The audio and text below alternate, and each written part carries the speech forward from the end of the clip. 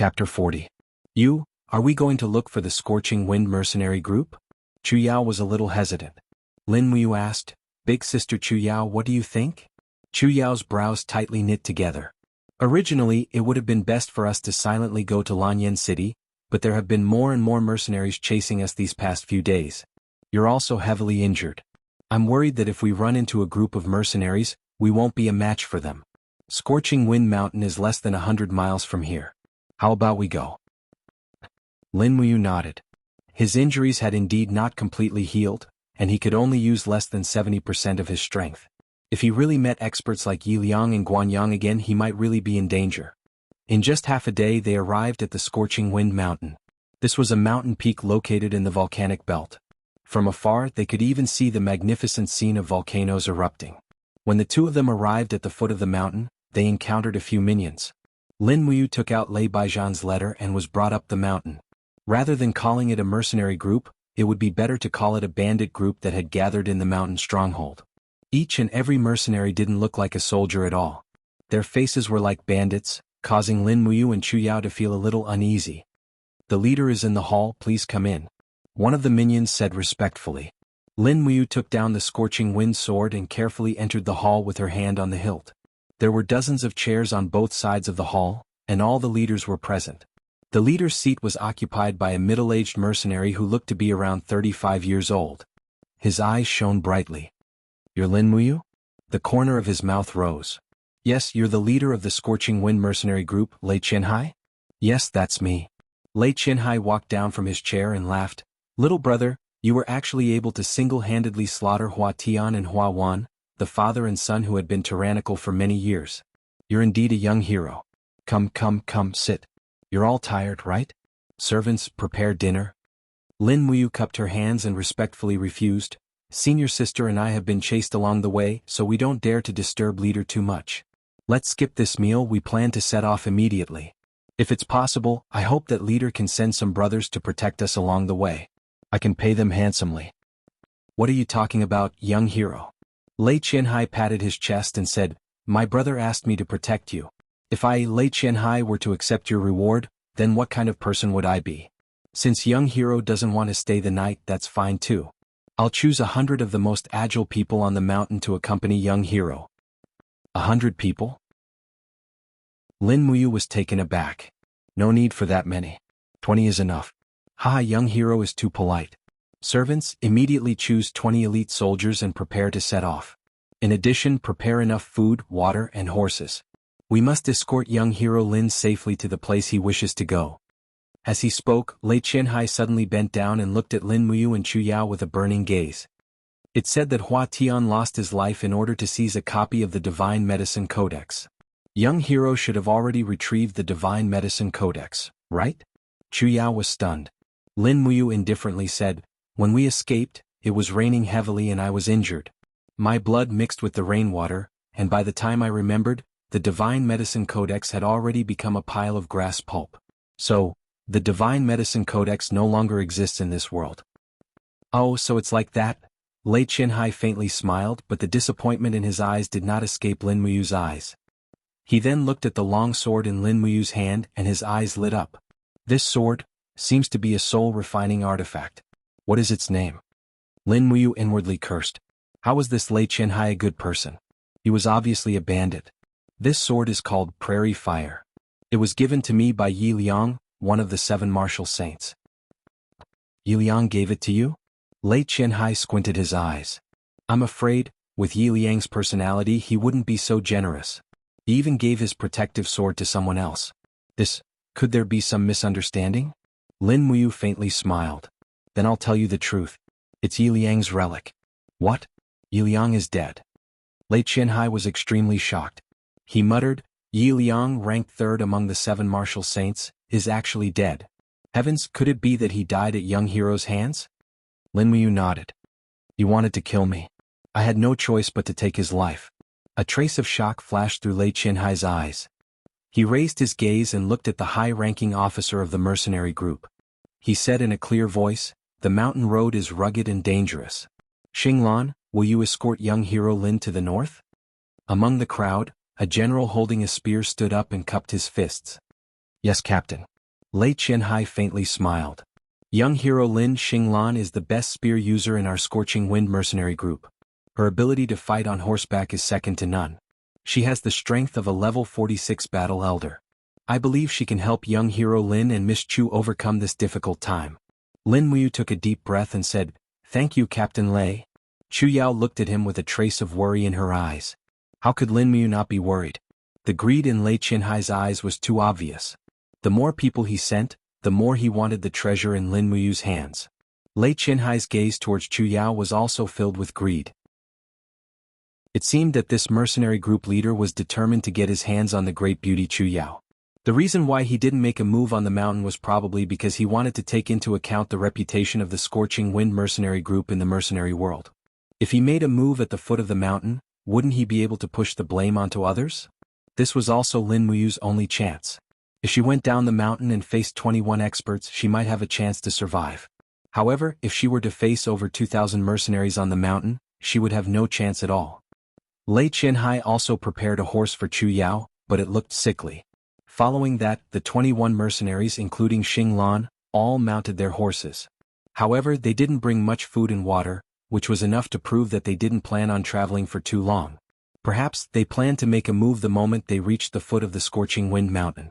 Forgive me for not sending you off. Lei Qianhai cupped his fists and laughed. Lin Muyu cupped her fists in return. She gripped her prairie fire sword tightly and urged her horse to leave with Chu Yao. The 21 mercenaries immediately followed closely behind. The group of people whizzed down the mountain. Not long after descending the Scorching Wind mountain, Chu Yao's horse quickly stopped running. It was a sickly horse. Lin Muyu also deduced Lei Qianhai's vicious intentions. As long as Chu Yao couldn't leave, he couldn't leave either. If the two of them rode on the same horse, they definitely wouldn't be able to outrun them. His gaze inadvertently swept across the group of mercenaries. The strongest person in this group was the level 46 battle elder Xinglan. There were also a few battle masters over level 30. The rest were mostly battle spirits or battle generals, so there was nothing to be afraid of. However, what made Lin Muyu secretly complain was that every single one of these people had a bow hanging beside their horses. This already made him lose all thoughts of escaping. Either he killed this group of people or he would have to leave Chu Yao, the prairie fire sword, and his own life behind. Young hero Lin, I wonder what records are recorded in the God of Medicine's canon? Xinglan suddenly asked. I don't know. I have never seen my master's things. Oh, so that's how it is. Xinglan looked into the distance and said, there are a lot of swift wolves living in the Gale Ridge in front of us. These swift wolves are very active at night. Why don't we camp under the Gale Ridge for the night and set off tomorrow morning? Under the Gale Ridge? Lin Muyu frowned and said, no need. We should take advantage of the night to cross the Gale Ridge. Otherwise, there will be more and more mercenaries chasing after us. I am also worried that something might happen to your people. If that's the case. A trace of killing intent flashed through Xinglan's eyes. She smiled and said, all right then, we'll cross the Gale Ridge. We have a lot of people, so those swift wolves shouldn't dare to attack us. Otherwise they will definitely break their teeth. Ah, that's right, young hero, is the God of Medicine's canon completely rotten? There should be some words left, right?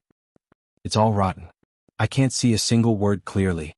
Moreover, it's covered in blood. So that's how it is? Xinglan wanted to ask more, but Lin Muyu had already urged her horse forward. She reached out and grabbed Chu Yao's slender waist, pulling her into her arms and speeding up. Chu Yao's heart warmed, but she said in a small voice, they are about to make a move. Yes, I know. Lin Muyu lowered her voice and said, once they make a move, immediately pour a bottle of refreshing breeze. I will hold them off. Their cultivation is far from Yi Liang's, so the effects of the medicine should take effect very quickly.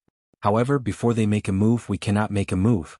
After all, we cannot be sure that they will really harm us. We cannot kill a good person by mistake. Yes. One of them was slower than the other, so they were quickly caught up. 5 mercenaries were on the right, 5 in front, and 5 on the left. There was no one behind them, so they formed a circle around them. The signs of a fight were becoming more and more obvious. Young hero, we are almost at the Swift Wolves gathering place. Xinglan laughed. So what? Lin Muyu asked coldly. They have been hungry for a long time.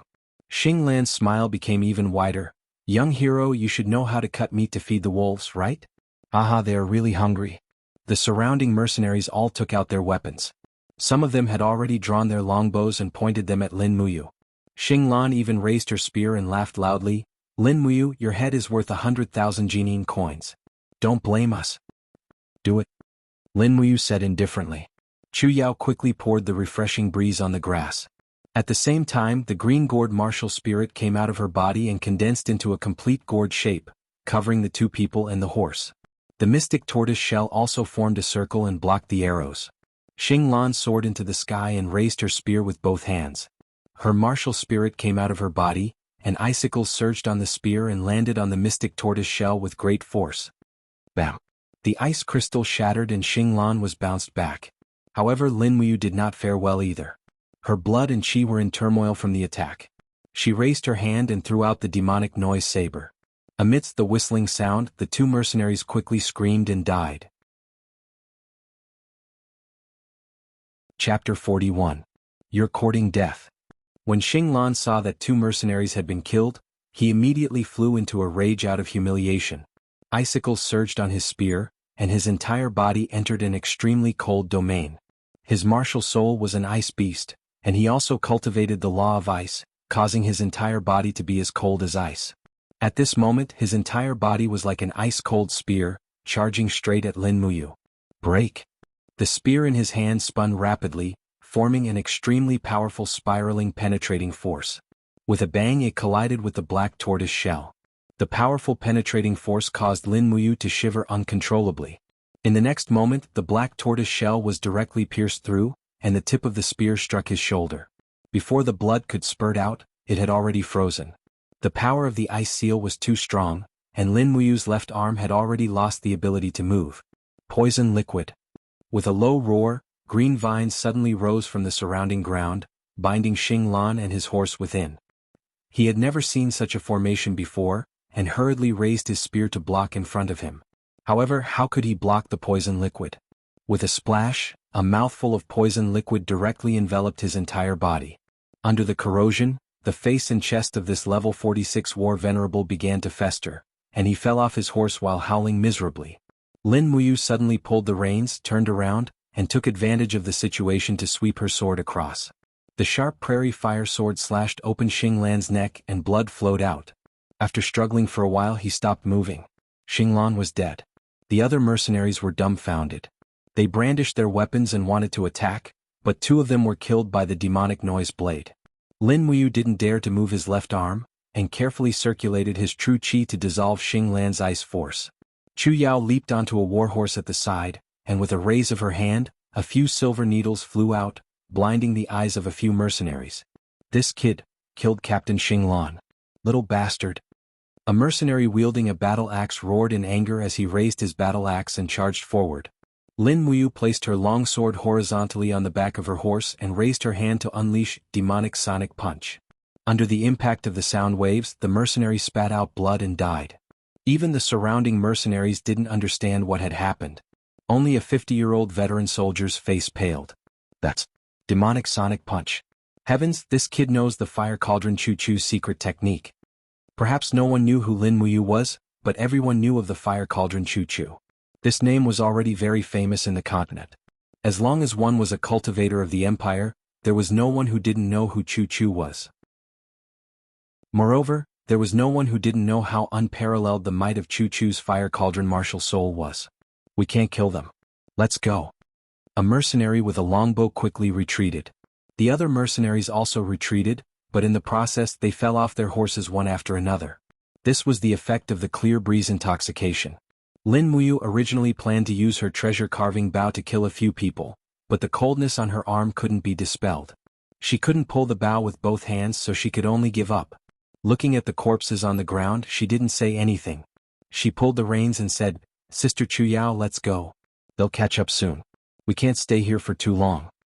"And you, what about your arm?" Chu Yao urged her horse over. She quickly took out 2 silver needles and sealed 2 acupuncture points on his arm. Then she said, "You just need to circulate your chi to expel the coldness." The sky was filled with stars and the starlight shone on the Gale Ridge. The two hurriedly prepared to leave, but at this moment, a blood-red shadow suddenly appeared in the darkness. Chu Yao couldn't help but be surprised. What is that? Lin Muyu's heart turned cold. Not good, it's a swift wolf. Let's go. Sure enough, in the next moment, Countless swift wolves came down from the mountain. The leading wolf was a huge wolf with a patch of white on its head. It looked much stronger than the other swift wolves. Lin Muyu only needed one glance to determine that this wolf had at least 1,000 years of cultivation. The other swift wolves were mostly around 100 years, but there were too many of them. If they were really surrounded, they would most likely die. They urged their horses to leave quickly. Behind them, the pack of wolves was already biting and devouring the corpses of the mercenaries that died in battle. Xinglan was a famous expert in this area. Who would have thought that her body would be devoured by the swift wolves after her death? This was really retribution. Roar. Just half a minute after Lin Muyu and Chu Yao urged their horses to leave, the leading wolf suddenly howled. The other swift wolves also let out howls. Then the sound of the pack of wolves could be heard. Oh no, they don't want to let us go. Chu Yao clenched her teeth. Lin Muyu quickly circulated her power to force the cold energy on her shoulder away. She said, "Don't worry about anything. Hurry up and leave. I'll bring up the rear. As long as I force out the cold energy that Xinglan left behind, these swift wolves definitely won't be able to hurt us." And Chu Yao urged her horse forward, but she wasn't willing to overtake Lin Muyu. She just stood shoulder to shoulder with him. The sound of the swift wolves running behind them became more and more frequent. They could even hear their panting. The swift wolves were one of the fastest spiritual beasts in the forest. How could the speed of the war horses be compared to them? In a few minutes, they could see the figures of the swift wolves in the forest under the starlight. Chu Yao glanced back and took out 2 silver needles from her robes. With a whoosh, she tossed them out. In the next instant, the 2 swift wolves howled miserably as they rolled around in the shrubbery. They had been blinded by the silver needles and were no longer able to continue their chase. But with 2 dead wolves, the rest of the swift wolves became even more violent. This was especially so for the leading wolf. Its speed was so fast that it was less than 10 meters away from them. Lin Muyu's left arm was still unable to move. She had no choice but to return her sword to its sheath. Then she raised her hand and threw out a demonic sonic punch. Pung! The wind from the punch landed heavily on the face of the leading wolf. However, the leading wolf was a spiritual beast with more than 1,000 years of cultivation. It was only injured but not killed. With a trace of blood on its face, it continued to chase. Lin Muyu didn't hold back either.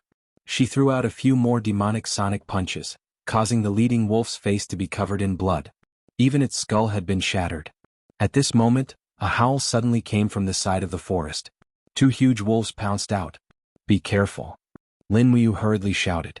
He didn't expect the swift wolves to be so cunning and know how to outflank them. Chu Yao saw it clearly. She spurred her horse forward and stood in front of Lin Muyu. Her purple martial soul came out and a ball of flames struck one of the huge wolves. However, the other wolf had already leaped onto the horse's back.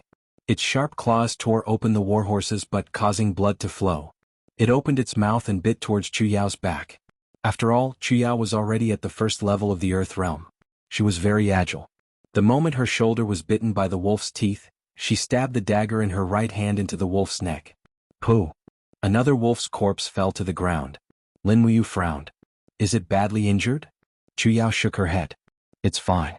Let's go." At this moment, the alpha wolf leaped and pounced towards Lin Muyu's back like lightning. Black tortoise shell. While on the horse, he immediately summoned his martial soul. The dark red azure gourd came out of his body and the black tortoise shell's flame energy quickly gathered. With a bang, the pouncing alpha wolf was repelled. Lin Muyu took the opportunity to strike the alpha wolf's head with lightning strike. Crack! A sword mark could be seen through the alpha wolf's eyes. Its skull was almost completely split open. Flesh and blood flew everywhere. However, the alpha wolf's vitality was so tenacious that it continued to roar and chase. A trace of warmth came from her left arm. Lin Muyu was immediately overjoyed. The cold energy left by Xinglan had been completely expelled from her body. He opened his hand and grabbed the carved bow. Then he turned around and fiercely shot the arrow. He poured his real chi into the arrow, and with a whoosh sound, the arrow shot into the eyes of the chieftain wolf like a falling meteor. Ao! The arrow pierced through the eye and into the brain. This time the alpha wolf couldn't continue to chase. It howled miserably and rolled on the ground. It definitely wouldn't survive. With the alpha wolf dead, the other swift wolves didn't dare to continue chasing. They seemed to have realized that the 2 in front of them were very terrifying. If they continued to chase, they might lose their lives. Not daring to stop, the 2 continued to gallop north in the mountains. They didn't stop and ran like this for the whole night. They didn't know how far they were from Scorching Wind Mountain, but at least they could be sure that the mercenaries of Scorching Wind Mountain might not be able to catch up to them. A faint pain came from his shoulder. Lin Muyu urged the horse to gallop slowly and opened up the wound. Xing Lan's spear had almost pierced through his shoulder. The injury was very serious.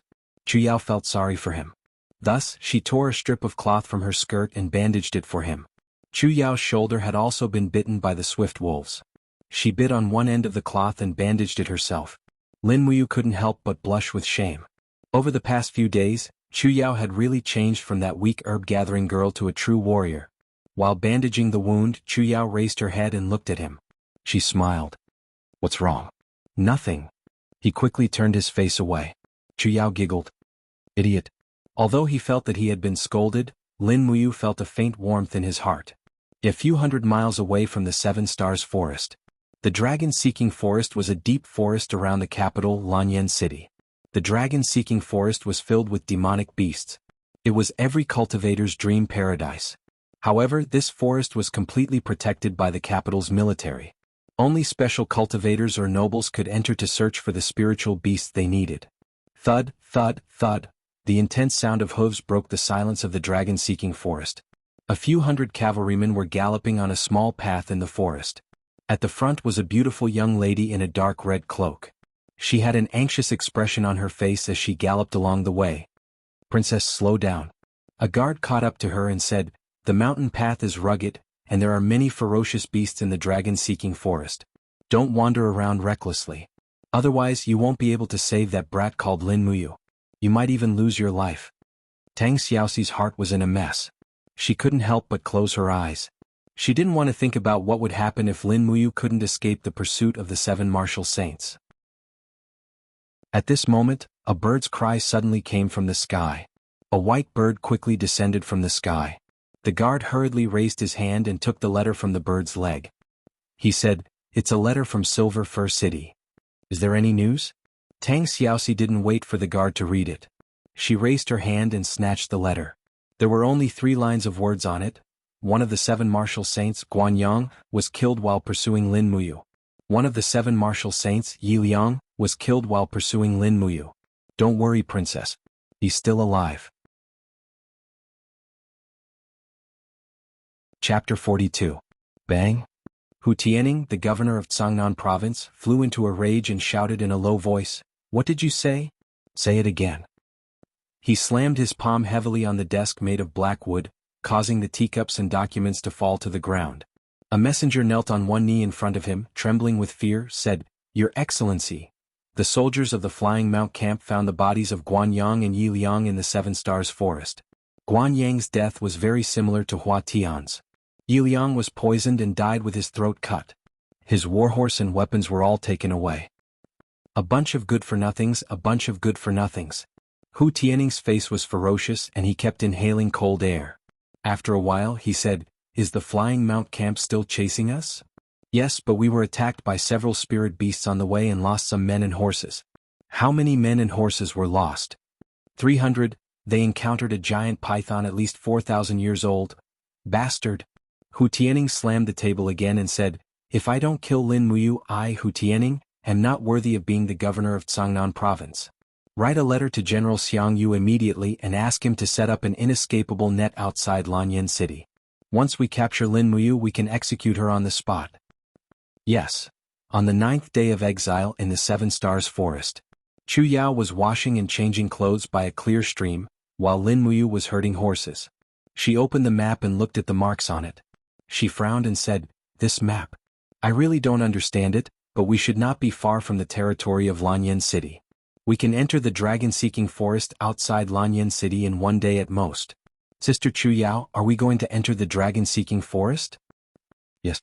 Chu Yao wiped the sweat on her forehead and said with a smile, "We are wanted by Cangnan province, so most of the people who want to kill us are also from Cangnan province. Lanyan City is the center of the empire and doesn't belong to any province. As long as we enter the dragon-seeking forest, those wandering mercenaries who want to kill us will be afraid. At least they won't kill so openly." "That's good. Let's go to the dragon-seeking forest immediately after dinner." In order to avoid killing as many people as possible, Lin Muyu chose to escape through the least populated areas. That way she hadn't met anyone for 2 days, so she wouldn't meet any mercenaries. The food for lunch was very simple. It was still meat soup, but Chu Yao looked at the stream with a sullen expression. "What's wrong?" Lin Muyu asked her with a smile. Chu Yao frowned and said, I've been on the run for so long but I haven't taken a bath. Is that so?" Lin Muyu didn't know whether to laugh or cry.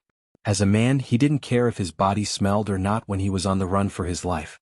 Chu Yao was a girl after all. She wasn't as careless as him. "Then big sister Chu Yao can go wash up. I'll wait for you here," he said. Chu Yao nodded with a smile. "I'll take a bath at the hilltop. I'll be back soon." "Alright, just shout when you're in danger." "Yes."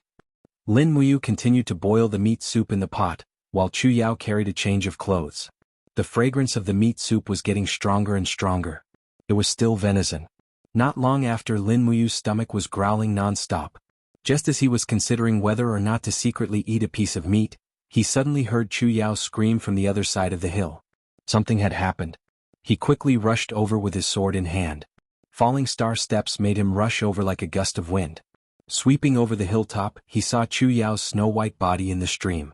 She had her back to Lin Muyu, splashing water as she retreated. She shouted, "Go away! Go away!" There was something in the water. Lin Muyu took a big stride forward and leaped into the water. Her sword flashed and the sharp sword chi pierced through the water. Instantly, blood splattered everywhere. In the next moment, the 2 halves of the water snake's corpse floated up to the surface. Lin Muyu was stunned. Although this water snake was much bigger than ordinary water snakes, it was still harmless to humans and animals, right? Behind him, Chu Yao hugged him tightly. She was so scared that her whole body trembled. "Is it dead? Dead?" Lin Muyu wanted to cry. "Big sister Chu Yao, this is just an ordinary snake. It can't even be considered a spirit beast. You're at the first level of the earth realm. How could you be scared by a snake?" Chu Yao pursed her red lips and said pitifully, I'm naturally afraid of squirming things, especially snakes. So when I'm scared, I even forget about my cultivation." As she spoke, she blushed and said, I'm not wearing any clothes?" "I know, I saw it." "What? You saw it?" Chu Yao's little heart beat violently.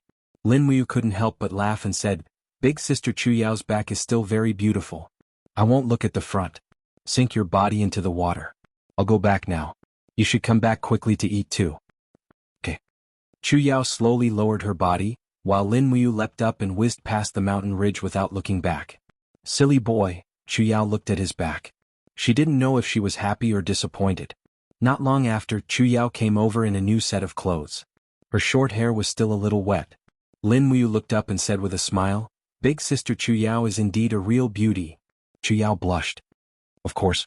Hurry up and eat, or the beauty will starve into an old lady." "You're asking for a beating, brat?" Chu Yao was extremely shy. The 2 of them quickly ate and then cleaned up the scene. They got on their horses and continued to move forward. Because they had 2 horses, their speed was not slow. A day later, they arrived at the edge of the 7 Stars forest. An ancient stone tablet was engraved with the words, "Dragon Seeking Forest." Lin Muyu rode past and said with a smile, "Finally, we're coming to the legendary capital, Lanyan City." Chu Yao couldn't help laughing. "You're dreaming. The dragon-seeking forest almost surrounds the entire Lanyan City. It's very vast. We've only arrived at the dragon-seeking forest. It'll take at least 3 days to enter Lanyan City. Besides, we won't go to Lanyan City. Don't forget that we're felons of the Empire now. There must be our portraits in Lanyan City." "Well, we won't go. Let's stay in the dragon-seeking forest. We can come out again after a long time." "Okay." As night fell, it seemed that it was no longer necessary to travel quickly. Therefore, the 2 of them found a call in the mountain range on the border between Sangnan province and the capital as a camp. Lin Muyu set up a simple tent so that Chu Yao had a place to lie down. She picked up dry firewood, raised a bonfire, and cooked the meat soup. The night breeze was exceptionally quiet. Taking advantage of the night, he practiced a set of magic noise fist, then practiced the routine of magic noise saber, and then practiced the wind-riding swordsmanship with his sword. Chu Yao sat on a rock and watched him practice with a smile. This diligent little junior brother really surprised her. Watching him practice seemed to have become a kind of enjoyment for Chu Yao. Gulp. Gulp. The aroma of the meat soup filled the air. Chu Yao giggled and said, "It's time to eat." "Okay." Lin Muyu smiled slightly and stopped practicing. However, at this moment he suddenly sensed two extremely strong forces entering the surrounding area. He quickly rushed over and covered Chu Yao's small mouth, saying, "Someone's coming." As he said that, he carried her waist and landed in the grass not far away in a few leaps. He hid in the grass and looked at everything in the distance. At the same time he lowered his voice and said, "Lower your aura and strength. Don't use your martial arts. It's best if you can hold your breath. Try not to emit your strength and aura." Chu Yao did as she was told. It was not difficult for her to do this with her meticulous mind. Lin Muyu also stopped breathing and lowered his strength to the lowest state just like an ordinary person. This way it would be difficult for others to sense his presence. A few minutes later, two figures flew down from the mountain range at an astonishing speed. These two people's movement techniques were not bad. Their walking speed was comparable to riding a horse. Moreover, the two of them looked exactly the same. It was just that their weapons were different. One was holding a longbow and the other was holding a snake spear. Their faces were filled with ruthlessness and killing intent. "Found them." The person holding the snake spear said in a low voice, "Brother, don't act rashly. They should be in the tent." The person holding the bow sneered, "Ren-tu, wait for Big Brother to make a few holes in them. Have a taste of my 4 consecutive arrows." Okay. The person holding the bow quickly took out an arrow from his quiver. With a "so" sound he went straight to the tent. With lightning speed he took out 3 arrows in a row and shot them one by one. With a "pu-pu" sound, 4 transparent holes appeared on the tent. This kind of cultivation was indeed very shocking.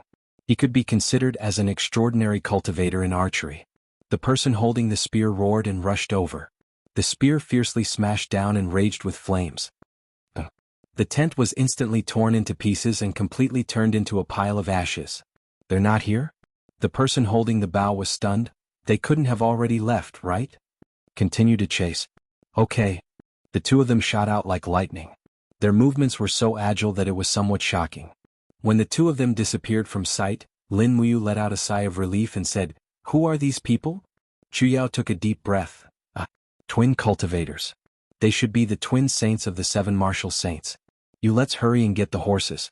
We can't stay here for the night." Okay. The two of them quickly went to get the horses. This time Lin Muyu was vigilant. Her spirit sense was spread out in all directions and she suddenly felt the aura in the distance increase rapidly. She hurriedly said, "Sister Chu Yao, be careful. They're back." As she said this, the sound of wind breaking could be heard. Lin Muyu hurriedly pushed out with her palm. The black tortoise shell surged in front of her. King, king, king, 3 consecutive shots were fired. The 3 arrows shot by the opponent were all deflected. This time she was not ambushed. In the darkness, 2 people slowly walked over. The person holding the bow laughed coldly. "The legendary Lin Muyu does have some ability. You were actually able to dodge my 3 consecutive shots. You really are not simple." "Damn." Lin Muyu pulled out the burning prairie sword and said indifferently, "Who are you?" The person holding the bow laughed coldly, "One of the 7 martial saints, Song Bafu." The person holding the spear also laughed, "One of the 7 martial saints, Song Ren-tu." Chapter 43. Cool breeze intoxication. "I'll buy you some time." Lin Muyu's soft voice drifted into Chu Yao's ears along with the wind. Chu Yao did as he was told and quietly poured a bottle of cool breeze intoxication on the grass. Coincidentally, he was in a good position, so the smell of the cool breeze intoxication drifted towards the two of them, but they didn't seem to notice it at all. 7 martial saints again? Lin Muyu frowned and didn't draw his sword. He just stood there quietly and said, "Ever since I left Silver Fir City, I haven't offended anyone. Actually, there's no need for you to hunt me down like this. If there's anything valuable on me, I'll naturally give it to you too. The only thing I want right now is to stay alive." He said so much just to buy time. After all, he was still injured. His chest was pierced by Yi Liang's arrow, and he hadn't even fully recovered when he was stabbed by the Scorching Wind mercenary team's leader. Both of them were powerful enemies. Song Ren-tu and Song Bafu both had a faint aura around their bodies, which proved that they were battle saints above level 50. One of them was already very difficult to deal with, but with 2 of them Lin Muyu didn't stand a chance at all. Therefore he had to wait for the cool breeze intoxication to take effect, and this process would take at least 5 minutes. "Is that so?" Song Bafu slowly drew his longbow and placed 2 arrows on the bowstring. He raised his eyebrows and smiled, "Is there anything on you that's more valuable than this head on your neck?" Of course there is. Lin Muyu's heart almost jumped out of his throat. He raised his hand and pulled out 4 flying knives from his waist. With a light breath of true energy, the flying knives immediately spiraled in his palm and combined into a 4-wheeled flying knife. He smiled and said, "Look, this is the weapon that Fire Cauldron Chu Chu gave me. It's a type of hidden weapon called the Demonic Noise Knife. It's a weapon inherited from a famous general, Feng Yicheng. You too should have heard of Feng Yicheng's great name, right? Brat, don't be delusional. Do you think you can fool us?" Song Rentu raised his spear and lightly said, "I think you're just trying to stall for time. Feng Yicheng is a famous general, a pillar of the empire. How could his weapon be in the hands of a nobody like you? Believe it or not, it's up to you. Anyway, Fire Cauldron Chu Chu gave it to me, and Fire Cauldron Chu Chu is Feng Yicheng's best friend." Lin Muyu's voice rose by a decibel. Song Bafu wavered. "Is it really Feng Yicheng's weapon? How could it be fake?" Lin Muyu smiled slightly and raised the long sword in her right hand, saying, "This sword's name is Prairie Fire, and it came from one of the 7 martial saints, Yi Liang. You should have heard of it, right?" Song Renta's eyes turned cold as he said, "Brat, you really did kill Yi Liang and took his warhorse and weapon." Although these 2 brothers were also 2 of the 7 martial saints, they could not compare to Yi Liang's family background. Yi Liang could be said to be extremely wealthy, so it was not a problem at all for him to purchase a soul-refined Prairie Fire sword. However, Song Rentu and Song Bafu were born as commoners, so it was like a dream for them to own a soul-refined weapon like this. Their weapons were at most superior. It really is Prairie Fire. Song Bafu's eyes were already filled with greed as he licked his lips and laughed. You can wear out iron shoes in a fruitless search only to find it by chance. Legend has it that Prairie Fire sword is a grade 3 spirit weapon, and it's actually in this brat's hands. Little brother, we've struck it rich this time. This Prairie Fire sword can be sold for at least 10,000 Jianghu coins, haha. Don't be in such a hurry." Lin Muyu laughed and sheathed the Prairie Fire sword, saying, "I haven't even said that I'm going to give it to you guys." Song Renta's eyes flashed with fierceness as he laughed. "That's not up to you. Do you want to give it to us or not? When us 2 brothers cut off your and this little girl's heads, naturally these treasures will belong to us." Lin Muyu couldn't help but laugh, saying, "Do you really think you can beat me?" As he spoke, he suddenly let out a low roar and the martial spirit gourd came out of his body. Song Rentu couldn't help but laugh. "Oh, so it's a grade 10 green gourd. A support-type martial spirit actually dares to be so ostentatious. Brat, the martial spirit you revealed really scared Grandpa to death." "Is that so?" The corner of Lin Muyu's mouth curled up into a smile as he slowly increased the strength of his true energy and poured it into the martial spirit. The green gourd's color rapidly changed from green to silver, then to blue and finally to red. This was the transformation of the 4 levels of power, and at the same time, this also meant that the martial spirit had obtained 4 skills. How is this possible?" Song Bafu's mouth opened wide. This brat's martial spirit is only at the 4th level, but he actually absorbed 4 martial spirit skills? 1 skill per level, how is this possible? Even the strongest martial god of the empire wouldn't have this kind of luck, right? Of course, there was a chance for the martial spirit to absorb skills. Some experts with great attainments not only had absolute strength, but luck was also a very important factor. People with extremely good luck could absorb skills in succession and increase their cultivation by a large margin. This was also the reason why Song Bafu was so shocked. "It's not over yet." Lin Muyu seemed to be deliberately showing off as he suddenly raised his left hand and struck the air in the distance. With a ping sound, a large boulder was immediately shattered into pieces. His cultivation had long since changed from before. Song Renta's face was filled with shock. He had never seen such a mysterious martial art before. "This is?" Song Bafu was more knowledgeable and his eyes turned cold. "Demonic Sound Fist. This is the Fire Cauldron Chu Chu's unique skill, Demonic Sound Fist. Goddamn brat, did you take the Fire Cauldron Chu Chu as your master? Didn't that old geezer say that he would never accept a disciple in his lifetime? Who are you to the Fire Cauldron Chu Chu?" "I'm Chu Chu's student." Lin Muyu spoke indifferently. "If the 2 of you are really sensible, then hurry up and leave. Take advantage of the fact that I don't want your lives right now. Otherwise, not only will you offend me, but you'll also offend Fire Cauldron Chu Chu.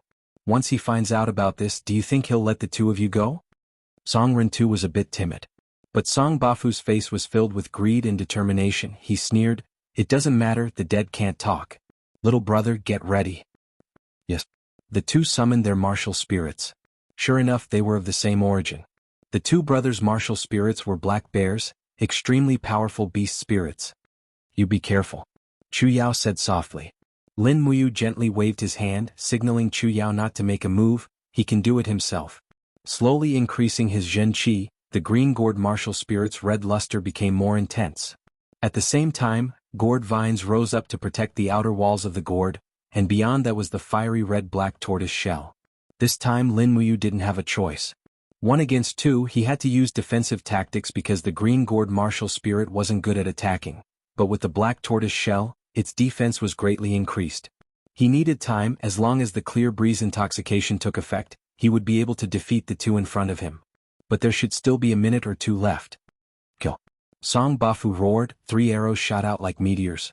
The arrows cut through the air in a very clear trajectory, and the power of the black bear martial spirit lingered around the arrows, making them look even more indestructible. Peng peng.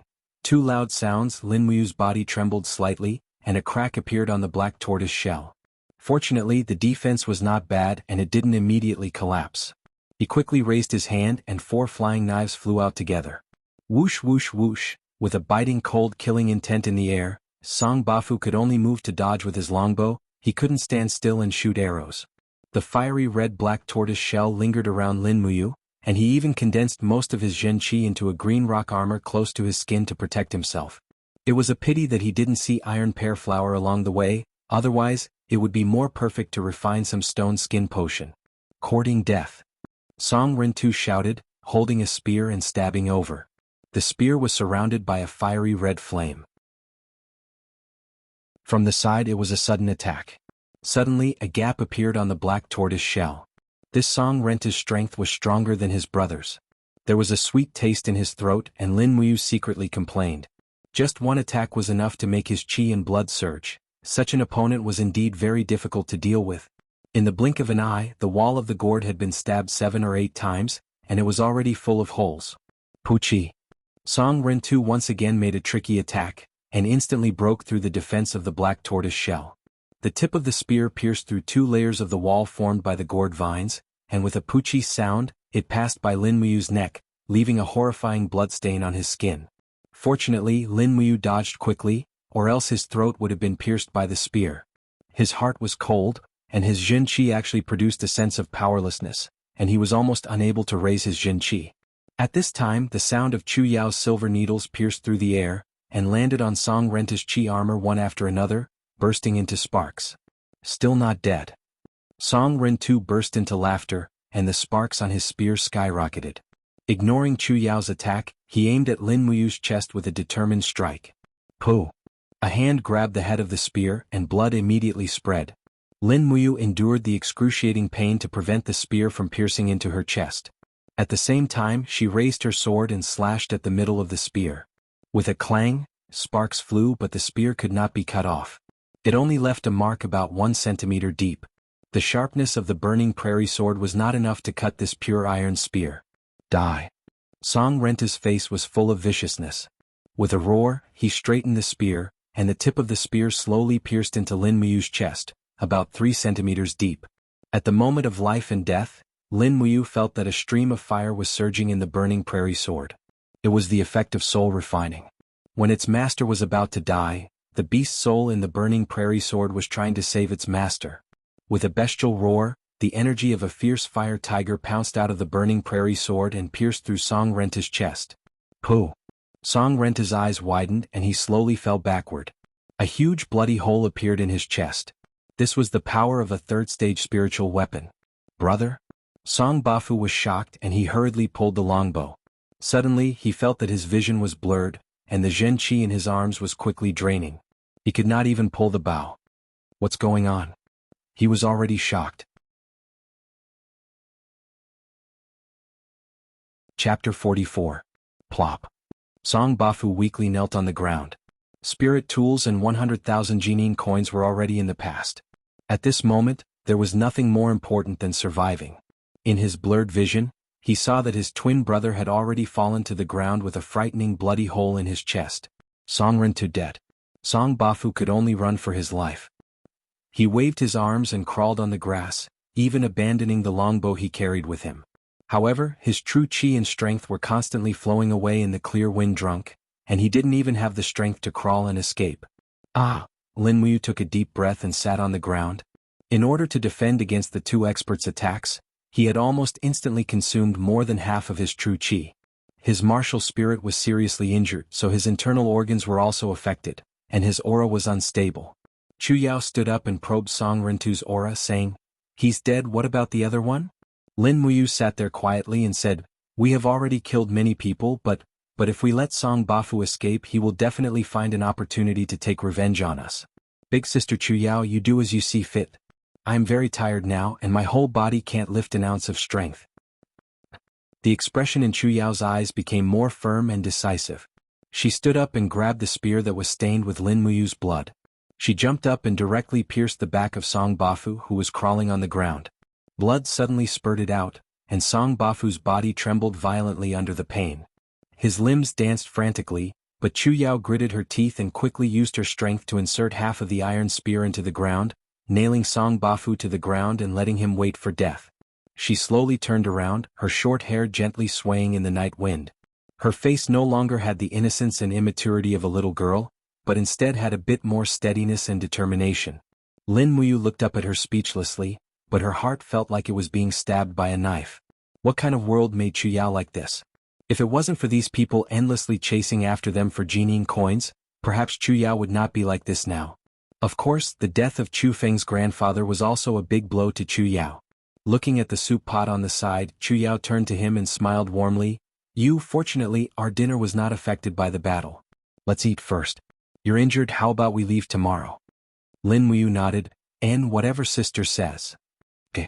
After eating and warming up, Lin Muyu leaned against the stone wall and circulated his qi to heal his injuries. Then he refined some medicine to treat his internal injuries. His injuries were too serious, so he needed to nurse his body to the best of his ability. Otherwise, it would be the end of him if he was left with internal injuries or disabilities.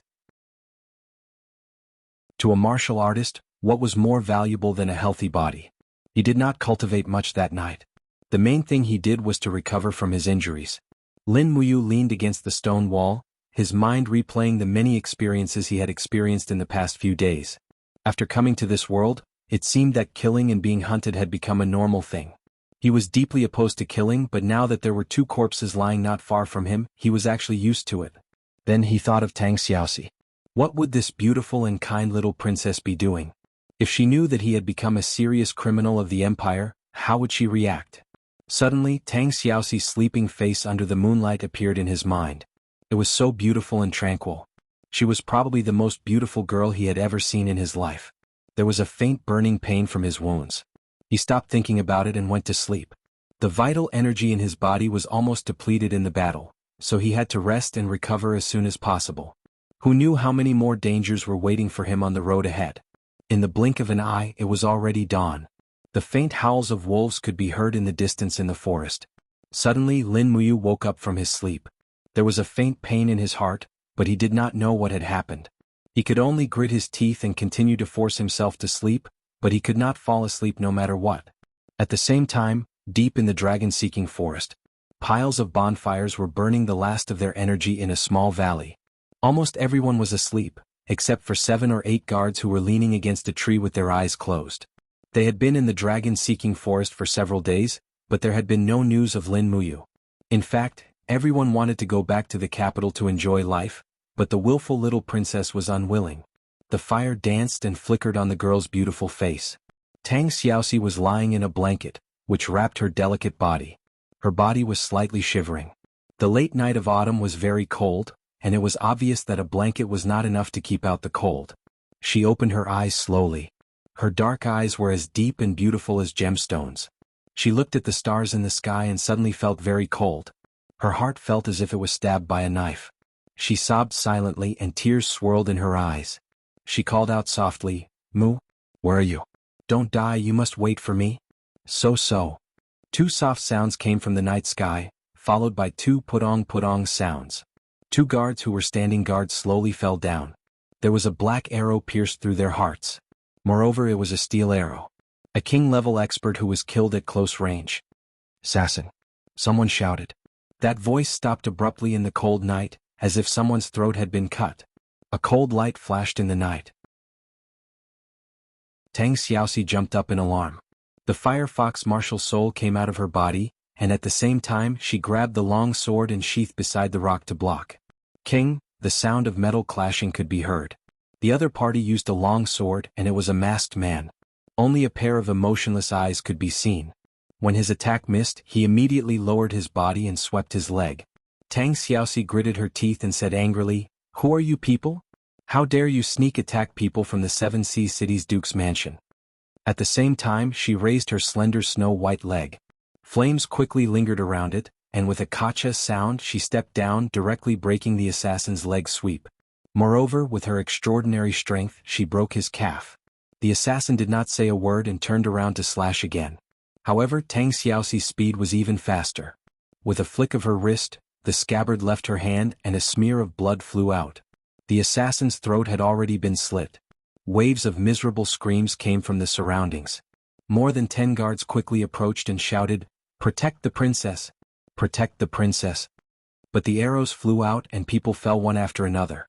In the blink of an eye, nearly 100 people from the guard camp had died. However, those arrows seemed to have grown eyes and did not shoot at Tang Xiaoxi.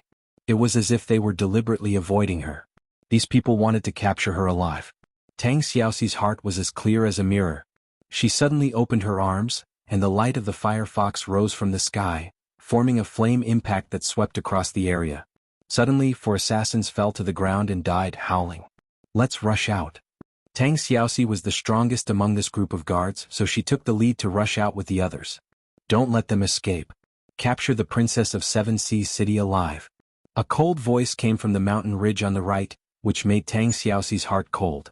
Behind her, a guard with a heavy shield kept blocking the arrows. He raised his true chi and growled, "Who are you people? Why did you sneak attack us?" In the crowd, a masked man laughed loudly, "People who are about to die don't need to know so much."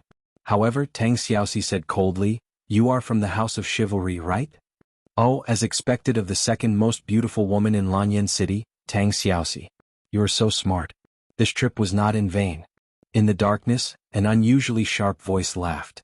"Capture Tang Xiaoxi alive, and you will be rewarded with 500,000 Jinin coins.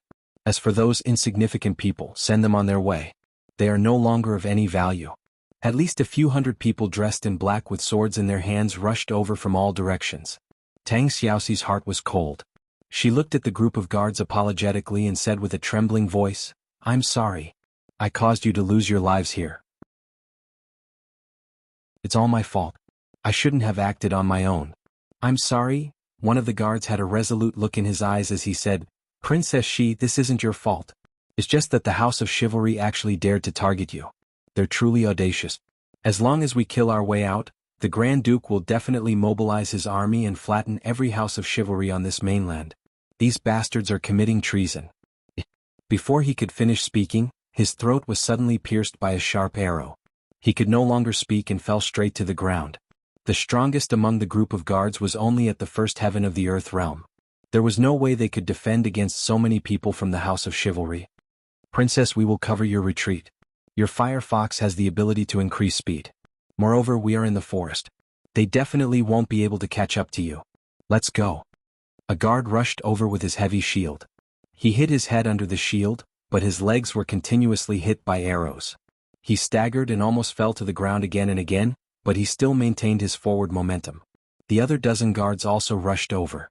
They knew that they would die, but there was no other way. Tang Xiaoxi's eyes were red. Her heart was filled with regret and hatred. The firefox martial spirit chirped softly on her shoulder as if it was comforting its little master. In the next moment, Tang Xiaoxi launched another flame strike. She raised her sword and leaped up. The firefox roared wildly. Flames appeared under her feet.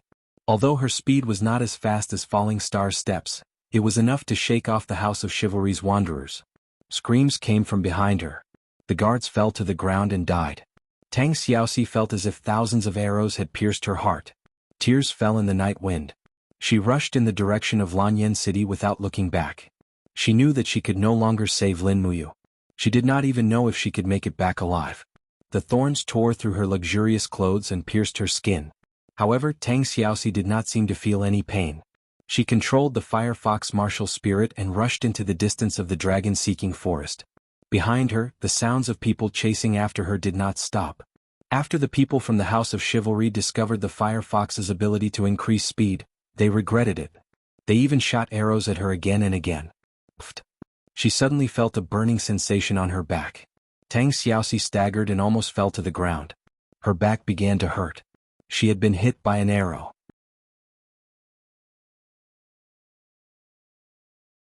Chapter 45. The dragon-seeking forest was a quiet and deep forest surrounding the imperial capital, Lanyan City. There were many types of spirit beasts in the dragon-seeking forest, and it was said that someone had once seen a spirit beast with a lifespan of 100,000 years in the dragon-seeking forest. That was a powerful existence that only those who had stepped into the godly state could face. However, this was only a legend. However, the dragon-seeking forest was still protected by the imperial army, and commoners were forbidden from entering. Firstly, it was to protect the safety of the commoners, and secondly, the rich resources and spirit beasts in the dragon-seeking forest were all provided to the nobles for their enjoyment. Dragon Forging Valley was a valley in the southwest of the dragon-seeking forest. There lived some spirit beasts that were hundreds or even thousands of years old. This place was also reared by the imperial family, and became the legendary Imperial King's hunting ground. On this day the Dragon Forging Valley was very lively. Banners fluttered in the wind, covering the sky. Countless armored soldiers gathered here, and the sound of horse hooves shook the entire valley. The army clustered around a group of people dressed in luxurious clothes. In the center, a golden luxurious carriage was parked in the middle of the forest. Even the wheels of the carriage were inlaid with gems in the shape of a dragon and a purple ean flower. The dragon symbolized supreme power, and the purple ean flower was the emblem of the Qin family, and also the emblem of the entire empire. Rustle, rustle, the gold-inlaid curtain of the carriage was slowly lifted, revealing the face of a middle-aged man around 50 years old. His expression was slightly haggard, but he wore a golden crown on his head, and his eyes were sharp. This person was the emperor of the Qin Empire, Radiant Prince Qin Jin. Where did Xiaoyin go? Qin Jin asked indifferently. Beside the carriage, a general riding on a black warhorse cupped his fists and said, "Reporting to your majesty, Her Highness brought a group of guards to chase after a 3,000-year-old umbrella dragon." "Oh, umbrella dragon?" The emperor frowned. "Are there enough guards to go with them? The dragon-seeking forest is so dangerous. Tell Xiaoyin to be careful and not to run out of the hunting ground." "Yes, your majesty. Commander Feng Jixing of the imperial army has already personally brought people over. Your majesty, please be at ease." That's good." Sha sha sha. In the forest, an umbrella dragon was panting as it ran. Its back was riddled with arrows and it was bleeding profusely. The umbrella dragon was one of the lower ranks of the dragon species. It was also an earth dragon, a type of pseudo-dragon. It was not even considered a true dragon, but this umbrella dragon had already cultivated for 3,000 years. Its head was shaped like an umbrella, with 3 golden veins extending from it. Pooh! The umbrella dragon became even more enraged after being shot in the butt. Its eyes turned fierce as it spat out flames and charged at the attacker. The branches and leaves parted, and a white horse appeared in sight. The girl on the horse was extremely beautiful. She wore a dark blue cloak embroidered with golden dragon patterns. The cloak wrapped around her delicate and exquisite figure, while the hood was casually scattered behind her head, revealing her long black hair. Her delicate face was like carved jade, and the corners of her mouth carried a gentle smile that surpassed thousands of stars. She was like a beautiful piece of jade that had landed in this dangerous forest. "Your Highness, be careful. You are running too fast," the guard behind her shouted. But Qinin did not care so much. She spurred her horse and charged at the injured umbrella dragon. She smiled and said, "Little umbrella dragon, surrender obediently, and I will grant you a quick death." The umbrella dragon roared and suddenly leaped into the air. Its sharp claws were covered in flames as it attacked the empire's princess. Qinin was slightly taken aback, but she calmly waved her palm and said, "Still not admitting defeat? God-binding chains." With a loud bang, golden light shone brightly. A golden chain that was several meters long broke through the ground and directly smashed into the umbrella dragon's abdomen. It actually caused a hole in it. Moreover, the golden chain was surrounded by dense golden runes. Those were ancient characters. The attack power of this martial soul was so shocking that it had long surpassed the understanding of ordinary cultivators. God-binding chains was a first-grade martial soul. It was the inherited martial soul of the Empire's Qin bloodline. Once one comprehended the God-binding chains, it meant that one would become an expert of the generation. An Qin was one of the few descendants of the Qin clan in this generation who had awakened the God-binding chains martial soul. Roar roar! Under the attack of the God-binding chains, the umbrella dragon howled miserably. It did not dare to attack anymore. It twisted its butt and burrowed into the dense forest. It was a thistle forest, and in an instant, its injured scales were cut open with streaks of blood. Seeing that umbrella dragon had run off again, Qin pouted angrily. She quickly turned her horse around, intending to take a detour and chase after him. She said, "Don't go. If you're a real man, stay and fight me for 300 rounds." At this time a person galloped over on a horse. He was dressed in golden armor and held a shiny broadsword in his hand. He laughed and said, "Your Highness, I've finally found you." The newcomer had sword-like eyebrows and starry eyes. He was extremely handsome, and his entire body was brimming with a very bright heroic spirit. "Oh, it's General Feng." Qin smiled slightly. "That umbrella dragon has run away again. I must chase it down today. Otherwise, I'm afraid I won't even have the mood to eat dinner." Feng Jixing didn't know whether to laugh or cry. He cupped his fists and said, "Your Highness, if you don't eat, won't His Majesty be heartbroken? Moreover, we're almost out of the hunting grounds. It's a little dangerous." "Don't worry, Your Highness. Why don't you let me help you capture this umbrella dragon alive?"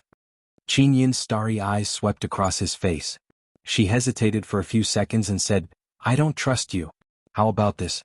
We'll split up. You go from the north and I'll go from the south. Let's see who can capture this umbrella dragon first." Feng Jixing didn't dare to look at this indescribably beautiful imperial princess in the eye. He hurriedly held his broadsword horizontally and performed an imperial military salute. He said, "Yes, Your Highness." This subordinate obeys. Thick brambles blocked the way. The sky was a little dark and it was almost dusk. Lin Muyu was a little anxious. She carried the burning prairie sword and cut through the brambles to open a path. Suddenly she turned around and said, "Sister Chuyao, we must pass through here before it gets dark and find a place to rest. According to the marks on the map, we might be able to reach Lanyan City tonight." Chuyao leisurely rode on a fine horse. Her breath surrounded her body. She slowly opened her beautiful eyes and said with a smile, "Don't worry you.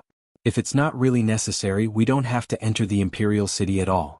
After all, there might still be our notice on the city gate." Lin Muyu touched the stubble on her chin and said with a smile, "No, I haven't shaved for so many days. I'm afraid I'm a completely different person from the person on the notice. Sister, you've also cut your hair short. I don't think anyone will recognize us even if we enter the city. Besides, even if they recognize us, we can just deny it." Chuyao couldn't help but smile. You're getting bolder." Lin Muyu angrily cut through the brambles and said, "This is the 11th day of our exile. What I want to do most now is to take a hot bath and then sleep in a warm bed. Sister Chuyao, don't you want to live a normal life?" "I want to, but I'm afraid it's an extravagant wish for us now," Chuyao said quietly. Suddenly she raised her head again and said with a smile, Your cultivation speed has always been 10 times faster than ordinary people, but after you stepped into the second level of the Earth realm, there hasn't been any movement. How is it? Do you feel like you're about to break through?" Lin Muyu nodded. "Yes, since yesterday every time I cultivate I can't feel the growth of my true qi. I should have reached a bottleneck, but I haven't met a suitable spirit beast, so I can only leave it to fate. It would be great if a suitable spirit beast of 3,000 to 4,000 years came to my door, but my injuries haven't completely healed. If I really meet a spirit beast of 3,000 years or more, I don't seem to be able to beat it. I'm afraid I'll lose my life for nothing." Chuyao giggled. "Then you'll have to cultivate slowly. Many people spend their entire lives cultivating and still can't break through rank 50. You're so young and you've reached rank 49 in less than a month. In the eyes of ordinary people, you're a genius that only appears once in 10,000 years." Lin Muyu grinned but didn't say anything. In fact, he didn't tell Chuyao that he was using a cheat. Moreover, he still had a portion of the 7 luminaries demon emperor's profound energy left behind in his body. Otherwise, he wouldn't have been able to advance so quickly. Not long after, they passed through the thorny forest. Just as Lin Muyu was about to mount his horse, a wild beast roared in the distance. Unexpectedly, a spirit beast with its head spread open like an umbrella was approaching. "That's he asked with some surprise. But Chu Yao's eyes lit up. I've seen this kind of spirit beast in Kathia City's library. It's an umbrella dragon. Heavens, 3 golden lines and 2 yin lines on its head. This is a 3,200-year umbrella dragon, and it seems to be injured. Your chance is here. Prepare to attack. Lin Muyu didn't care if the umbrella dragon was injured or not. She raised her hand and summoned her martial soul. Immediately, gourd vines whooshed across the ground and quickly wrapped around the umbrella dragon. In the next moment, the demonic noise blade flew out and struck 3 times in a row, leaving 3 deep wounds on the umbrella dragon's neck. This umbrella dragon was already on the brink of death. What else could it possibly be unwilling to die? It had died indirectly at the hands of the Empire's princess, but in the end, a brat had appeared out of nowhere to finish it off. At this moment, the umbrella dragon's intestines were turning green with regret. If it had known this would happen, it wouldn't have run away. It would have been better if it had died at the hands of that peerless beauty. Clang. The burning prairie sword was unsheathed. Lin Muyu used the star steps and charged forward at top speed. She used the exquisite butterfly steps to dodge the umbrella dragon's sure-kill flame spray. Lightning and fire intertwined on the blade as she slashed down viciously from the side. Gotcha. This time, half of the umbrella dragon's head was crooked. It looked like it was about to be decapitated. Lin Muyu pulled back her long sword and stabbed it violently again. The blade pierced the spirit beast's heart, and a steady stream of fiery energy seeped out and set the grass on fire. The umbrella dragon howled in pain and regret as it knelt before the nameless brat's sword.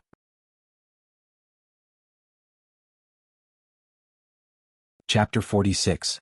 Hot flames rose up and hovered above the umbrella dragon's corpse. This was the 3,200-year-old umbrella dragon's beast spirit, which was also the essence of its body. You hurry up now? Okay. Lin Muyu quickly summoned his martial soul. The red gourd quickly grew bigger and started to absorb the umbrella dragon's beast spirit greedily.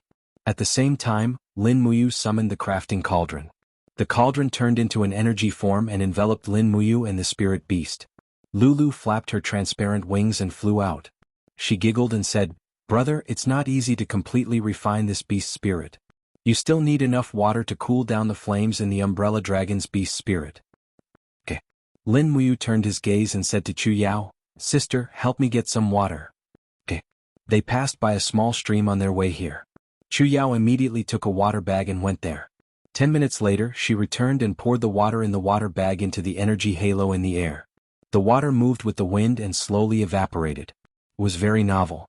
Chu Yao had seen people refine beast spirits before, but she had never seen Lin Muyu refine it in such a way. The water continued to cool down the rampaging energy within the beast spirit. Lin Muyu opened his arms wide and his Jin Qi morphed into a giant hand that moved back and forth within the beast spirit. He wanted to find the most essential part of the beast spirit. Only by refining that part would he be able to obtain the spirit beast skills.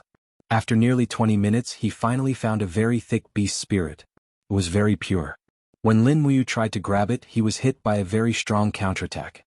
Soon, his forehead was covered in sweat, but he did not give up. After nearly 5 minutes of struggle, the power finally surrendered to the crafting cauldron. Phew. Taking a deep breath, Lin Muyu opened her eyes. The treasure refining cauldron transformed into a cloud of smoke. The umbrella dragon's beast spirit had been completely refined by her and she had obtained a new skill. Congratulations, brother. This skill is called Dragon Scale Barrier. What do you want to name it? Lulu said with a smile. Let's call it Dragon Scale Wall. Okay. At this time the gourd had turned orange. Lin Muyu shouted and a thick dragon power surged to the gourd wall. It formed an orange scale defense around the gourd wall. It was the Dragon Scale Wall. This meant that Lin Muyu's defense had increased a lot. The Dragon Scale Wall had to break the Mystic Tortoise shell first and then the Dragon Scale Wall to be able to hurt him. The Dragon Scale Wall was much stronger than the Mystic Tortoise shell. At the same time he took a deep breath. After raising his chi he suddenly swung his fist. He felt a mysterious power slowly condensing on his arm, forming a layer of chi armor that protected his right arm. It's the chi armor. Chu Yao said with a smile. Congratulations, you. You've reached the 3rd level of the Earth Realm. You should be a level 50 battle saint now. Lin Muyu was also happy. Happiness came too suddenly. If this umbrella dragon wasn't injured, she probably wouldn't have the chance to subdue it. She might even be eaten by it. At this time, the sound of horse hooves came from afar. A general in golden armor rushed over with a broadsword in his hand. His eyes were fixed on the umbrella dragon's corpse. Feng Jixing dismounted from his horse. His expression was very serious and his grip on the broadsword tightened. "This umbrella dragon, was you the one who killed it?" He looked at Lin Muyu coldly. Lin Muyu's expression also became serious. She knew that this person was not a kind person. She couldn't even fathom the aura on his body. It was as if she couldn't see through this person's power. Lin Muyu stepped forward and stood in front of Chu Yao. "That's right. I killed it. I've also refined the beast's spirit." "You've completely refined the 3,200-year-old umbrella dragon's beast spirit?" Feng Jixing raised his head and looked at her. He sneered. "Not bad. Looks like you're quite lucky." Lin Muyu said, "Yes, but do you know who this spirit beast belongs to?" Feng Jixing's expression changed. "You even dare to steal Her Highness Yin's prey. Brat, you're really not afraid of death." Lin Muyu slowly pulled out the burning prairie sword. "I'm sorry. I didn't know that this spirit beast was injured because it was being chased. But if you want to kill me, it won't be that easy." "Is that so?" Feng Jixing smiled. Milky white energy flowed slowly on the blade. The white cloak behind him moved even though there was no wind. This white cloak was very well made. Lin Muyu found it familiar, but she couldn't remember where she'd seen it before. Chu Yao noticed something and said in shock, "White true energy, it's battle energy. Heavens, this person can use battle energy. He's a heavenly realm expert." White Do Qi was the symbol of power. All cultivators had to break through level 60 and step into the heaven realm to be able to transform their true Qi into the even more powerful Do Qi. In the Qin Empire, those who could summon Do Qi could already be ranked among the top experts. Feng Jixing's lips curled up. Heavenly Realm Level 64 Feng Jixing. Thank you for your guidance. Lin Muyu had already summoned the Gourd Wall. Earth Realm Level 50 Lin Muyu. Please enlighten me. The difference was too great. But he had to fight. For himself and for Chu Yao. The mystic tortoise shell formed inch by inch on the outside of the dragon scale wall. Lin Muyu had used more than 80% of his Jin Qi as a defensive power. He had no intention of defeating his opponent by attacking. The person in front of him had increased his strength rapidly, causing him to feel suffocated. This was a peerless expert that he had never met before, other than Chu Chu. After Feng Jixing channeled his ferocious Do Qi into his broadsword, he immediately advanced, his figure faintly discernible as he chopped down with his sword. However, he hadn't expected that the kid before him would easily dodge it with a flash. Moreover, the kid's footsteps were simply like a falling star, and he didn't hesitate in the slightest. He turned around and slashed with the blade. Peng! The power surged out. Lin Muyu's body trembled. The outer black tortoise shell was instantly shattered. His heart turned cold. This person's speed was too fast, so fast that even falling star steps couldn't dodge it completely. Also, the power of the broadsword was so fierce that one strike shattered the black tortoise shell. Peng peng. Another 2 attacks. Feng Jixing's broadsword fell directly on the dragon scale wall. Lin Muyu's qi and blood surged, and the dragon scale wall began to collapse. The opponent's next attack would definitely kill him, so he had to fight back. Entangle. Stepping on the ground, a gourd vine quickly rose up and wrapped around Feng Jixing's legs. What is this? Feng Jixing was stunned for a moment. After which, a smile appeared on the corner of his mouth. Both of his legs exerted force and he rose from the ground. The biting cold Do Qi quickly shattered the gourd vines. However, when he lowered his head, he discovered that a gourd flower was facing him. A feeling of uneasiness immediately rose from the bottom of his heart. He hurriedly brandished the long blade and shouted, "Blade dance!" The blade danced quickly, bringing with it a strong wind. It actually stirred up all the poisonous liquid. That was not the end. A sharp whistle sounded in his ears. Feng Jixing's heart turned cold again. How many ultimate moves does this stinking brat have? He suddenly turned around and slashed with his broadsword. King? His arm actually felt a little numb. The demonic noise blade was slashed away by his broadsword. His body also suddenly fell down due to gravity. With a swing of his broadsword, he heavily slashed at Lin Muyu's shoulder. Lin Muyu took a deep breath and brazenly raised his left hand. He threw a demonic noise fist through the air. Peng? The true qi of the demonic noise fist surged out. Feng Jixing only felt a sense of suffocation in his chest. However, this kind of attack obviously could not hurt his body that had been tempered 1,000 times. Dang! The broadsword collided with the burning prairie sword. Immediately, Lin Muyu's true qi completely dissipated. He spat out a mouthful of blood and retreated a few steps. This time he had lost. Moreover, it was a complete defeat. Feng Jixing's strength was completely overwhelming. He simply did not have the slightest chance. Moreover, Lin Muyu had actually seen that Feng Jixing had not released his martial soul from the beginning to the end. If he had summoned his martial soul to assist him in battle, he was afraid that he would have already been defeated in a single move. Hua! Chu Yao quickly moved forward and spread her arms in front of Lin Muyu. There was no fear in her eyes as she said, "Feng Jixing, if you want to kill you, then kill me first." However, a scene that she and Lin Muyu did not expect happened. Feng Jixing raised his sword and sheathed it. A very bright smile bloomed on his face. "I, Feng Jixing, am the commander of the capital's 30,000 Imperial Guards. I am one of the 7 white-robed Imperial Guards. I am known as a man who swears to defend justice. Why would I kill the innocent? Moreover, Chu Yao, you are brother Chu Huayin's biological sister. If I really kill you, it would be strange if that brat doesn't come after me." Chu Yao was dumbfounded. How do you know my brother?" Feng Jixing laughed. "Chu Huayin is now one of the 200 Imperial Guards. He is also one of the top cultivators among them. How could I not know him? He is diligent in his cultivation and has never sent letters to his family. Moreover, he is now in the Imperial Palace. I'm afraid he doesn't know that something has happened to you. Otherwise, with his personality he would be burning with anxiety." As he spoke, Feng Jixing gazed at Lin Muyu and said, Your strength really isn't bad. It's simply like a miracle that you possess such a cultivation at your age. It's all thanks to you that Chu Yao was able to make it to Lanyan City alive." Lin Muyu took a deep breath and said gratefully, "Thank you, Brother Feng, for not killing me." Feng Jixing laughed heartily. "Even if you call me Brother Feng, I can't kill you. I can't kill a future talent of the Empire." Lin Muyu wanted to say something more, but Feng Jixing seemed to know everything. He said, "Say no more. I will send someone to bring you to the capital and arrange everything.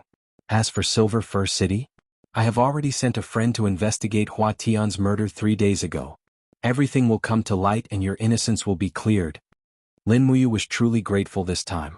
She nodded and said, "Thank you, Brother Feng." Feng Jixing looked around and said, "This is not a place to stay. Hurry up and leave. Someone bring them back to the capital. Let them stay at White Cloud Tavern. Treat them well and don't let them suffer any more. I will go find them when I return to the capital." "Yes." The Imperial Guard General nodded and said to Lin Muyu, "Young hero, please follow me. We will take the small path back to the capital." "All right." After Lin Muyu and the rest left, Feng Jixing pulled out his battle sword and split open the umbrella dragon's head. He found a bloody spirit stone and smiled. "With you around, I can answer to Her Highness Yin. Yu is really something." Of all the spirit beasts he could have snatched, he had to snatch Her Highness Yin's. "If Her Highness finds out the truth, Yu will suffer." He shook his head helplessly and put the spirit stone into his robes. He said slowly, "Chu Huaying, you little brat, you owe me a favor again. It's time for you to treat me to a drink again. This time, I want to drink the most expensive wine in the capital." It's your fault for pretending to be drunk last time."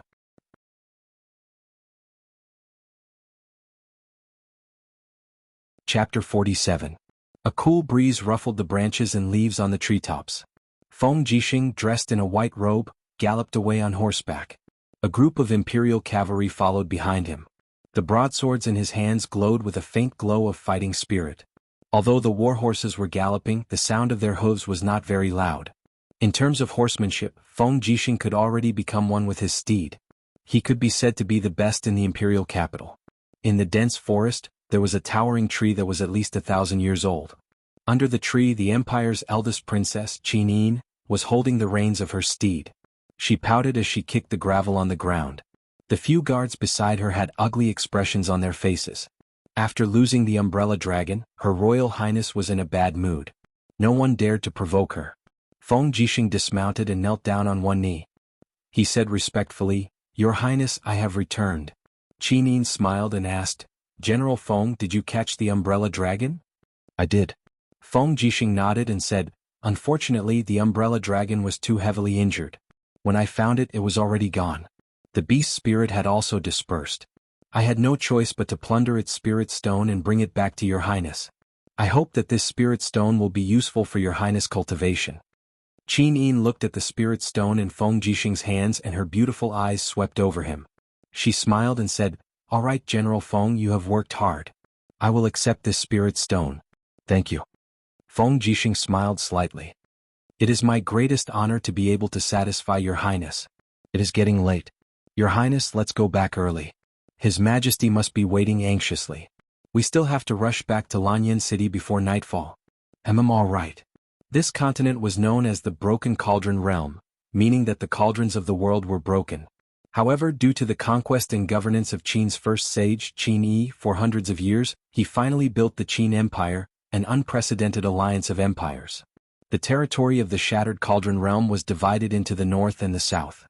In the middle, there was a long corridor of mountains that divided the continent into the north and the south. It was known as the Qinling Mountains. To the south of the Qinling Mountains was the fertile land of the Lingnan. The land was fertile and there were many products. It was extremely affluent. To the north of the Qinling Mountains the weather was slightly colder. There were mountains everywhere, and in between the mountains there were many prosperous cities. The most vast and flat land in the north of the mountains was the dragon-seeking forest. The dragon-seeking forest stretched for thousands of miles, surrounding a city that symbolized the imperial power, Lanyan City. Lanyan City was the most prosperous of the 7 famous cities in the empire. The city walls were more than 50 meters high, and they were all built with cyan boulders. They were very sturdy and could be said to be impervious to fire and water. The city was prosperous in commerce and rich in products. It was the economic and political center of the empire. Among them, the Divine Temple, which was respected by all martial artists, and the Spiritual Medicine Department, which was sought after by everyone in the alchemy world, were both located in Lanyan City. This showed how important this city was to the entire empire. The sound of horses' hooves was very soft. Before dusk, Lin Muyu and Chu Yao finally arrived at Lanyan City. Lin Muyu's chin was already densely covered with a fine beard, while Chu Yao had cut her hair short. She looked nothing like the person on the wanted notice at the city gate. Moreover, they were accompanied by a general of the imperial army. This general was called Luo Lai, and he was a trusted aide of Feng Jisheng. Luo Lai was dressed in a dark blue uniform of the empire. The military rank on his collar was inlaid with a golden purple flower and a star. This was the standard military rank insignia of the empire's Chiliarch. "General?" The officer on duty at the city gate saluted Luo Lai respectfully, then looked at Lin Muyu and Chu Yao and said, "These two don't look like soldiers of the imperial army. General, who are they?" Luo Lai's tone was calm and he said with authority, "These two are friends of General Feng. They have just come to the imperial capital from Qihai City as guests. Do they also need to be inspected?" No need. Since they are honored guests of General Feng, then there's no need." The officer on duty was only a small centurion, so he naturally didn't dare to challenge the Chiliarch. The smoothness of the situation surprised Lin Muyu. They actually easily sneaked into Lanyan City. There were shops on both sides of the city's main street, and the smell of meat buns floated into their noses. It was very tempting. Lin Muyu's stomach also growled. Chu Yao couldn't help but giggle. "Hungry?" "Yes." He nodded awkwardly. "The taste of these buns is really good." Chu Yao laughed softly. "There's no hurry. Let's talk about it when we arrive at the White Cloud Inn." Luo Lai also laughed. "Speaking of buns, the best buns in the entire Lanyan City are the White Cloud Inn's flour beef buns. You two will be able to taste them in a while. The commander will probably come to visit you later. I'll settle you down first." "Yes, thank you, Lord Luo Lai. You're welcome. You are the commander's friends, which means you are my friends. It's only right." Soon they arrived at the White Cloud Inn. This was a 3-story inn. It didn't look very luxurious, but it was probably not bad. At least, the faint smell of meat coming from the inn was enough to attract Lin Muyu. Luo Lai arranged for 2 guest rooms next to each other. Then he took out a Jining coin and treated the 2 of them to a good meal. Not long after, 2 steamers of buns were served. There were also some sauce, vinegar and other seasonings on the side. When the steamer was opened, the fragrance that assailed their nostrils almost killed Lin Muyu. She picked up a white bun, and when she broke it open she could see the light purple petals that emitted a unique fragrance. Then there was the delicious beef. What was rare was that the meat and the flour didn't clash at all. Instead, they complemented each other. It was very unique. Luo Lai laughed and said, "The purple petals are flour, the flower of the empire. This kind of flour can be used as medicine or as a dish. It has the effect of reducing inflammation and relieving fatigue. The beef here is made from the best beef. The meat is fresh and tender. Try it. Lin Muyu took a bite without hesitation. She immediately felt as if she was floating. Just one bite made her fall in love with this kind of bun. She didn't stand on ceremony and quickly swept the steamer of buns. On the other hand, Chu Yao ate very reservedly. She wasn't like Lin Muyu. In fact, Lin Muyu's stamina consumption was much greater than Chu Yao's. After eating and drinking to their fill, Luo Lai accompanied her and waited for Feng Jixing to arrive. But even when the sky darkened, there was still no wind. It was not until the hour of Su that night that the sky was completely dark. At this time a person rushed over. He was an extremely handsome young man dressed in green. With a leap, he gracefully went up to the second floor. His expression was extremely hurried as he looked around and said urgently, "Ah Yao! Ah Yao!" When Chu Yao heard this voice, her entire body trembled. She turned around and their eyes met. Tears immediately flowed out of her eyes. "Brother?" The person who came was Chu Yao's brother, Chu Huayin. When Chu Yao threw herself into Chu Huayin's arms, her tears fell like rain. Her fists continuously landed on her brother's shoulders. Her cultivation was not low now, and her fists were extremely powerful when she was angry. However, Chu Huayin didn't circulate his energy to defend himself and allowed his sister to hit him. "Why didn't you return to Silver Fir City?" Chu Yao was tired and her tears flowed freely. She looked at her brother and said, "Don't you know that Grandpa was killed by bad people? You're still hiding here. What kind of brother are you?" Chu Huayin's eyes were red, but he didn't cry. He only clenched his fists and supported Chu Yao with one hand. He said, "Yao, I was wrong. I've always been immersed in cultivation in the imperial capital. I didn't think that so many things would happen in Silver Fir City, and I definitely didn't think that Grandpa would be assassinated. I'm sorry, Yao. Don't cry, don't cry. I'll always be by your side from now on." Chu Yao cried even more fiercely. After a long time, Chu Yao finally wiped away her tears and turned around to hold Lin Muyu's hand. She said, "Brother, let me introduce you to you. He's Grandpa's alchemy apprentice, but he's very talented. If it weren't for you, I'm afraid I wouldn't have been able to live to see you again." Chu Huayin looked at Lin Muyu, his eyes filled with gratitude and suspicion. He said, It must have been hard on you to get to Lanyan City? But did you really kill Yi Liang Guanyang and the others of the legendary 7 martial saints?" "You look..." Lin Muyu knew what he wanted to say, so she said, "I don't look that strong, right?" "Yes." Chu Huayin revealed a trace of embarrassment, as if he also knew that he was being rude by questioning her. Lin Muyu didn't mind and said, "Along the way I used hidden weapons, poison and everything I could think of. That's why I was able to make it here alive. You should understand now, right?" Chu Huayin nodded and patted his shoulder. "Good brother, it must have been hard on you." "It's nothing." Lin Muyu thought of how he had been shot through the chest by an arrow in the 7-star forest and how he had narrowly escaped death time and time again. He couldn't help but feel his heart palpitate. Now that he thought about it, it was great that he was still alive. At this time, footsteps came from the stairs. They were abnormally steady and a white-robed figure walked over. Feng Jixing had finally arrived.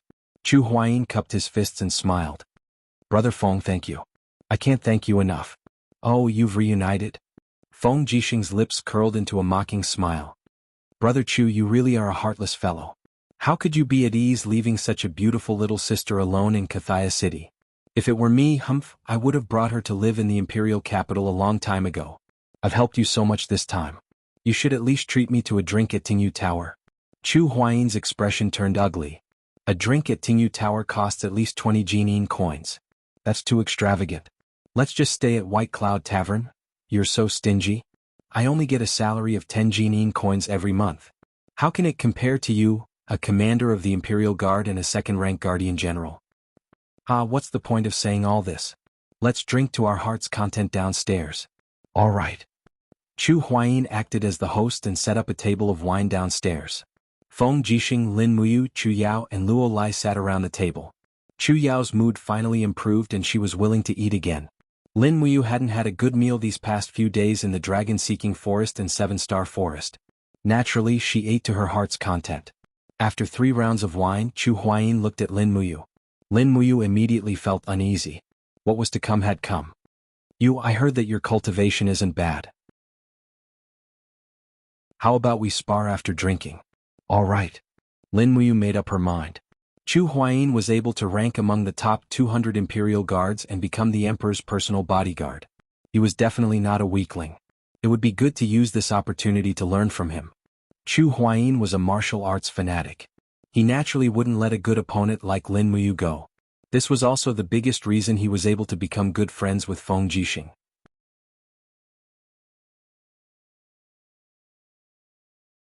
Chapter 48. Under the starry night, the backyard of the White Cloud Inn was very spacious. Feng Jixing held onto his blade as he stood guard at the side with great interest. Luo Lai's lips curled up into a smile as he said, "I can see Royal Guard Chu Huayin's magnificent absolute art again." Magnificent? Lin Muyu was slightly stunned. Martial arts were martial arts, what was so magnificent about it? However, looking at Feng Jixing's serious expression, he knew that Chu Yao's brother must be very strong. On the contrary, Chu Yao had a worried look on her face as she said, "Brother, you was seriously injured a few days ago. You have to hold back. Moreover, you is only a level 50 battle saint, but you have already stepped into the heavenly realm." Chu Huayin smiled. "Don't worry, Yao, I don't need to fight." "Okay." The starlight shone on Lin Muyu's new white clothes, making his clear eyes shine. The exile in the seven-star forest seemed to have changed his entire temperament. He became more calm and composed. Coupled with his extremely handsome appearance, perhaps in the hearts of young girls, he was already an indomitable young hero. On the other hand, Chu Huayin was also an extremely handsome young man. He wore a green robe and a white scarf unique to the royal guards was wrapped around his neck. He slowly cupped his fists and smiled. "Chu Huayin, first level of the heavenly realm, level 68 heavenly venerable. Please enlighten me, you." Lin Muyu's heart sank. What a guy, level 68, stronger than Feng Jixing. This sparring seemed a little unnecessary. However, he still cupped his fists and said, "Lin Muyu, level 50 battle saint, brother Chu, please go easy on me." Chu Huayin couldn't help but laugh. "Then you be careful." As he said this, he slowly opened one hand. True energy flowed between his fingers and suddenly broke through his fingertips. With a buzz, it formed a wave of true energy. Moreover, it gathered and did not dissipate. It slowly circulated, as beautiful as the stars. No wonder Luo Lai said that Chu Huayin's technique was very magnificent. Star-plucking finger using true energy to attack. "Here I come." Chu Huayin leaped over, his index and middle finger together. A powerful finger attack came with the wind. Lin Muyu activated the butterfly steps of the fallen star steps the moment the dragon scale wall was formed. She dodged the star-plucking finger attack with an exquisite flash. Before Chu Huayin could attack again, she punched heavily at his waist. The star-plucking finger was an attack that forced true energy out of the fingertips. This required some time. Plucking Chu Huayin, attack. This star-plucking finger. Lin's attack. Lin star Chu star tower star realm. However, his plan was too perfect. Chu Huayin bent his body and dodged the punch. Then he punched the black tortoise shell. Lin. The airflow surged and the black tortoise shell trembled. Lin Muyu felt her blood boil. Sure enough, Chu Huayin was holding back. He had used less than half of his strength in this punch. What a strong defense. Chu Huayin couldn't help but click his tongue in wonder. He chuckled and suddenly raised his hands.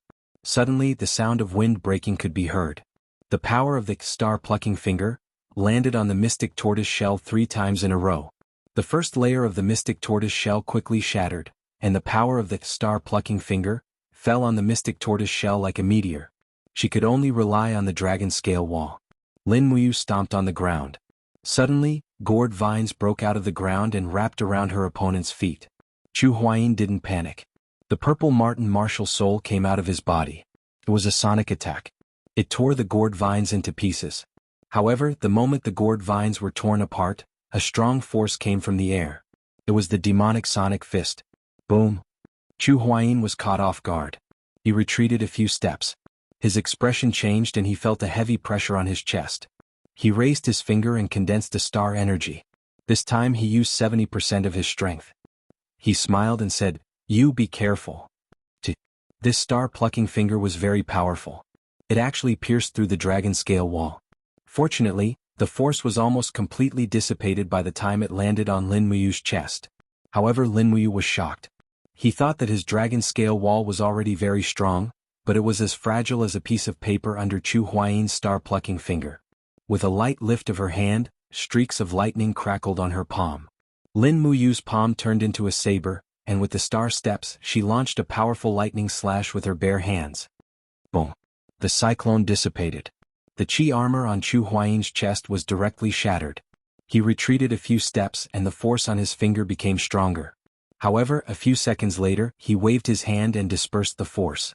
He smiled and said, "Let's stop here for today. Yu's cultivation is indeed shocking.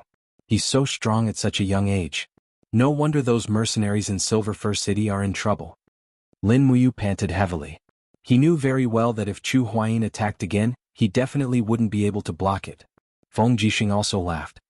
It was indeed very exciting. However, Brother Chu, it's a pity that you didn't get to experience the sharpness of Yu's sword. Ha ha ha. Chu Huaying chuckled. There will be opportunities to spar in the future. As he said this, he looked at Feng Jixing and said, "Brother Feng, I have something I need your help with." "I understand." Feng Jixing was very smart. He waved his hand and said, "I still have some connections in the imperial capital. If Yao wants to go to the spiritual medicine division to cultivate, it shouldn't be a problem. Does you want to go with Yao to the spiritual medicine division?" "No." Lin Muyu shook his head and said, "Brother Feng, if it's convenient, can you help me write a recommendation letter?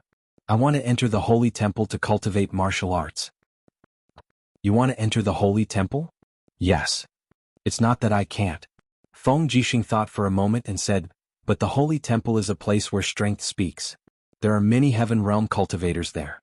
I'm worried that you'll be bullied after you enter the Holy Temple." "It's fine. I can become stronger and bully them back."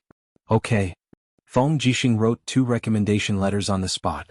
One was to arrange for Lin Muyu to enter the Holy Temple, and the other was to arrange for Chu Yao to enter the Spiritual Medicine Division. It just so happened that the two of them had just arrived in Lanyan City and didn't even have a place to stay. If they could enter the Holy Temple and the Spiritual Medicine Division, they would have a place to stay. However, in order not to attract attention, Lin Muyu used the alias Lin Ji. Feng Jixing didn't know that this was his real name. Deep into the night, the sound of hooves rang through the night sky of the imperial capital. A man dressed in white battle robes was riding on a warhorse. He gripped the reins tightly, his expression grave and stern as he charged straight towards a huge building in the darkness. Under the illumination of lanterns, the words "Firefinch" could be seen carved into the stone of the building. The young general dismounted and said indifferently to the 2 guards, "Chu Huaying of the Imperial Guard requests an audience with Lord Jianghu." The guards, who were chatting about the soft breasts of the waitresses in the taverns of the imperial capital, raised their eyebrows and said, "What business does Lord Jianghu have?" Chu Huaying's face was twisted with hatred, and his voice was as cold as ice. "Hua Tian of Cathaya City killed my grandfather Chu Feng. I want you 2 case officers of the Firefinch Bureau to come with me to Cathaya City and find out the truth behind my grandfather's murder." "Yes, please wait a moment." Not long after, before dawn, Chu Huaying had already left the imperial capital with 2 red-robed Firefinch Division members and headed straight for Cathaya City. The next morning, after washing up early, Lin Muyu looked at his savings. Due to the battle and escape, he had lost a lot of gold coins. He only had 51 gold coins left. Chu Yao spent a lot on refining medicine, so he gave her 40 gold coins and kept the remaining 11 for himself. After all, he didn't have to spend much on food and clothing. The spirit medicine department was just a street away from the Holy Temple. Chu Yao held his hand and said with a smile, You have to come visit me often. If I have time, I'll also go to the Holy Temple to see you." "Yes, I will." Lin Muyu nodded. Holding the letter of introduction, he led his horse towards a majestic building in the distance. The Holy Temple of War was known as the cradle of the Empire's experts. From the moment he stepped into the Holy Temple, Lin Muyu had already embarked on a path of no return. It was also a path of experts. Without sufficient strength, one could only rely on others and be controlled at every turn. Only with strength could one control their life. In front of the Holy Temple, there were 2 armored soldiers standing guard. In reality, the Holy Temple was backed by the Empire.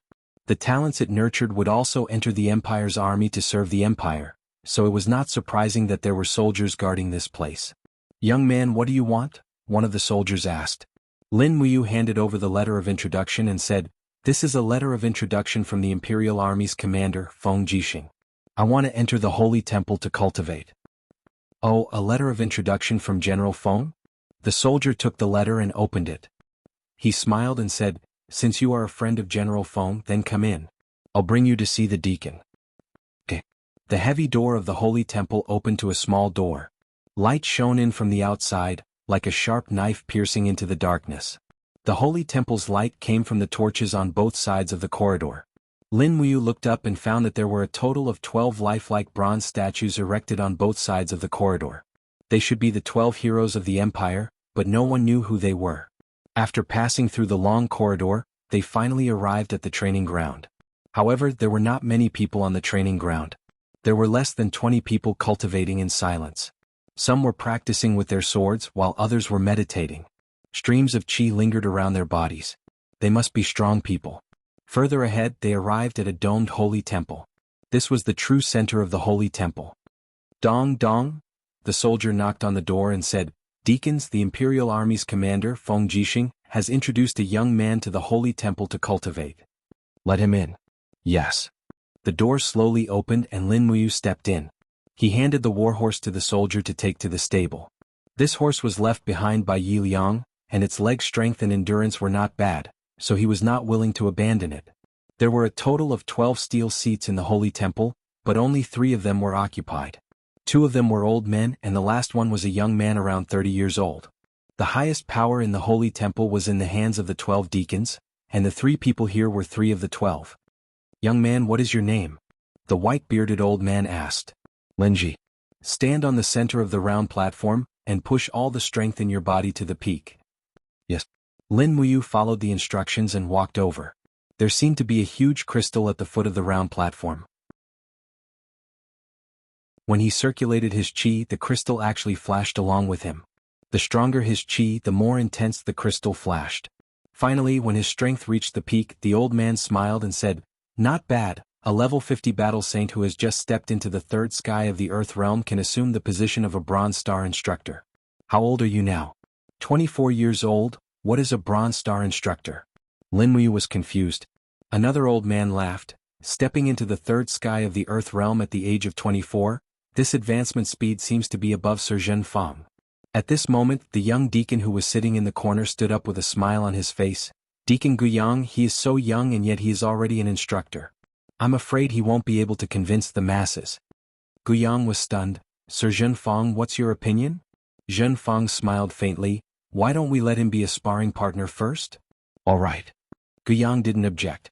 Lin Muyu humbly asked, "Sir, what is the difference between an instructor and a sparring partner?" Zhenfang's eyes revealed a trace of hostility and arrogance, and his tone didn't hide his contempt. "There are only 2 types of people in the holy temple. One is the one who beats people and the other is the one who gets beaten. The one who beats people is the instructor. Their main job is to teach the students in Jianghu College all kinds of combat and martial arts techniques. As for the sparring partner, it is the instructor who acts as a target. Do you understand?" In an instant, Lin Muyu's heart fell to the bottom of the valley, but she still clenched her fist and said, "All right. A dragon swimming in shallow water can still soar to the sky."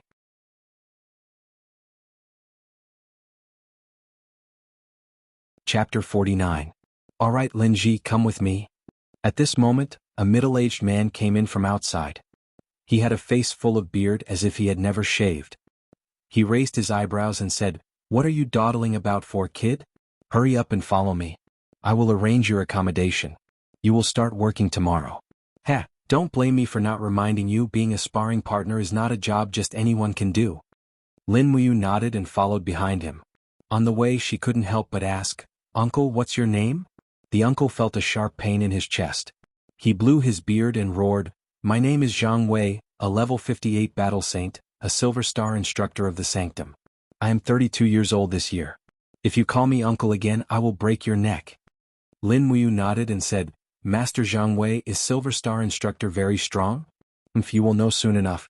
Jianghu pointed at his chest where there was a silver star badge and sneered, "The instructors in the holy temple are divided into 4 levels: Gold Star, Silver Star, Bronze Star and Iron Star. Don't think that I haven't stepped into the heaven realm, but I can still easily teach you a lesson. Let's go, we are almost at your accommodation." Yes.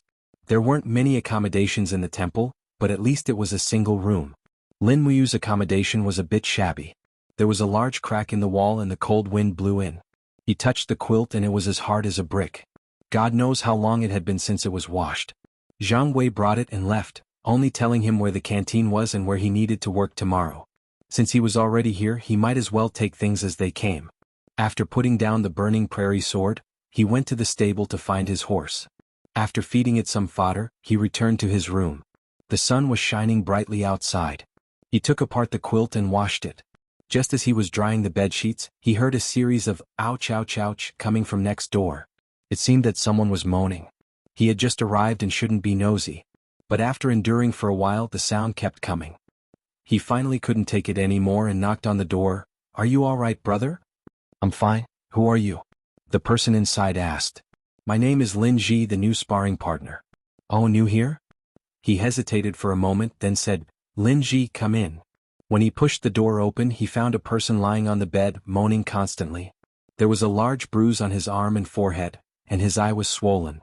Perhaps this person's original appearance could be considered delicate, but now he looked extremely miserable, as if he was about to be beaten into a meat bun. "Brother, what happened to you?" Lin Muyu wanted to laugh, but she did her best to restrain herself. She thought that she was a good young man and shouldn't gloat. The injured whimpered and said, "It's all that bastard Jianghu's fault. Just because he's an instructor, he doesn't have any sense of propriety. Which sparring partner here hasn't eaten Jianghu's fists before?" Lin Muyu's heart sank. Are sparring partners really only left to be beaten? Of course. The rules of the Holy Temple state that sparring partners are not allowed to fight back. Otherwise they are not sparring partners. So it's like that? Lin Muyu looked at his swollen head again and almost laughed out loud. She took out a bottle of medicine from her pocket and said, "I'll apply some medicine for you, don't cry out in pain." "Okay, don't cry out in pain. It hurts. Bastard, go easy on me." The effect of a first-grade healing medicine was absolutely top-notch. After a few minutes, the injured person's pain lessened by a lot. He opened his mouth to speak again. His name was Qin Xiling. Because of his surname, it was said that he was once of the Qin Empire's royal bloodline, but it had already declined. His father was waiting for him to comprehend the God-binding lock, but in the end, what kind of spirit did you comprehend? Lin Muyu asked. Qin Xiling opened his hand and a plant appeared in his palm. Lin Muyu recognized it and blurted out, "Damn, a dog's tail flower? Will you die if you don't say it?" Qin Xiling looked at him with hidden bitterness. "It doesn't matter. No matter how trashy a martial spirit is, cultivating it to become strong is still very impressive." Lin Muyu opened her hand and the orange-gourd martial spirit swayed in her palm. She smiled and said, "Look at my azure gourd, a 10th grade martial spirit. Didn't I still cultivate it to this level today?" Qin Xiling could naturally feel the strong power of the gourd martial spirit and was speechless. At noon, Lin Muyu helped Qin Xiling up from bed and they went to the dining hall to eat. In the end, when they entered, Qin Xiling was like a frightened bird hiding and said, "Lin Ji, the right side of the dining hall is where the instructors eat. We sparring masters need to stand on the left side of the wall to eat." Lin Muyu was speechless. She thought to herself that there were so many rules in the temple. Moreover, the hierarchy was too strict. However, this did have its benefits. It could make people work harder and improve. More and more people came to eat. There were sparring masters and instructors. Every instructor held their head high and chest out. Especially those gold star and silver star instructors. They wished they could stick their badges on other people's faces. "Yo, young master punching bag seems to be less swollen today?" Not far away, a silver star instructor teased Qin Xiling. Qin Xiling was somewhat dull. He silently chewed his food. The sparring master's lunch was third-rate rations. A large flatbread and a bowl of meat soup. Although it was called meat soup, it was actually just a little bit of oil. The rest were cabbage stalks and the like. Lin Muyu lowered his head and ate. As long as he could eat his fill, it was fine. He was not picky about food. On the contrary, the silver star instructor continued to tease him. "Young master punching bag, I heard that you are a descendant of the imperial family. Why haven't you comprehended the God-binding lock martial spirit? Haha, hurry up and release your dog-tail flower for everyone to have some fun." Everyone gathered in a circle and laughed. Qin Xiling's face turned red. He used his chopsticks to mash the soaked flatbread in his bowl. At this time, Lin Muyu finally could not bear it anymore.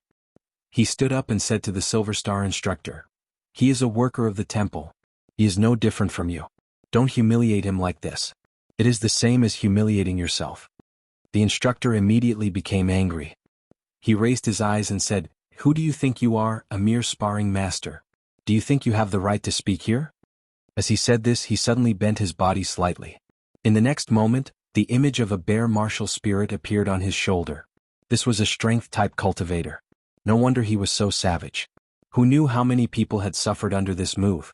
Be careful, Lin Ji, Qin Xiling said in shock. Lin Muyu was abnormally calm. He turned around and retreated a few steps. He opened his hand and called out his gourd martial spirit. Dragon scale wall plus black tortoise shell doubled in defense. He also gathered his true qi. Peng.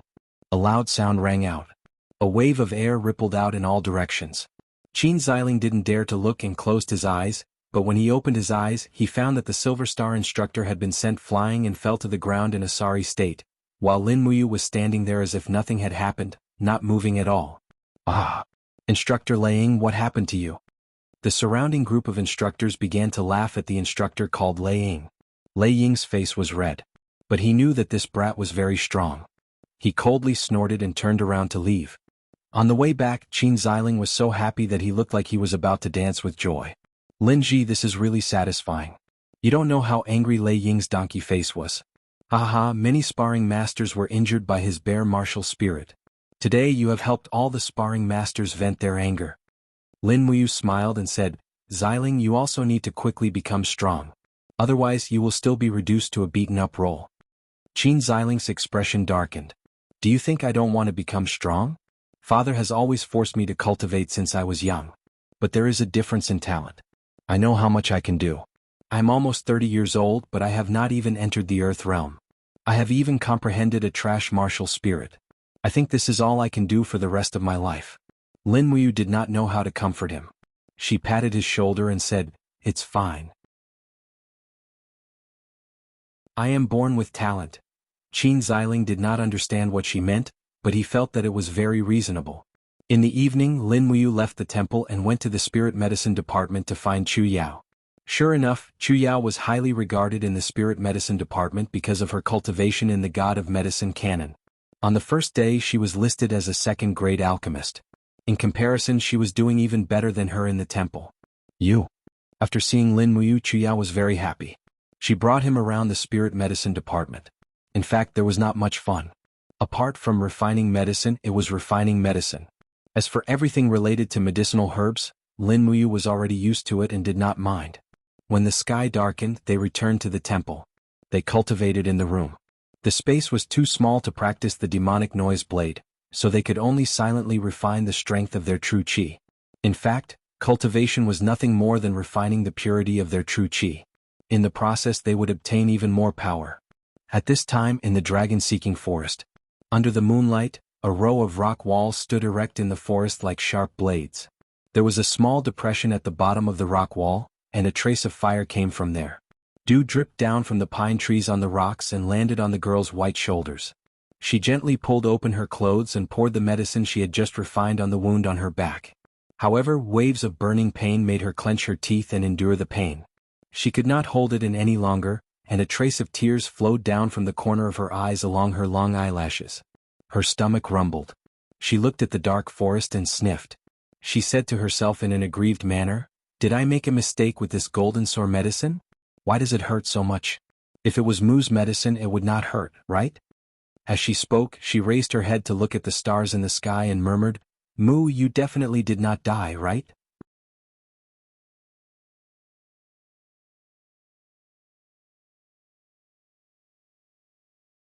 Qin Xiling said in a low voice, Like instructors, sparring masters are also divided into levels, from Iron Star to Gold Star. Only then will you be sparring with the corresponding instructor. The training is for you to fight your way up one by one, and defeat 3 Iron Star instructors in a row to become a Bronze Star sparring master. The higher the sparring master's level, the better the treatment, but of course the more pain you will have to endure. I am an Iron Star sparring master, so Lin Ji, think about it yourself. Lin Muyu couldn't help but laugh. Qin Xiling's meaning couldn't be more obvious. He didn't want her to be too high profile, or else she would have to suffer when she became a Silver Star or Gold Star instructor's sparring master. However, she had other thoughts.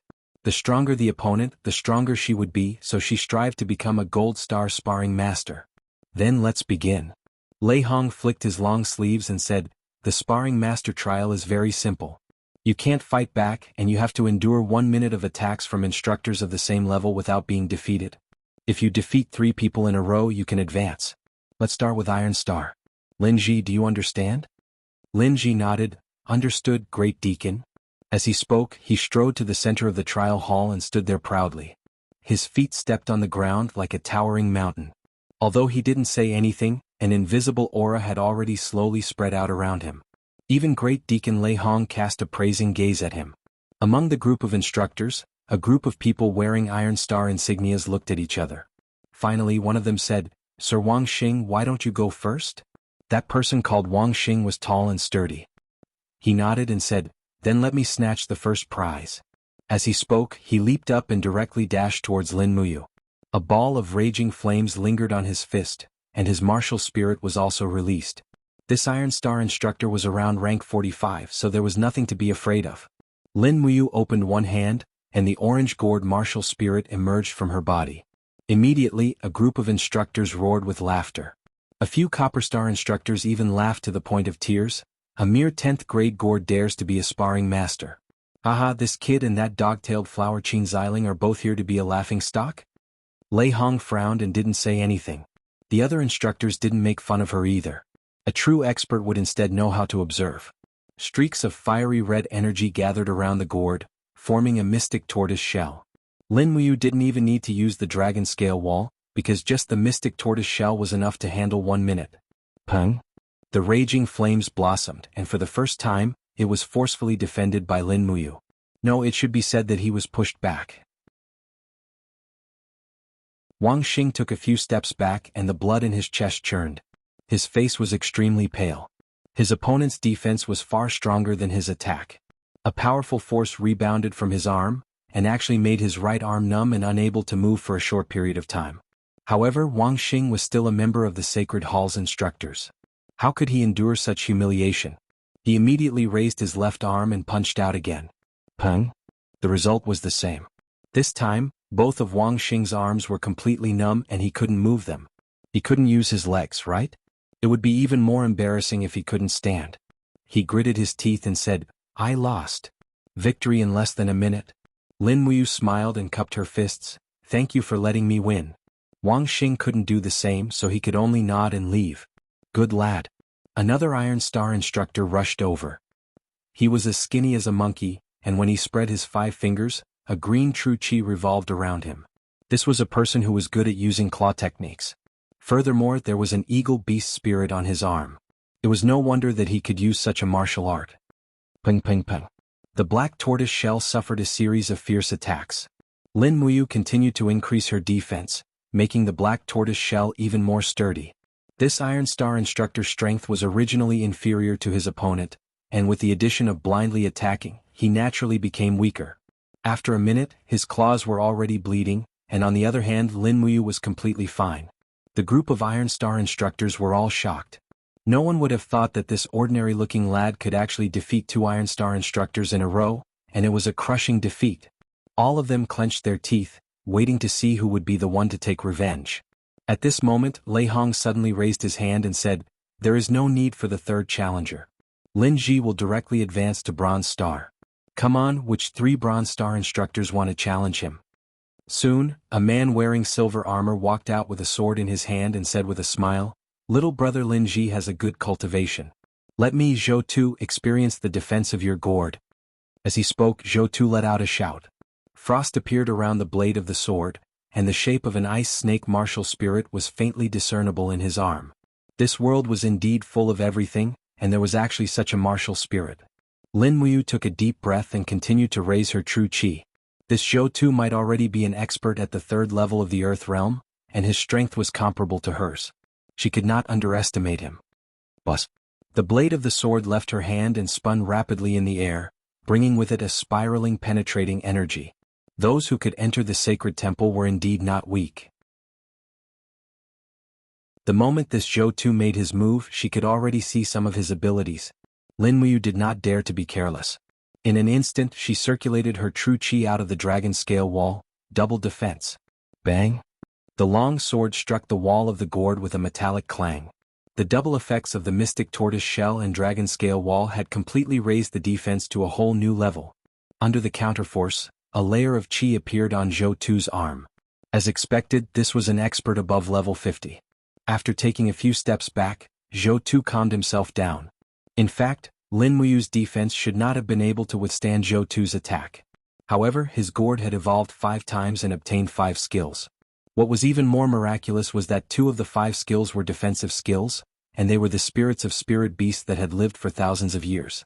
The principle of 1 plus 1 was far greater than 2.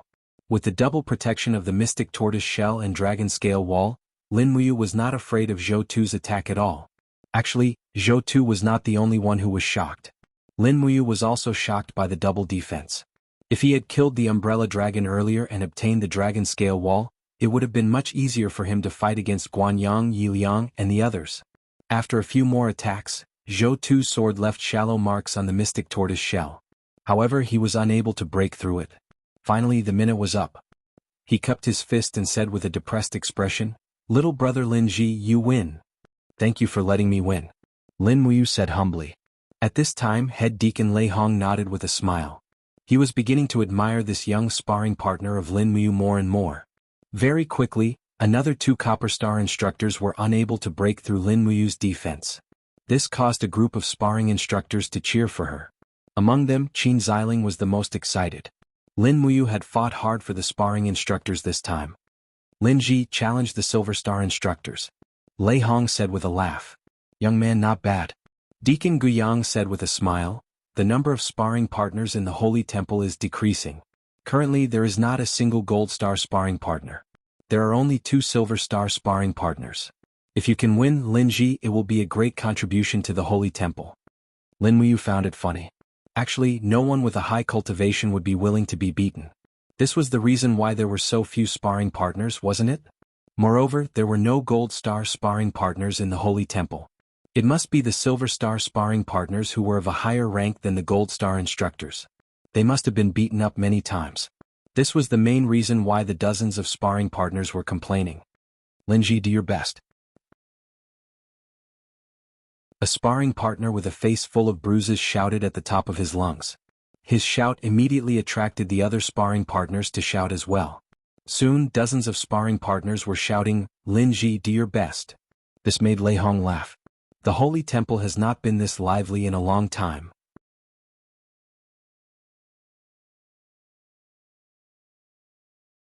Chapter 51. I really don't know what these idiots are so excited about. Among the group of Silver Star instructors, the bearded Zhang Wei clenched his fists and said with a contemptuous smile, "Since Silver Star instructors are not willing to take the initiative to challenge, then I, Big Beard Zhang, will be the first." Suddenly, the sparring instructors were startled. Lin Muyu was secretly puzzled. Was there something special about this Zhang Wei? From afar, Qin Xiling shouted, "Lin Ji, be careful. Zhang Wei's strength is very strong and he is also quite fierce. My ribs were almost broken by him last time." Zhang Wei scolded, "Trash, shut up. Next time I will break all your front teeth. Let's see how you eat then." Qin Xiling was so scared that he didn't dare to speak anymore. Big Beard Zhang would do what he said. This was something that everyone in the sacred palace knew. Zhang Wei stepped into the center of the training field with a deep smile on his face. At the same time, every step he took left a flaming footprint on the stone bricks. Unknowingly, raging flame true qi wrapped around his body inch by inch. At the same time, the image of a fire bear appeared above his head. He grinned and said, "Zhang Wei, level 58 Battle Saint, Martial Soul, 4th grade Fire Bear. Brat, get ready to take this." Lin Muyu didn't dare to be careless. He raised his palm gently, and the black tortoise shell and dragon scale wall gathered in front of him. He could only rely on his defense to resist. This kind of training couldn't let him use fallen star steps to dodge, otherwise, it would lose the meaning of the training. Ha! Zhang Wei let out a low roar. His iron fist was wrapped in raging flames and he directly struck out. Peng! The wall of the gourd trembled violently. Lin Muyu couldn't help but take a few steps back. His face was filled with shock. This big beard Zhang looked like an idiot, but his strength was indeed outstanding. The black tortoise shell had already cracked a little. He hurriedly used his true qi to repair it, and at the same time he urged his strength to rapidly increase his defense. Zhang Wei didn't retreat after one strike. He immediately threw another punch. When the second punch landed, Lin Muyu felt a surge of emotions. What a strong fist force. He quickly slid his feet and spun around, using the side of the bottle gourd to block the force. Who would have thought that Jiang Wei's speed was not slow as well? His fist technique was even more refined. With a wave of his hand, he threw a punch at the wall of the gourd. Lin Muyu's qi and blood had begun to churn violently. She hurriedly circulated her qi to suppress it. With a low grunt, she diverted 20% of her true qi to form the defensive effect of the green rock armor. At the same time, she also gathered the only piece of qi armor on her chest to protect her vitals. In this way, it was equivalent to a total of 4 layers of defensive power: Mystic Tortoise Shell, Dragon Scale Wall, Qi Armor, and Green Rock Armor. Oh! Lei Hong, who was sitting on top, couldn't help but be taken aback. He stroked his white beard and couldn't help but laugh. This kid is really interesting. Could that be the little trick that old brat Choo Choo came up with? Green Rock Armor? Ping ping ping. Jiang Wei's fist technique was airtight. He threw out more than 10 punches in a row, but all of them were completely blocked by the wall of the gourd. Instead, the backlash from the wall of the gourd caused the blood vessels between his arms to stagnate, and the speed of his punches became slower and slower. Lin Muyu, on the other hand, gritted his teeth and endured the inch-by-inch pain in his body. He forcefully circulated his true qi to support the 4 layers of defense. Just like that, a full minute passed. Lei Hong raised his hand and said, "Enough." Jiang Wei stepped down. Lin Muyu has already passed one person. Rest for 10 minutes and the second person will come up. Thank you, head deacon. Lin Muyu panted heavily. His face was flushed, and the qi and blood in his body were churning abnormally. This big beard Zhang's punches were too fierce, and he almost couldn't take it anymore. Jiang Wei, on the other hand, had completely changed his view of this young man. He actually went up to pat his shoulder and said with a smile, "Good boy, you're really something. If there's a chance in the future, let's spar more often." Lin Muyu nodded happily. "Yes, I also want to learn some fist techniques from you."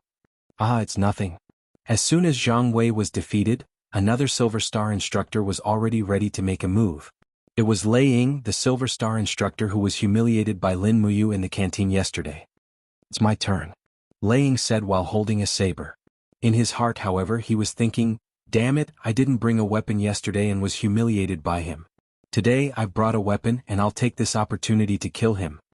Lin Muyu naturally knew what this guy was thinking. She sneered and immediately activated 4 layers of defense. This Lei Ying was a level 52 battle saint, and his strength was far inferior to Jiang Wei's. She had to defeat him easily. With a loud shout, Lei Ying surged the power of his martial soul and leaped into the air. His saber slashed down with the force of Mount Tai.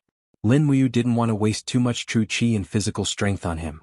While holding the 4 layers of defense in her right hand, she clenched her fist and used 20% of her strength to form a demon sonic punch. As expected, the 4 layers of defense instantly shook off the opponent's attack. At the same time, the silent demon sonic punch landed on Lei Ying's abdomen along with the recoil force. No one would have thought that Lei Ying didn't flip in the air to maintain his balance. Instead, he fell to the ground like a dead pig, clutching his abdomen and screaming in pain. Instructor Lei Ying lost. Sparring instructor Lin Ji wins. Lei Hong stood up and announced. At the same time, a trace of a smile appeared on his face. How could Lin Muyu's small movements escape his eyes? However, he was very much in favor of Lin Muyu's actions. People shouldn't be too naive, or else they would only suffer the consequences of their own actions in this complicated world. Thus, Lei Hong continued, after consecutively defeating 2 Silver Star instructors, there's no need for a third person. Lin Ji can directly challenge Gold Star instructors. The challenge will begin in 10 minutes. Thank you, head deacon. Lin Muyu turned around and smiled gratefully. He needed enough time to recover his qi. At this time, a young deacon dressed in luxurious clothes walked over. It was Zhen Fong. He cupped his fists at Lei Hong and said, "Head deacon, there are currently only 2 Gold Star instructors left in the temple. One of them was injured in training and is currently recuperating, so the only Gold Star instructor who can fight is Zheng Shanha. Zhen Fong requests that head deacon allow me to fight as a Gold Star instructor. How about it?" Lei Hong was taken aback and said, "Zhen Fong, you are one of the 12 deacons and no longer a Gold Star instructor. Moreover, since Zheng Shanha is here, let him fight." But Zhen Fong wanted to say something. "But what?" Raham asked back. Zhen Fang didn't argue with the head deacon again.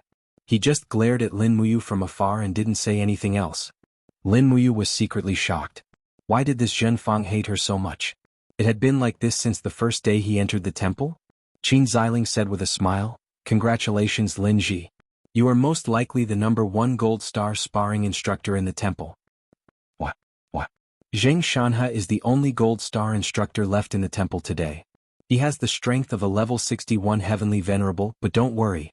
His direction of cultivation is defense, and even his martial soul is a black tortoise. So he is good at defense, but his attack is very ordinary. With your cultivation, you will definitely be able to block Zheng Shanhe's attack. Good luck. Lin Muyu was also a little relieved. Soon after, the only person in the gold star instructor line came out. Zheng Shanhe was a middle-aged man with a face as black as charcoal. He held a broadsword in one hand and a black steel shield in the other. His face was upright as he said with a smile, "Little brother Lin Ji, let me experience your defense." Lin Ji nodded. Zheng Shanhe waved his hand again and said with a smile, "I use a weapon but you don't. This is a bit of a bully. How about this, we can attack each other. As long as you don't lose for a minute, you win.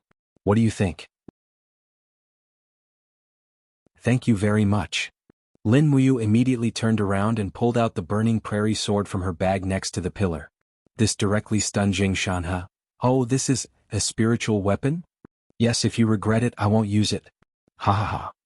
He laughed heartily. "What kind of person do you think I, Zheng Shanhe, am? Come at me." Ha. With a shout, Zheng Shanhe's martial soul was activated. His whole body was surrounded by a tortoise shell, and the head of a black tortoise slowly entrenched on his shoulder. His aura instantly became as unshakable as a mountain. The shield glowed with the luster of battle energy. He raised his broadsword and suddenly slashed at Lin Muyu with battle energy. It was still the 4 layers of defense of the gourd wall. Lin Muyu only used 60% of her strength and actually blocked Zheng Shanhe's attack. She immediately used star steps to come to Zheng Shanhe's side, raised the burning prairie sword and used lightning strike. Kacha. The lightning converged on the iron shield and actually cut a sword mark at least a few centimeters on it. Zheng Shanhe couldn't help but be startled. What the F***ck is this sword, it's so sharp? However, Lin Muyu's attack obviously couldn't break the defense, and Zheng Shanhe's defense was impenetrable. No matter how he attacked, he couldn't hit the vital parts. Almost every sword was blocked by the iron shield. This made Lin Muyu secretly surprised. Zheng Shanhe had such good defense, it was a pity that he didn't become a gold star sparring master. A minute passed quickly. Lei Hong raised his arm and smiled. "Pass, Lin Ji has successfully become a gold star sparring master." But at this moment, Zhen Fang held the long sword and said, "Grand Deacon, Lin Ji only defeated a gold star instructor. This is too hasty, and the Grand Deacon is so biased, it is inevitable that people will be suspicious. I hope the Grand Deacon can be fair." Lei Hong raised his eyebrows and said, "Deacon Zhen Fang, what do you want?" "I want to challenge Lin Ji as a gold star instructor. If he wins, then he will be a real gold star sparring master." "All right then." Lei Hong's eyes were cold and said, "Just 1 minute. If you can't defeat him, then Lin Ji will be our holy sanctum's chief sparring master." "Yes." Zhen Fang slowly stepped into the trial field with a thin sword in hand. His martial spirit appeared faintly in the shape of a pagoda, enveloping his whole body. An unusually thick and fierce aura filled the surroundings. Lin Muyu looked straight at him and said indifferently, "What did I do to offend you?" Zhen Fang chuckled.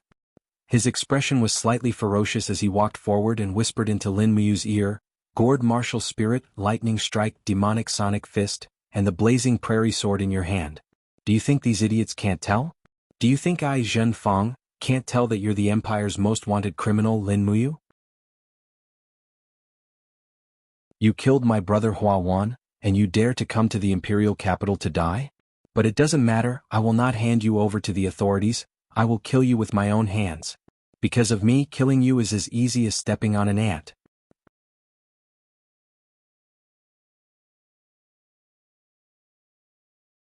Chapter 52. Because of me, killing you is as easy as stepping on an ant.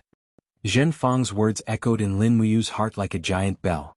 That's right, when you are weaker than others, wouldn't it be as easy as stepping on an ant for them to kill you? Lightly curling the corner of her mouth, Lin Muyu gripped the prairie burning sword tightly and said, "Then let's try." Without any warning, Zhenfang suddenly struck with his sword. Xiao. The sound of the sword cutting through the air was extremely ear-piercing. Moreover, it suddenly stabbed 4 times in a row, leaving deep holes on the black tortoise shell and dragon scale wall. Lin Muyu took several steps back, feeling as if his chest had suffered a heavy blow. The black tortoise shell and dragon scale wall were almost shattered in an instant. He looked at Zhenfang in shock. This hedonistic son of a rich family was much stronger than Huawan. Moreover, the glazed pagoda martial spirit that Zhenfang was stepping on had definitely increased the strength of his attacks and even had an extremely strong penetrative ability. This was because Lin Muyu felt waves of piercing pain on his skin. The opponent's sword chi could actually pass through the black tortoise shell and dragon scale wall to injure him? The wind character formula of the Imperial Wind Sword art was activated. The prairie burning sword flew with the wind and blew Zhenfang's hair. And? Zhenfang was suddenly startled and hurriedly moved to the side. The prairie burning sword almost brushed past his face. Blood splattered and a small wound appeared on his face. Courting death. Zhenfang instantly flew into a rage out of humiliation. He suddenly stomped on the ground and shouted, "Golden Bell Shield." Rays of golden light appeared and surrounded his body. The martial spirit's ability formed a shield. Immediately afterwards he used his killing move. His figure swayed and he retreated several steps. He raised one hand and the long sword actually flew through the air. Zhenfang closed his eyes and trembled all over. Do Qi flowed through his meridians and with a low roar, dozens of long swords appeared in the air and stabbed at Lin Muyu. Myriad sword art. Lin Muyu was shocked and hurriedly activated the green rock armor. She held the sword with both hands and quickly raised it to form a shield. Clang clang clang. The deafening sound of metal clashing could be heard incessantly. Almost all of the sparring partners could not help but cover their ears. When they looked again, Lin Muyu's mystic tortoise shell had already been shattered, and her dragon scale wall was riddled with thousands of holes. What was even worse was that her green robes were also riddled with holes. Streams of blood flowed from her chest and arms. She had no way of blocking Zhenfang's attack. Since he couldn't defend, he could only attack. Making up her mind, Lin Muyu raised her hand, and 4 flying knives shot out like lightning. They were the demonic noise knives.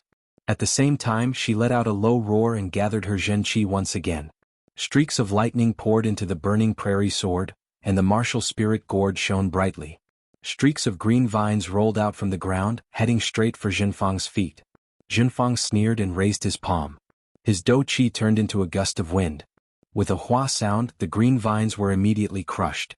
Just by relying on the wind of Do Qi, she was able to disperse Lin Muyu's attack. Her cultivation was too terrifying. But how could Lin Muyu's move be so simple?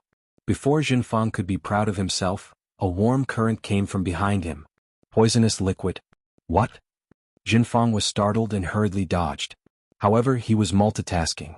The moment he turned his body, he saw the dazzling lightning. Lin Muyu's lightning strike was directly aimed at his waist. Unable to dodge, Zhenfang steeled his heart and gathered the 3 pieces of chi armor at his waist. With a ping sound, the electric current dispersed along with the air. Lin Muyu's determined attack still did not hit. On the contrary, Zhenfang brazenly turned his body to the side and launched a series of kicks. The front part of his boots was cast from steel, and with a ping ping ping sound, they continuously landed on Lin Muyu's chest. Shoo. Sliding back a dozen meters along the stone floor, Lin Muyu pressed one hand on the ground to stop the impact. However, his 5 fingers had left 5 miserable bloody marks on the ground. Lin Ji. Qin Xiling was shocked. Lei Hong also silently wriggled his lips. This young man's willpower had far exceeded his expectations. Facing Zhenfang, who had crushed him in strength, he was still able to counterattack and resist. This was really not easy. The blood and qi in his body surged. Lin Muyu only felt a sweet taste in his throat. However, he forced himself not to spit out this mouthful of blood. He could not admit defeat, otherwise he would have no place to stand in Lanyan City. Xiao. Amidst the sharp whistling sound, the 4 flying daggers quickly turned around.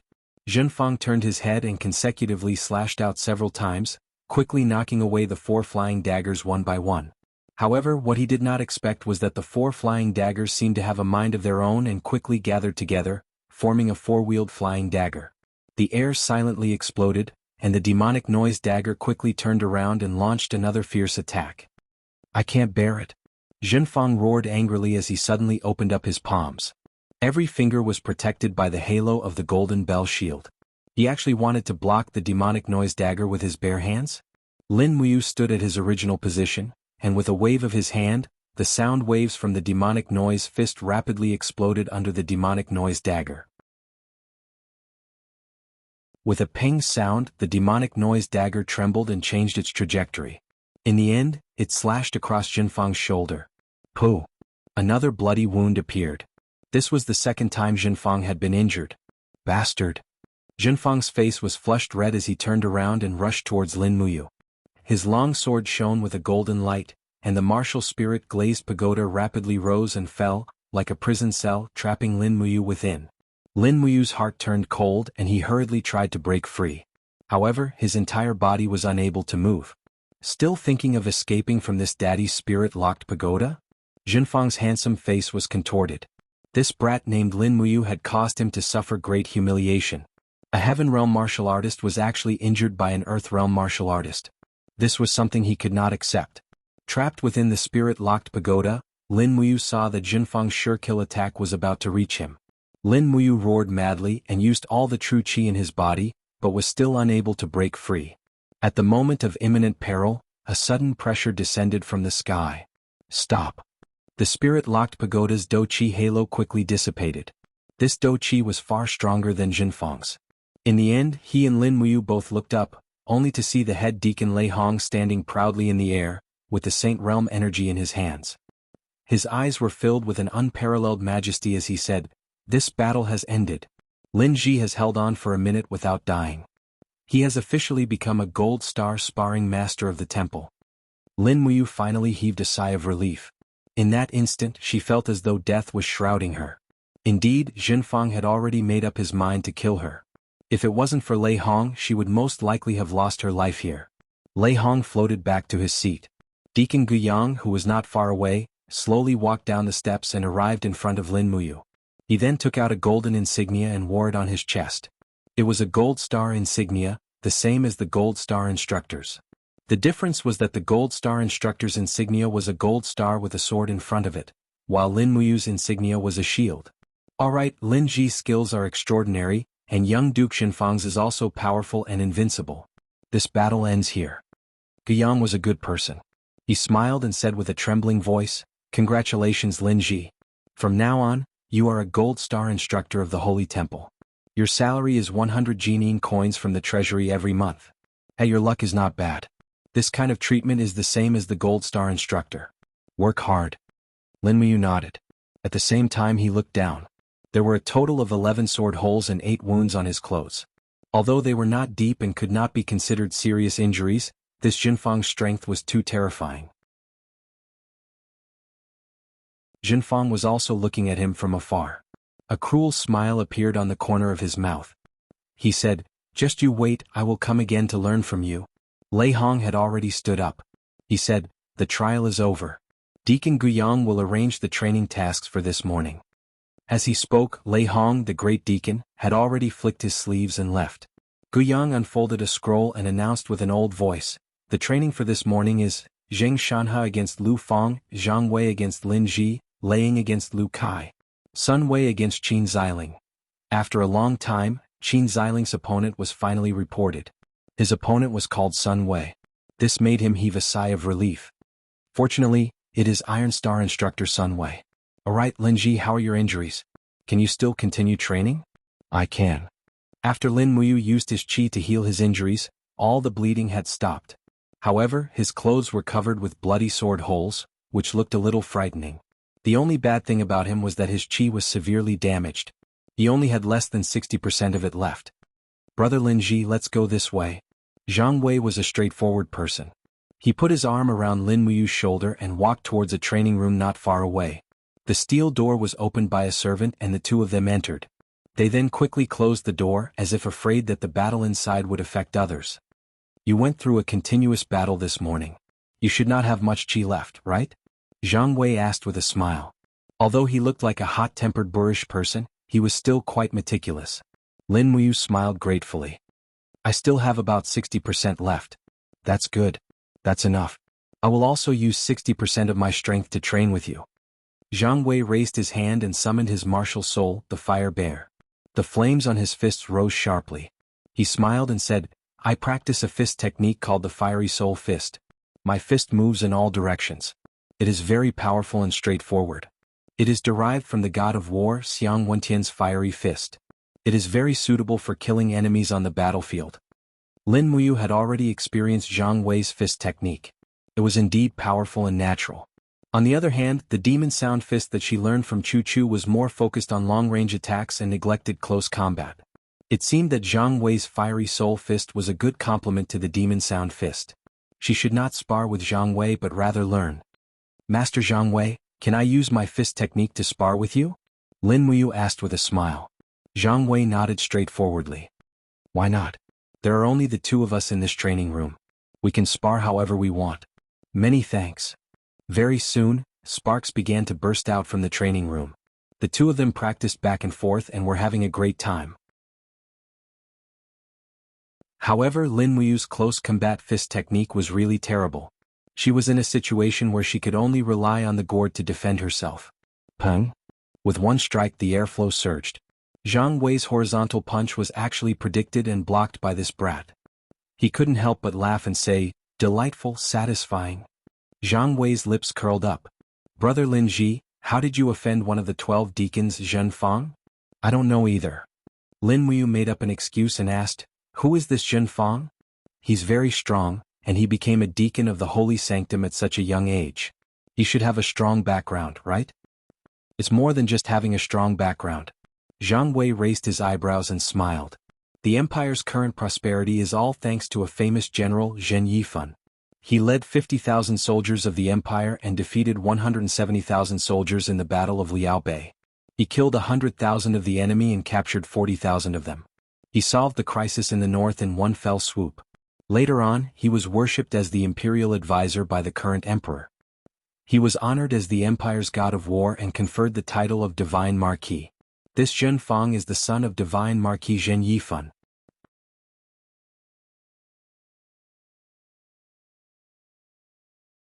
Chapter 53. Lin Muyu was silent for a while. He had never thought that Zhen Fang would have such a background, nor did he think that he would unintentionally attract such a terrifying opponent. Jiang Wei patted his shoulder. Be careful, brother. If you're not careful, you might lose your life. As he spoke, he chuckled and said, however, I see that Lord Lei Hong seems to appreciate your ability. Perhaps this is your chance to exchange pointers with Lord Lei Hong. This will be of great benefit to you. And many thanks. In the blink of an eye, the morning passed. Although Jiang Wei's attacks were well controlled, Lin Muyu was still covered in injuries. Of course, his demonic sound fist's close combat techniques were getting stronger and stronger, and Jiang Wei's face had a few more bruises. In the afternoon, he acted as a sparring partner for a Silver Star instructor. By night time, he felt as if every inch of his skin was about to shatter. After dinner, he sat in his room and used a towel to wipe the bruises and wounds on his body. He gritted his teeth and endured the pain. His whole body trembled as if he was an injured little beast licking its wounds alone. At this moment, with a creak, the door opened by itself. Lei Hong, dressed in a white robe, stood outside. Great Deacon, you've come? Lin Muyu seemed to have expected that he would come, so he wasn't too surprised. Lei Hong had a kind expression on his face, and the wrinkles on his face looked somewhat cute under the moonlight. He smiled and said, You're Lin Muyu, right? He was shocked and instantly felt as if he had fallen into an ice cave. Don't worry. If you really are Chu Chu's student Lin Muyu, then things will be easy. Lei Hong had a smile on his face. Child, do you trust me, Lei Hong? And I do. That's good. Come with me. Chu Chu is too lazy. He only taught half of a student. Sigh, after so many years, his nature has always been like this. Lei Hong straightened his white robe and turned to leave.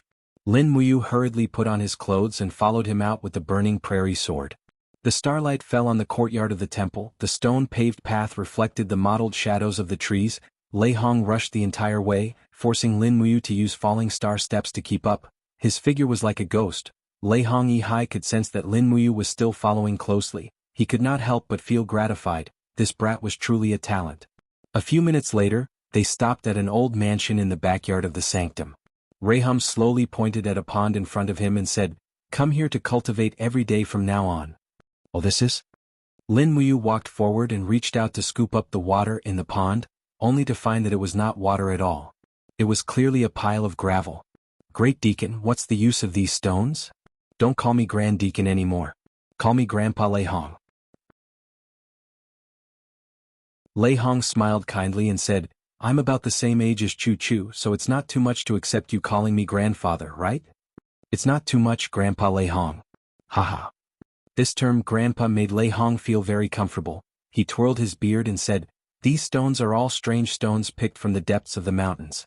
As the saying goes, heaven and earth, spiritual energy, sunlight and rain, after tens of thousands of years, whether it is sunlight or dew, they are all immersed in these unremarkable stones. Everyone thinks that ginseng and dragon tendons are treasures, but to cultivators, these stones are even more precious. Lin Muyu nodded her head as if she understood. Lei Hong continued, do you know why you were injured so many times today? What? This was what Lin Muyu wanted to ask. Because my skin is not thick enough. Lei Hong mysteriously smiled. Lin Muyu was confused. Grandpa Lei Hong, are you saying that I have to rub against the tree bark every day like a bear, get my body covered in resin, and then condense it into a protective layer? Haha. Lei Hong laughed loudly. Although my understanding is a bit off, the meaning is almost the same. What you need to do now is to rub against your skin with these stones every day, and your skin will naturally absorb the spiritual energy in the stones. Many strong cultivators with copper skin and iron bones rely on this simple method to cultivate. So that's how it is. Lin Muyu was a bit speechless. Lei Hong stroked his beard and continued, this process is called skin refining in the cultivation world.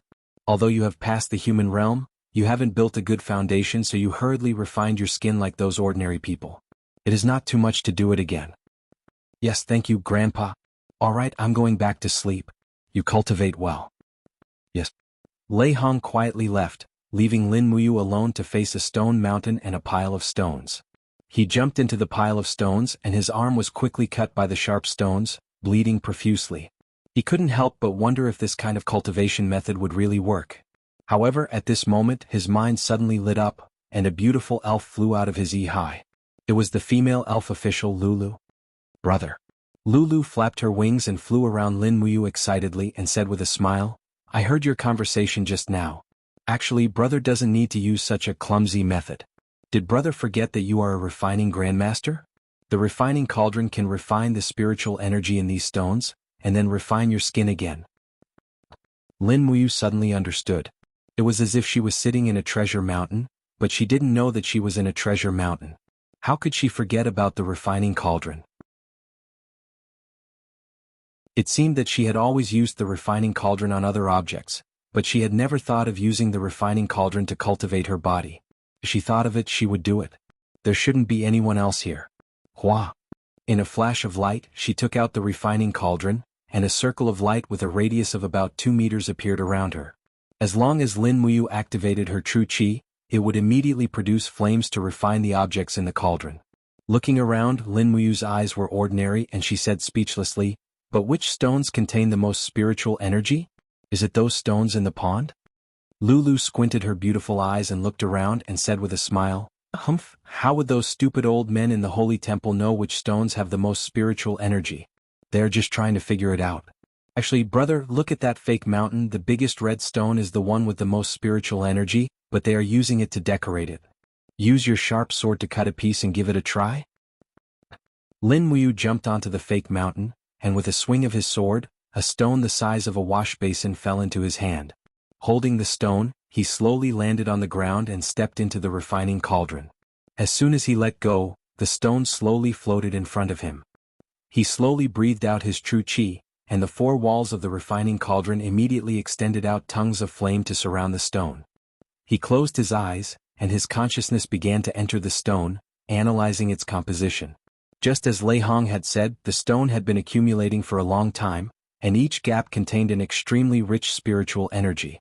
This mysterious spiritual energy had been sleeping for tens of thousands of years, and at this time, the flames in the refining cauldron were slowly disintegrating the outer layer of the stone. He couldn't break the stone too quickly, or else the spiritual energy would be lost along with the stone. This was a long process, and after nearly an hour, the stone finally began to be analyzed. The outermost layer of the stone was peeling off, revealing the spiritual energy layer inside. Under the moonlight, this layer was shining with a bright light, very mesmerizing. Lin Muyu's forehead was covered with sweat, and Lulu clapped her hands and smiled. "Big brother, you're so good, you can see the spiritual energy layer, keep it up." The spiritual energy particles flew out from the cracks of the stone, and then wantonly flew around the refining cauldron. These spiritual energies were like mindless spirits, some calm, some restless, but no matter how much they flew, they couldn't fly out of the refining cauldron. After nearly 2 hours, all the spiritual energies were finally released from the stone. Inside the refining cauldron, aside from a pile of crushed stones on the ground, there were countless fluorescent lights flying around. "It's starting." Lin Muyu stretched his arms, calmed his mind, and completely stretched his body. Then he released his true qi, urging the refining cauldron to guide the spiritual energy to refine his skin.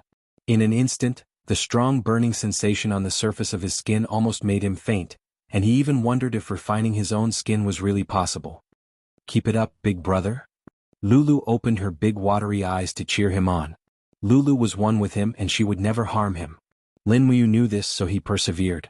Soon after the shocking pain, star-shaped spiritual energy particles began to seep into his skin, slowly regenerating the burned skin layer and fusing with it. Very quickly, new skin appeared inch by inch. Is this the refining of skin? Lin Muyu was dumbfounded. This was simply a process of destruction to the body and soul. First, the skin was destroyed, and then the spiritual energy was integrated to reconstruct the skin. This cultivation method was simply too inhumane.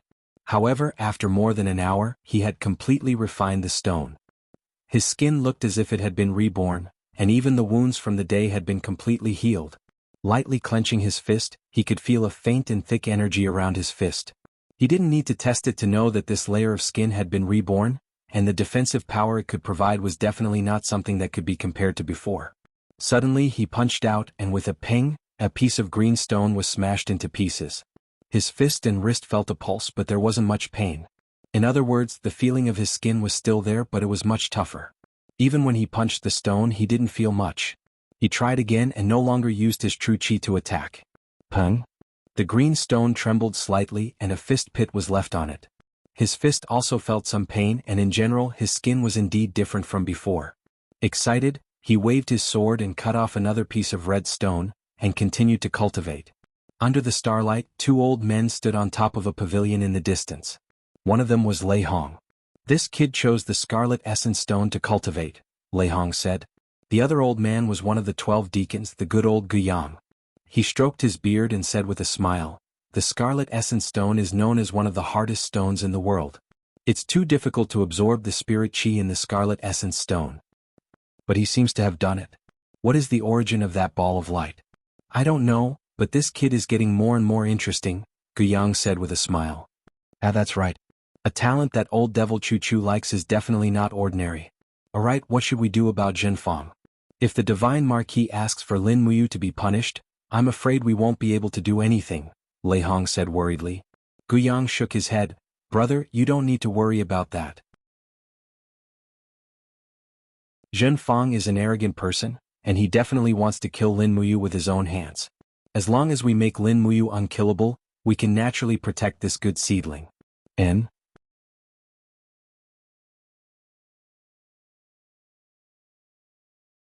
Chapter 54.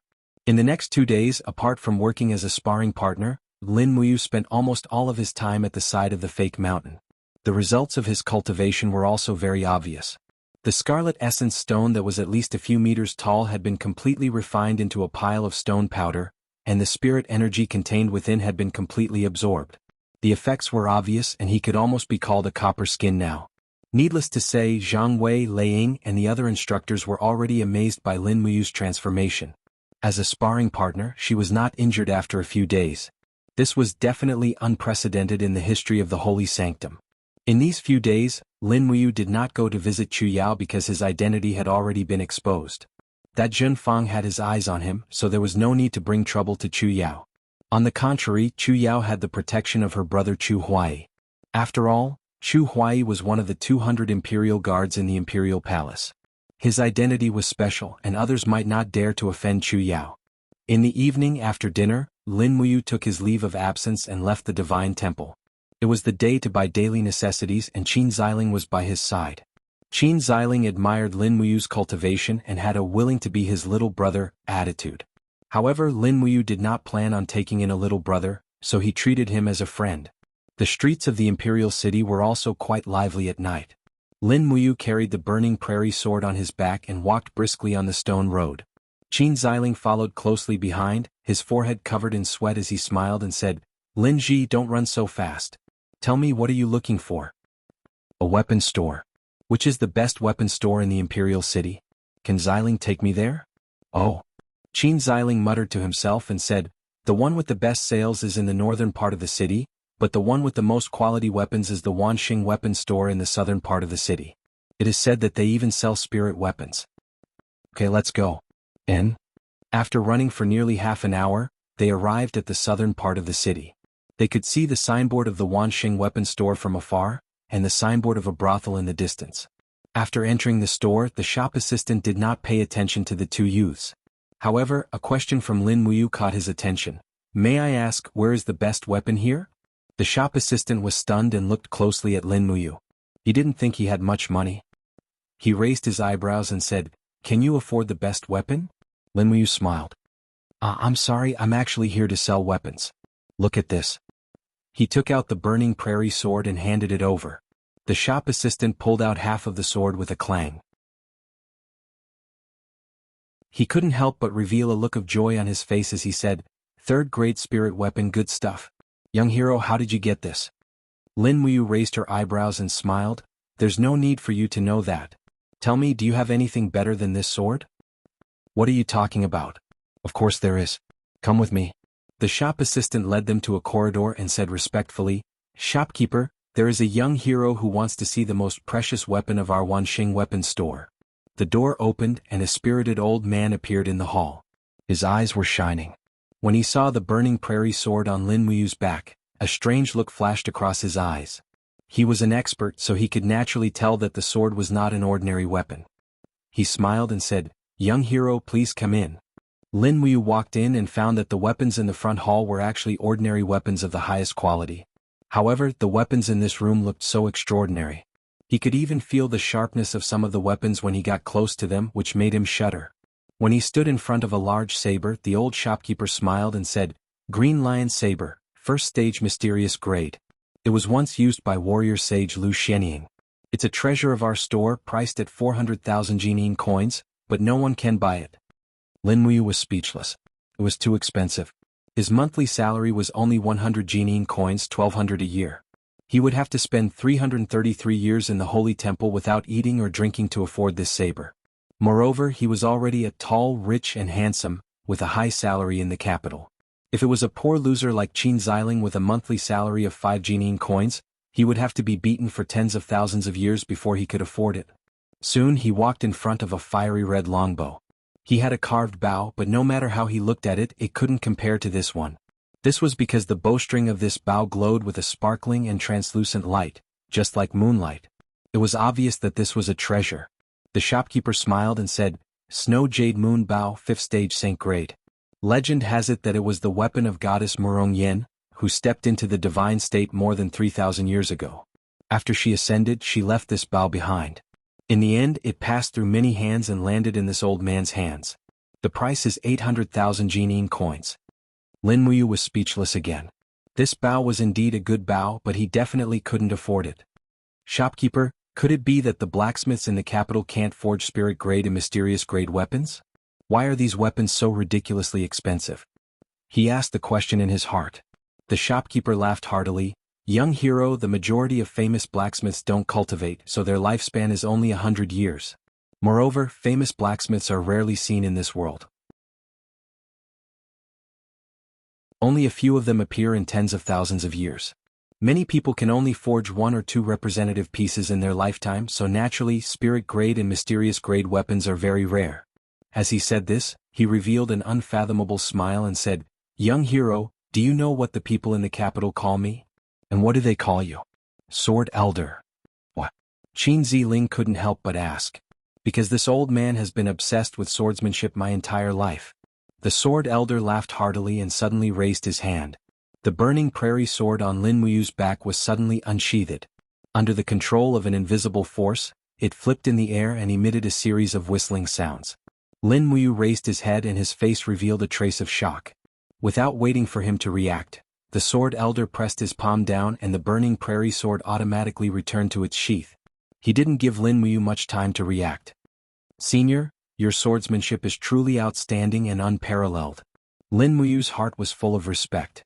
The sword elder proudly stroked his beard and laughed. "I can't say that I'm unparalleled, but I do have a treasure that is truly unparalleled. Young hero, do you want to see it?" The sword elder walked to the side of a wall and lightly pressed a mechanism. The wall trembled and a drawer-like container automatically extended out. The sword elder took out a long black box from inside and placed it on the table. He smiled and said, "Please take a look." Lin Muyu walked forward and opened the box. He discovered that it was a very simple and unadorned long sword. He picked it up and pulled out a section of the sword's blade. Suddenly he felt an invisible wave of air ripple around him. The sword's light was clear and cold. The sword's blade's design was also very classical. The sword's body was transparent and bright. It was as if layers of starlight were densely covering it. It was very beautiful. The most important thing was that the sword's blade had overlapping edges. The design was almost impossible to see with the naked eye. This made Lin Muyu even more shocked. His refining skills included blacksmithing. This sword was absolutely rare in the world. "What kind of character is this? Senior, this is truly a peerless sword," he sincerely praised. The sword elder was very satisfied with his performance and laughed. "This sword is called Star Sword. It is a third-rank Saint-grade sword. Its sharpness is far better than the Azure Lion Saber and the Snow Jade Moonbow. It is the real treasure of this shop. This old man can even be sure that in the entire empire, there isn't a sword that is comparable to the Star Sword. Young hero, what do you think?" Lin Muyu couldn't bear to let go of the Star Sword. He said, "It is truly unparalleled. How much is this sword?" "Priceless treasure." The sword elder shook his head and sighed with a smile. "In fact, no one can afford to buy this priceless divine weapon. Even this old man is not willing to sell it. When I die, I will bury this sword with me. I just hope that it won't be stolen by some heartless grave robber." Lin Muyu couldn't help but jokingly said, "Then when Senior is buried, remember to tell me the specific grave location." The sword elder also laughed. He didn't care because this was the best affirmation of this sword. "Young hero, do you still want to buy or sell the sword?" The sword elder asked again. Lin Muyu shook his head. "No, the Wanxing weapon shop was an eye-opener for me. Thank you, sword elder, for letting us see such a treasure." "Thank you. Haha, you're welcome. I won't send you off." In fact, the sword elder was a person who loved swords. From his name, it could be seen that there were people who appreciated his treasures. This was his greatest pleasure.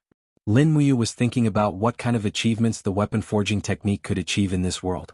Would she be able to forge a divine weapon that was comparable to the Star Sword? It was a bit difficult, but if she didn't work hard, how would she know? Passing through the corridor, a group of soldiers was training in the backyard. There were so many treasures in the weapon shop. It seemed that it was unrealistic to not have enough military strength to protect them. Although there were imperial guards patrolling the city at night. On the way back, Qin Ziling was very surprised at the reason why Lin Muyu came to the weapon shop. Lin Muyu didn't say much. Regarding his weapon forging technique, it was better to keep it a secret. After all, an ordinary man's wealth would cause him to get into trouble. If others knew that he had such a powerful weapon forging cauldron, they might even want to get rid of it. As they were walking, the sound of horse hooves suddenly came from the street in front of them. Hundreds of cavalrymen were rushing towards them. "Be careful." Lin Muyu was agile and brought Qin Ziling away from the cavalry's charge. Qin Ziling was so scared that his face turned pale. "What's going on? Why are they in such a hurry? Whose army is this?" Looking in the direction of the cavalry, there was still an endless stream of cavalrymen behind them. They came from a mansion with a very high status. Above the entrance were 4 large golden words, 7 Seas Tang Sect. Qin Ziling stared blankly. "Ah, it's 7 Seas City's Duke Zhonglan's army. What's going on?" Lin Muyu's heart trembled and said, "Duke Zhonglan, is he Tang Xiaoxi's grandfather?" "That's right. You also know Lin Ji?" "And?" Lin Muyu didn't say so much. She quickly squeezed through the crowd of onlookers and grabbed the collar of a middle-aged uncle. She asked anxiously, "Uncle, what happened to the Tang sect?" This uncle was still amiable. Seeing that Lin Muyu was carrying a sword on her back, he said very politely, 7 days ago the Tang sect's eldest miss, Tang Xiaoxi, brought her guards out of the city and entered the dragon-seeking forest to find a brat called Lin Muyu. Who would have thought that she would be chased by the Hall of Chivalry? It is unknown whether Tang Xiaoxi is dead or alive. At night, the surviving guards rushed back, so they have now sent out an army to search for Princess Tang Xiaoxi's whereabouts. Xiaoxi she went to find me? Lin Muyu's mind instantly went blank.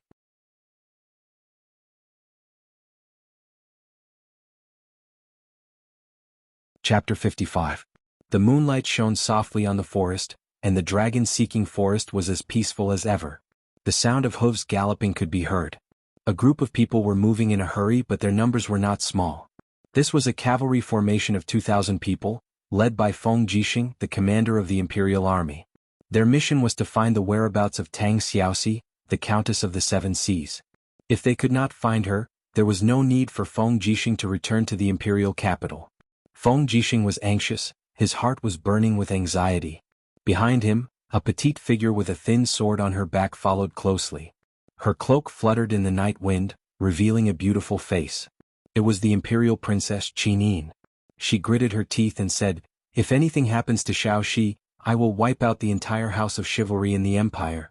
I will not hesitate to spill blood for thousands of miles." Feng Jixing remained silent. He believed that Qinin would do what she said. If not for her affection for her best friend Tang Xiaoxi, the princess would not have sneaked out of the imperial palace in the middle of the night. Lanyan City, imperial capital. Lin Muyu rushed back to the holy sanctum and was about to take her horse from the stable when she saw a man wearing a gold star shouting from afar, "Lin Ji, where are you going so late at night? Don't you know that the holy sanctum prohibits people from going out at night?" Lin Muyu ignored him, got on her horse and left. "Stop right there." The man grabbed the reins and shouted, "You're too arrogant, aren't you? I told you to stop, did you hear me?" With the help of the moonlight, Lin Muyu saw the man's face clearly. It was Ouyang Qiu, one of the Gold Star instructors. His swordsmanship was outstanding and he was known as the best swordsman in the holy sanctum. It was a pity that he was from Zhenfang, so he had repeatedly gone against Lin Muyu. If not for Reihong protecting him, Ouyang Qiu's sword would have pierced through Lin Muyu's neck. What happened? From afar, one of the deacons, Guyang, shouted, "Instructor Ouyang Lin Ji, what's wrong?" Ouyang Qiu said, "This brat Lin Ji is riding a horse in the middle of the night. He has already violated the temple's rules. Deacon, please punish him severely." Guyang furrowed his brows and continued to speak with the attitude of a good person. "Instructor Ouyang, don't be anxious. I think there must be a reason why Lin Ji is in such a hurry to leave. Let's listen to him first." Ouyang Qiu nodded indignantly. Riding on the horse, Lin Muyu said anxiously, "Deacon Guyang, my friend was ambushed in the dragon-seeking forest, and his life is uncertain. I have to go now, please allow me to go." Guyang asked, "Who is your friend?" "Tang Xiaoxi." "Princess Shi?" Guyang was stunned. "Lin Ji, you actually know Princess Shi?" "Yes." Guyang smiled and said, "Princess Shi was ambushed in the dragon-seeking forest, and her life is uncertain. Everyone in the imperial capital is very anxious, but the imperial guards have already sent tens of thousands of people into the dragon-seeking forest to search, and you won't make a difference. It's better for you to stay in the imperial capital and cultivate. Moreover, even if you're a good friend, you might not have to go." "But she was ambushed because of me?" Lin Muyu suddenly stopped talking. If she continued, she would be exposed, and it would be the same as announcing her identity. Ouyang Qiu sneered, "For you? What?" Lin Muyu was speechless. At this moment, Guyang smiled and said, "How about this? I, Guyang, as a deacon, will allow you to leave the city for 3 days. You must return to the imperial capital after 3 days and return quickly. How about that?" "Thank you, deacon." Lin Muyu raised his whip, and the horse rushed out with a neigh. Ouyang Qiu was shocked. "Deacon Guyang, what are you doing?" Guyang hurriedly put his arm around Ouyang Qiu's shoulder and said with a smile, "Brother, we're all from the Divine Palace. Who doesn't have some urgent matters? Why make things difficult for this kid? Come over to my place for a drink. I just got some deer meat from the market and it's very fresh and tender.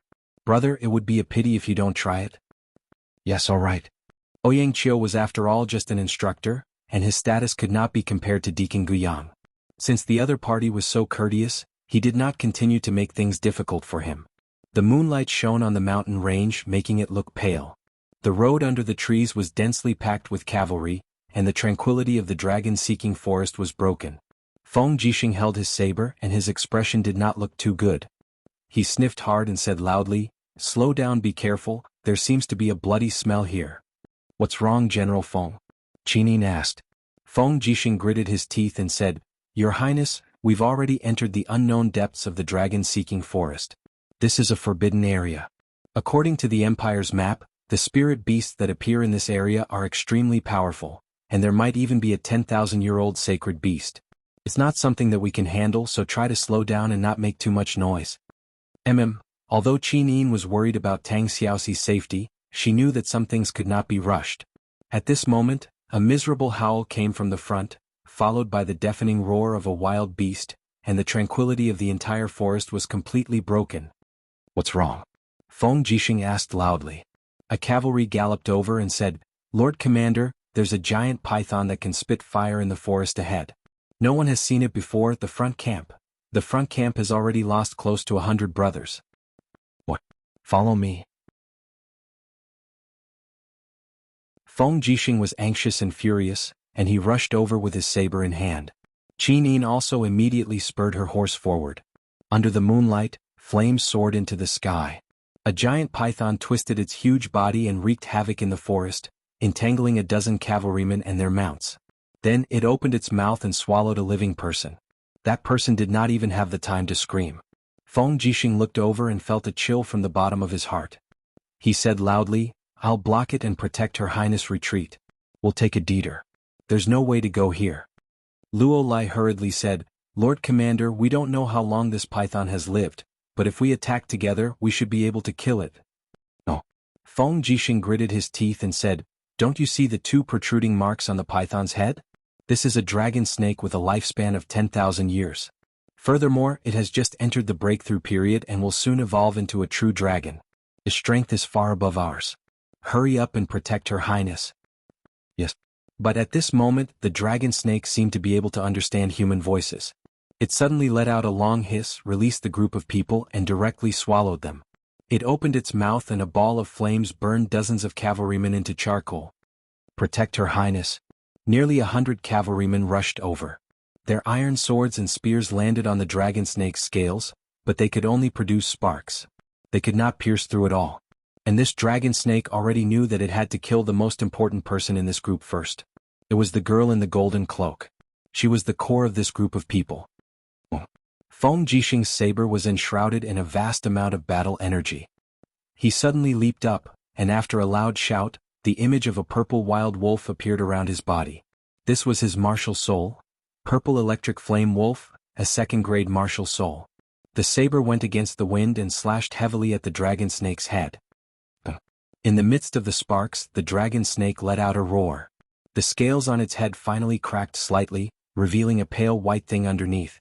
It looked like a bone, but Feng Jixing knew that it was not a bone. It was obviously a dragon horn that was about to break out of its shell. This dragon snake was originally a snake, but after cultivating for 10,000 years, it was about to evolve into a dragon.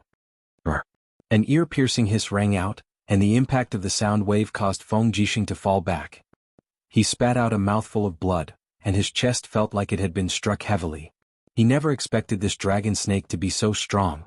After beating Feng Jixing back, the dragon snake quickly slithered over and swept its tail horizontally, turning more than a dozen cavalrymen and their horses into a pile of meat paste. The smell of blood quickly filled the air. Ugh! Qinin knew that she was no match for the dragon snake, but she could not escape either. She could only turn around and open her palms. Her martial soul appeared out of thin air, and a dazzling golden chain flew up. It quickly turned from rigid to soft, and suddenly wrapped around the dragon snake's open mouth. No one expected the princess to have such a cultivation. But before they could celebrate, the dragon snake suddenly opened its mouth again, and actually broke the god-binding chains. Qinin let out a muffled groan. Her martial soul had been attacked, and blood flowed out of the corner of her mouth. The dragon snake roared and rushed forward, opening its mouth to bite. Pooh! A poisonous fang pierced into the princess's chest, but before it could bite down, Feng Jixing's saber arrived again. With a roar, he slashed at the dragon snake's vital point. Roar! the giant beast finally felt the pain. Its body twisted, and it let go of Qinyin to pounce on Feng Jixing. Woo-woo, Qinyin whimpered and lay on the back of the horse. She felt a burning pain in her chest, and her skin began to turn purple. The warhorse she sat on neighed in fright, and its 4 hooves ran into the forest. It was originally a 1,000-mile horse, and the surrounding cavalry could not catch up. They could only watch as the little princess disappeared into the forest. On the mountain path full of thorns, a black shadow galloped over. Qinyin's warhorse was frightened, and she could not care less. What's that? Lin Muyu did not have time to react, and a soft body crashed into her arms. Both of them fell off the warhorse, and rolled at an extremely fast speed down the cliff full of sharp stones and thorns. In a hasty glance, Lin Muyu had already seen that it was a beautiful girl who had crashed into her arms. She immediately used her body to protect her, and all the sharp stones fell on her body. Fortunately, the results of her skin refining training these days were obvious. She rolled for almost 1,000 meters and only stopped near the valley. Qinyin's face was pale. She looked up and saw that it was a handsome young man who was hugging her, but she still pushed him away out of reflex. "Don't touch me." The dignified princess of the empire had never been hugged so intimately by a man. "As if I care." Lin Muyu glanced at her and immediately understood everything. "But you're poisoned, and if you don't treat it, you'll die." "That's none of your business." Qin was still on guard against him. Lin Muyu was worried about Tang Xiaoxi's safety, so she did not care. She staggered to her feet and found the burning prairie sword not far away. Qinyin's heart softened when she saw the wounds caused by the stones and thorns on his body. She knew that this person had just saved her, and her body was becoming limp and numb after falling into the valley. If this person did not save her, she might really die. Can you really detoxify it?" Qinyin murmured. "This is the venom of a 10,000-year-old spiritual beast, a dragon snake." Lin Muyu sneered inwardly. "I'm a master medicine refiner, what kind of poison can I not detoxify?" He stretched out his hand. 1,000 Jinin coins to save your life. Otherwise there's no need to talk. Qinyin was stunned, and her face almost turned green. Where do you think I can store so much money on me?" Lin Muyu looked at her luxurious clothes and said, "Then why don't you write an IOU? You want someone to save your life, yet you're so unruly. I think you really don't know how to behave yourself." Qinyin was filled with grief and indignation. She wanted nothing more than to be poisoned and die immediately. At this moment, a wave of dizziness hit her, and her body swayed uncontrollably. Lin Muyu also noticed her abnormality. The poison was indeed serious, so he did not talk about money anymore. He lightly placed a finger on Qinyin's shoulder, and a strong wave of vital energy flowed into her. He said, "I'll use my vital energy to help you seal the flow of the venom in your veins, but I still need to find herbs to refine the antidote. Can you hold on for a while?" Qinyin was already on the verge of collapse. She squinted her beautiful eyes and looked at the handsome youth's face under the moonlight. She was a little dazed.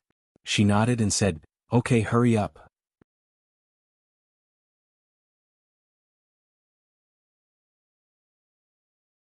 Chapter 56. The forest was very dark, and it was almost impossible to see anything clearly in the middle of the night. A cloud floated over their heads, and even the stars were dim.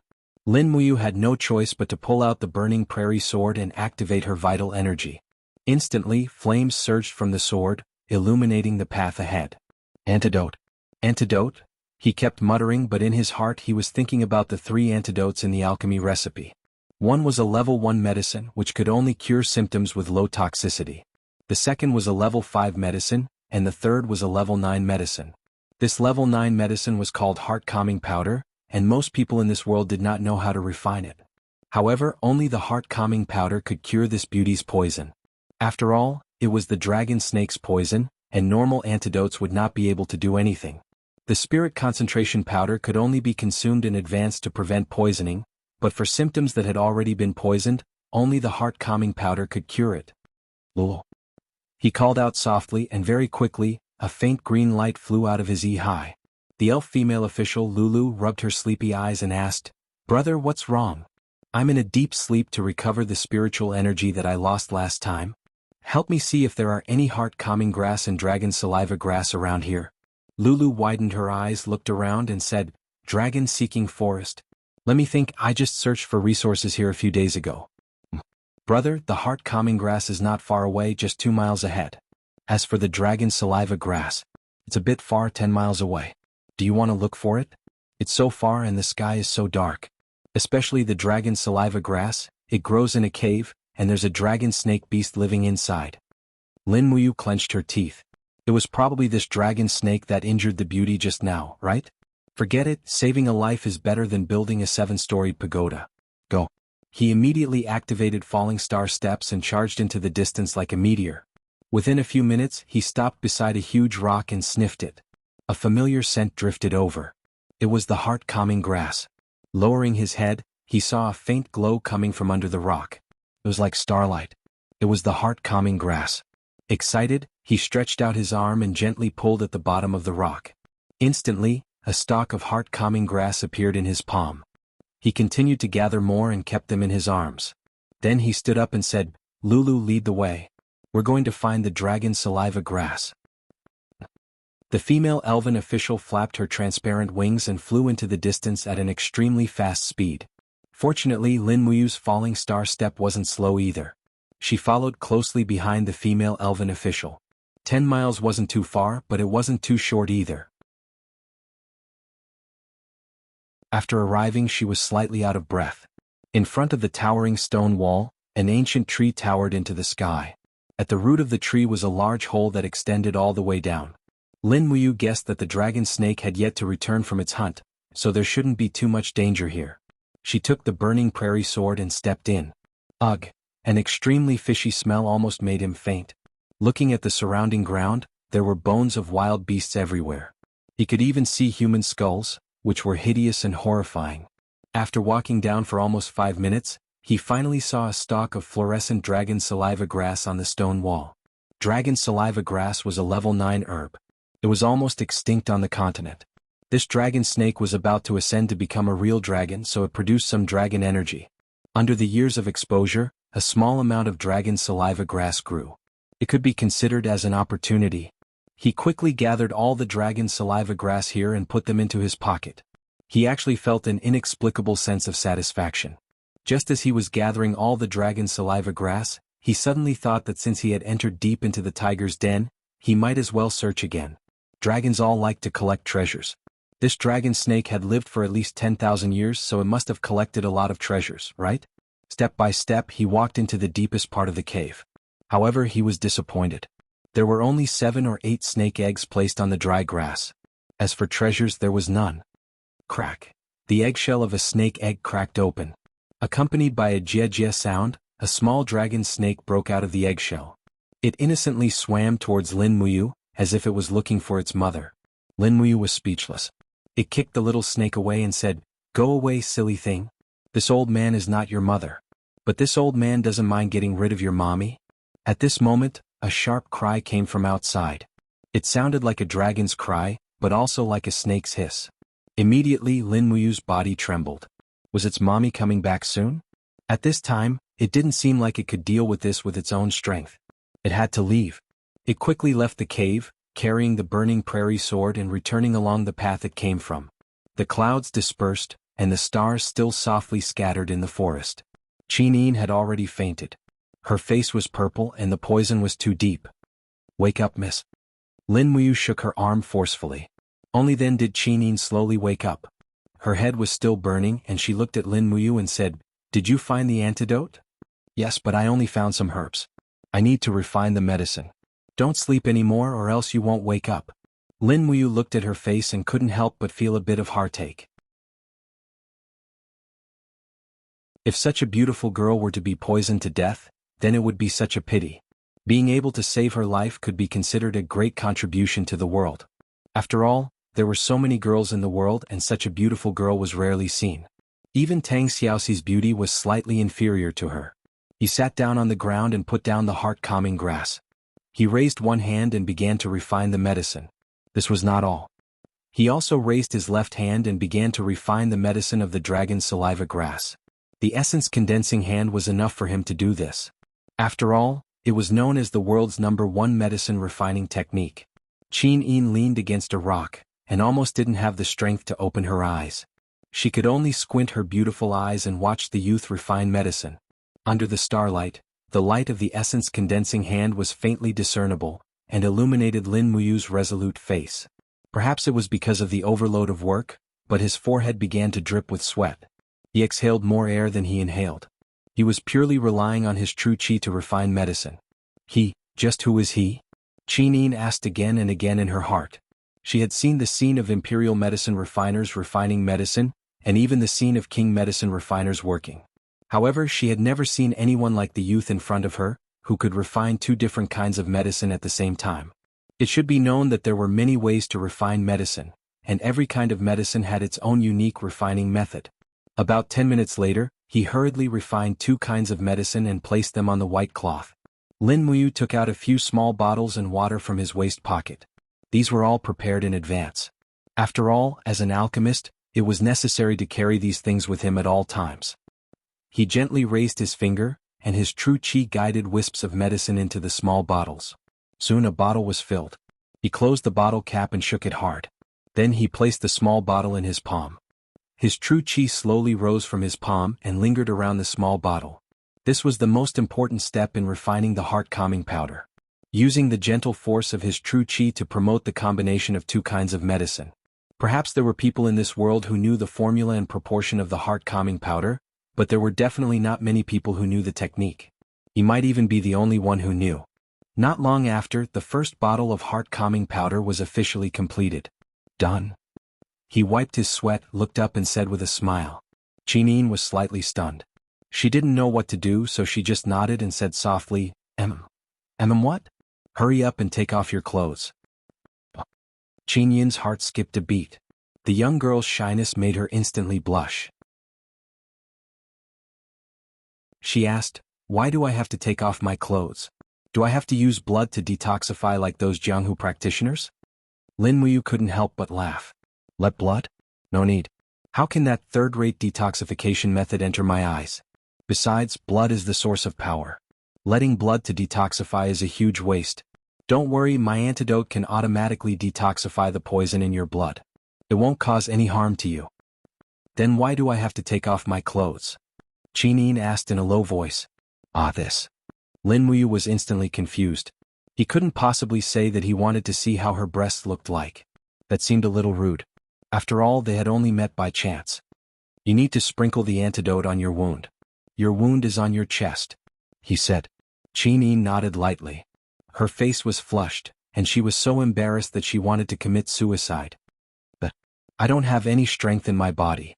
You help me take off my clothes, but you have to close your eyes. Got it? Lin Muyu carefully reached out and unbuttoned her cloak. There was a golden flower embroidered on the button, which was exactly the same as the pattern on the gold ink coins. This beauty must have come from a rich family. Even the buttons were made of pure gold. Qi closed her eyes. Her delicate snow-white shoulders trembled slightly. This was a kind of torture for her. In fact, it was also a kind of torture for Lin Muyu. Such a stunning beauty closed her eyes and let him do whatever he wanted. Fortunately, he had strong self-control. Otherwise, who knew what would have happened? The dark purple clothes slowly fell, revealing the white chest wrap below. Lin Muyu almost had a nosebleed when he saw it. This beauty's figure was too good, right? Below the delicate collarbone was snow-white skin. Extending downward, there were two protruding peaks. The ravine in the depths of the peaks was enough to crush thousands of heroes. However, the chest wrap had been pierced through. The blood had already condensed into purple crystals. The poison was very deep. Does it hurt? Lin Muyu felt a little heartache just looking at it. Qi frowned, and the corner of her mouth revealed a trace of grievance. And it was very painful before, but now I don't feel it. Where are you looking at? Lin Muyu hurriedly looked away and turned his head. He gently pinched the top of the chest wrap and pulled it down. Although he couldn't see it, he could imagine the soul-stirring scene. Qi let out a whimper. She had obviously touched the wound. She looked up and saw Lin Muyu turn around. She suddenly found it funny, but more than that, she was shy. Lin Muyu raised the heart-calming powder and tried to figure out the direction of the wound. Is it here? A little to the left. Qi looked at the position of his palm and said, a little to the right, a little to the front. Where are your hands? A little to the back. Yes, it's here. Lin Muyu slowly sprinkled the antidote and said helplessly, you're so hot-tempered. Fortunately, you met a kind-hearted person like me. Otherwise, humph. Chinyin secretly laughed. Anyway, thank you, you're welcome. You promised to give me 1,000 Jianghu coins. You won't renege on it, right? Of course.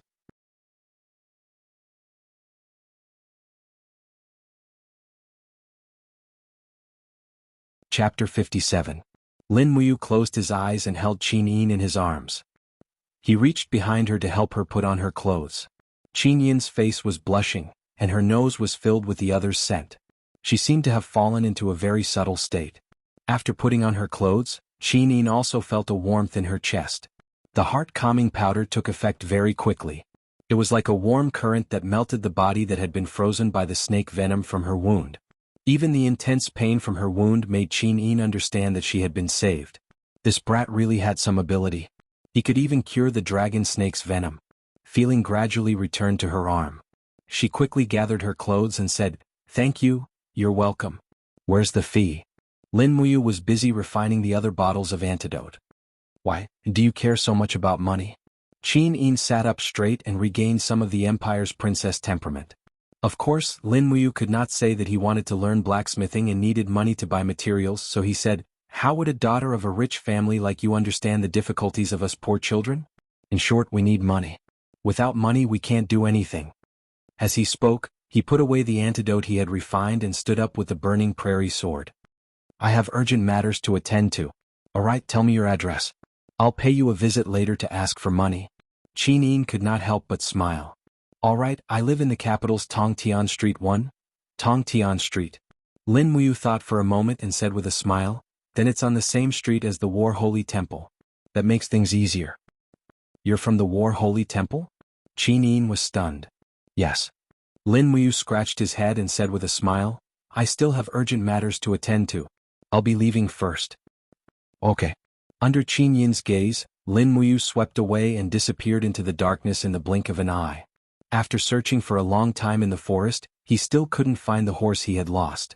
Instead, he saw many cavalrymen carrying torches walking through the forest, looking for something. "Most of them are here to look for Shaoxi," he thought to himself. He stopped looking for war horses and turned to rush into the fertile field. Suddenly, he realized that he had forgotten something. That's right, he had actually forgotten to ask that beauty's name. 1,000 Jianghu coins might have been wasted. Luckily, he knew the address. "Your Highness. Your Highness." In the forest, the shouts of the cavalry did not stop. It was late autumn in the dragon-seeking forest, and it was extremely cold at night. Chin-Yin pulled her cloak closer, shivering from the cold. Due to her severe injuries, she could not summon her genuine qi, and she did not even have the strength to shout. Step by step, she walked to the jungle path and shouted at the top of her voice, "I'm here." The Imperial guards with sharp ears immediately turned around. When they saw the princess standing under the starlight, they immediately felt as if they had been given a new life. They shouted in ecstasy, "General Feng, Her Highness is here." In the distance, Feng Jixing's arm was wrapped in gauze, and the white robe behind him was also dyed red. He held his saber and galloped over on his horse. He quickly dismounted and knelt on one knee. He cupped his fists and said, "I'm late to the rescue. Is Your Highness all right?" "I'm fine." Chin-Yin nodded and smiled. "General Feng, are you injured?" Feng Jixing shook his head and smiled. "It's just a small injury." However, the Imperial guards lost many brothers in order to defeat this 10,000-year-old dragon snake. It's really a sin. Fortunately, Your Highness is fine. "This is great." He looked at the bandaged wound on Chin-Yin's chest and could not help but ask, "Your Highness, weren't you stabbed by the dragon snake's venom?" "That venom. Are you really all right?" "I'm fine. The venom has been neutralized." "How is that possible?" "That's the venom of a 10,000-year-old dragon snake." Feng Jixing was shocked. "How did you neutralize it?" "I met a stranger. He helped me neutralize the venom." "Oh, who is it? What's his name?" "This." Chin-Yin was suddenly stunned. Her beautiful face was blank. Oh no, she actually forgot to ask for his name. She was still too careless after all. Feng Jixing seemed to have guessed something. He held back his laughter and continued cupping his fists. "Since that's the case, I'll send someone to escort Your Highness back to the capital. I'll continue leading the search and rescue mission for Princess Xi." "No, I want to go personally." "Then? All right." At the break of dawn, the light of the rising sun shone on the dragon-seeking forest. It was late autumn and the maple leaves were like fire.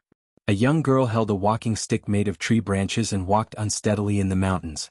Her small boots had been worn out by the sharp rocks, and her snow-white soles were exposed. Looking in the direction of the sun, she pouted and said, "That's the east, then, the southwest should be this direction. No, it seems to be the other direction." As she spoke, she stomped her feet and said resentfully, "Tang Xiaoxi, why don't you study the geographical maps properly? Look at you now, you're lost again." Sob, I'm so hungry," she continued to limp into the distance. She had to go or else she could only wait for death. However, Tang Xiaoxi did not know that a pitch-black leopard was walking slowly on the other side of the mountain range. A pair of merciless eyes stared at her. To the black leopard, she was not a stunning beauty but a delicious breakfast. This was a spiritual beast black leopard with a lifespan of 3,000 years.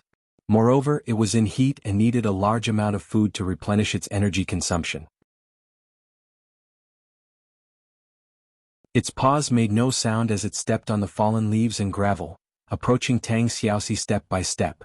Finally, when the two of them were less than 20 meters apart, the black leopard suddenly growled and leaped over. Tang Xiaoxi was immediately alerted.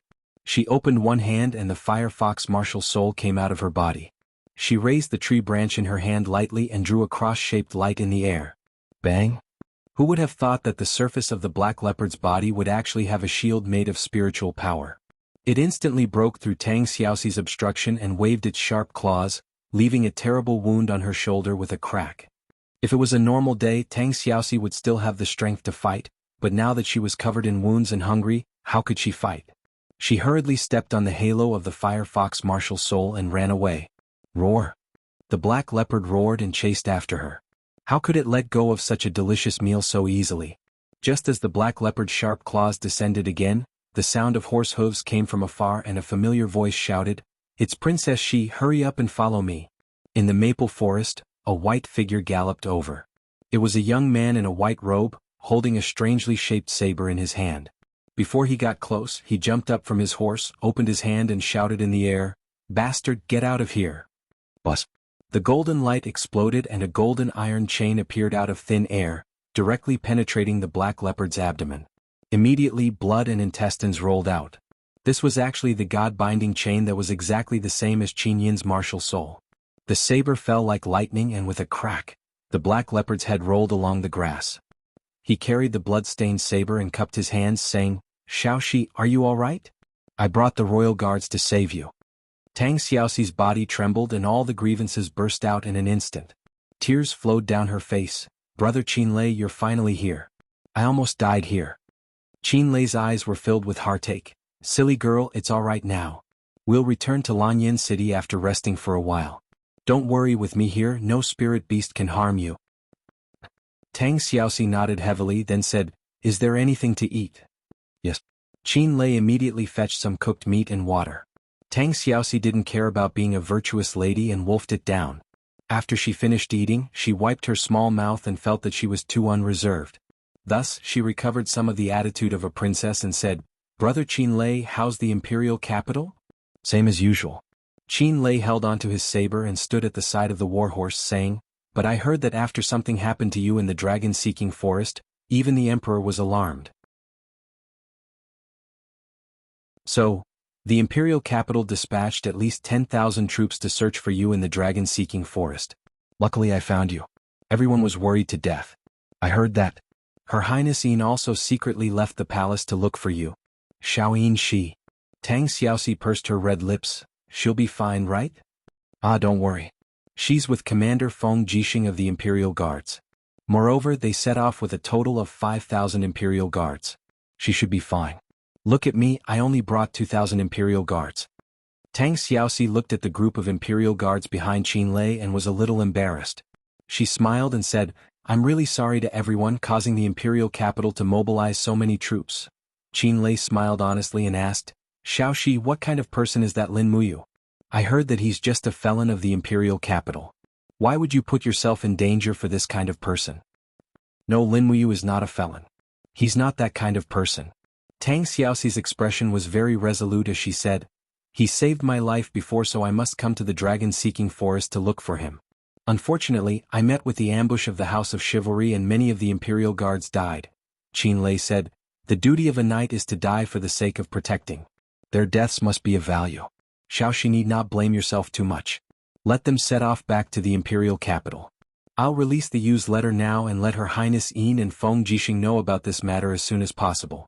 Otherwise they will still be searching around like headless flies in the dragon-seeking forest.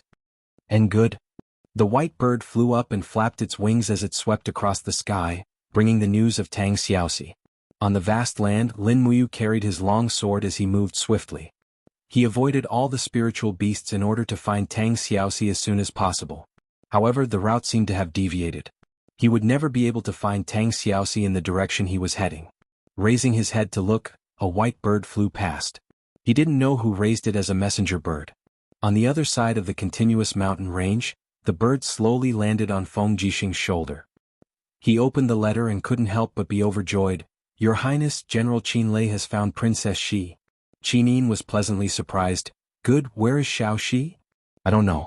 He arranged for us to meet at the western gate of the imperial capital. And then let's set off quickly. All right.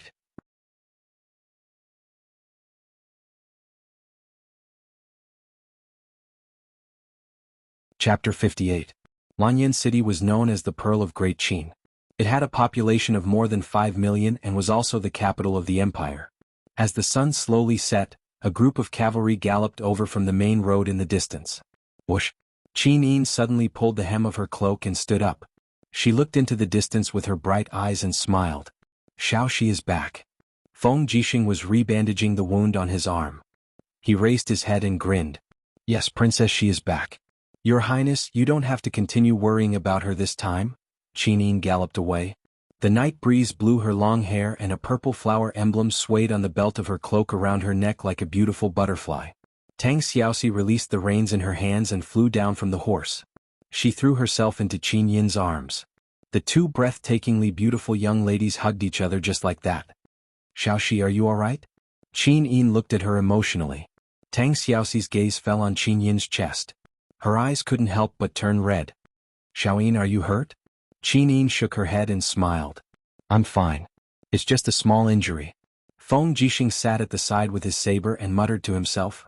It's good enough that I'm still alive after being poisoned by a 10,000-year-old dragon snake. How can you say that it's a small injury? People these days really don't care about their lives? Ah?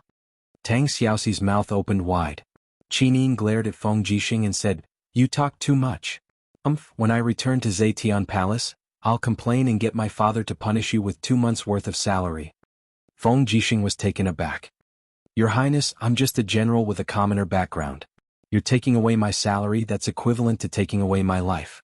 Furthermore, I've already tried my best to save you. Look, the wound on my arm is proof. Tang Xiaoxi burst into laughter. Alright, stop arguing. Commander Feng Jixing, don't you know how to give in to Xiaoyin? Don't forget that she's the only crown prince. If you really piss her off, you won't have a good time either. Feng Jixing immediately cupped his fists. Your Highness, please forgive me. Heaven and earth can bear witness to my loyalty. I hope that your Highness will pardon Feng Jixing's words. Qin Yin smiled faintly. Just don't undermine me anymore. By the way, Xiaoxi, you only brought a few hundred people into the depths of the dragon-seeking forest. Are you tired of living? Who exactly is that Lin Muyu? Is he worth risking your life for? Lin Muyu Tang Xiaoxi pursed her red lips. Her eyes were red as she said, He's just an apprentice alchemist, but he's a good person. He's also very good at alchemy. When I was training in the Seven Stars Forest, something went wrong when I was refining the Fire Flood Dragon's beast spirit.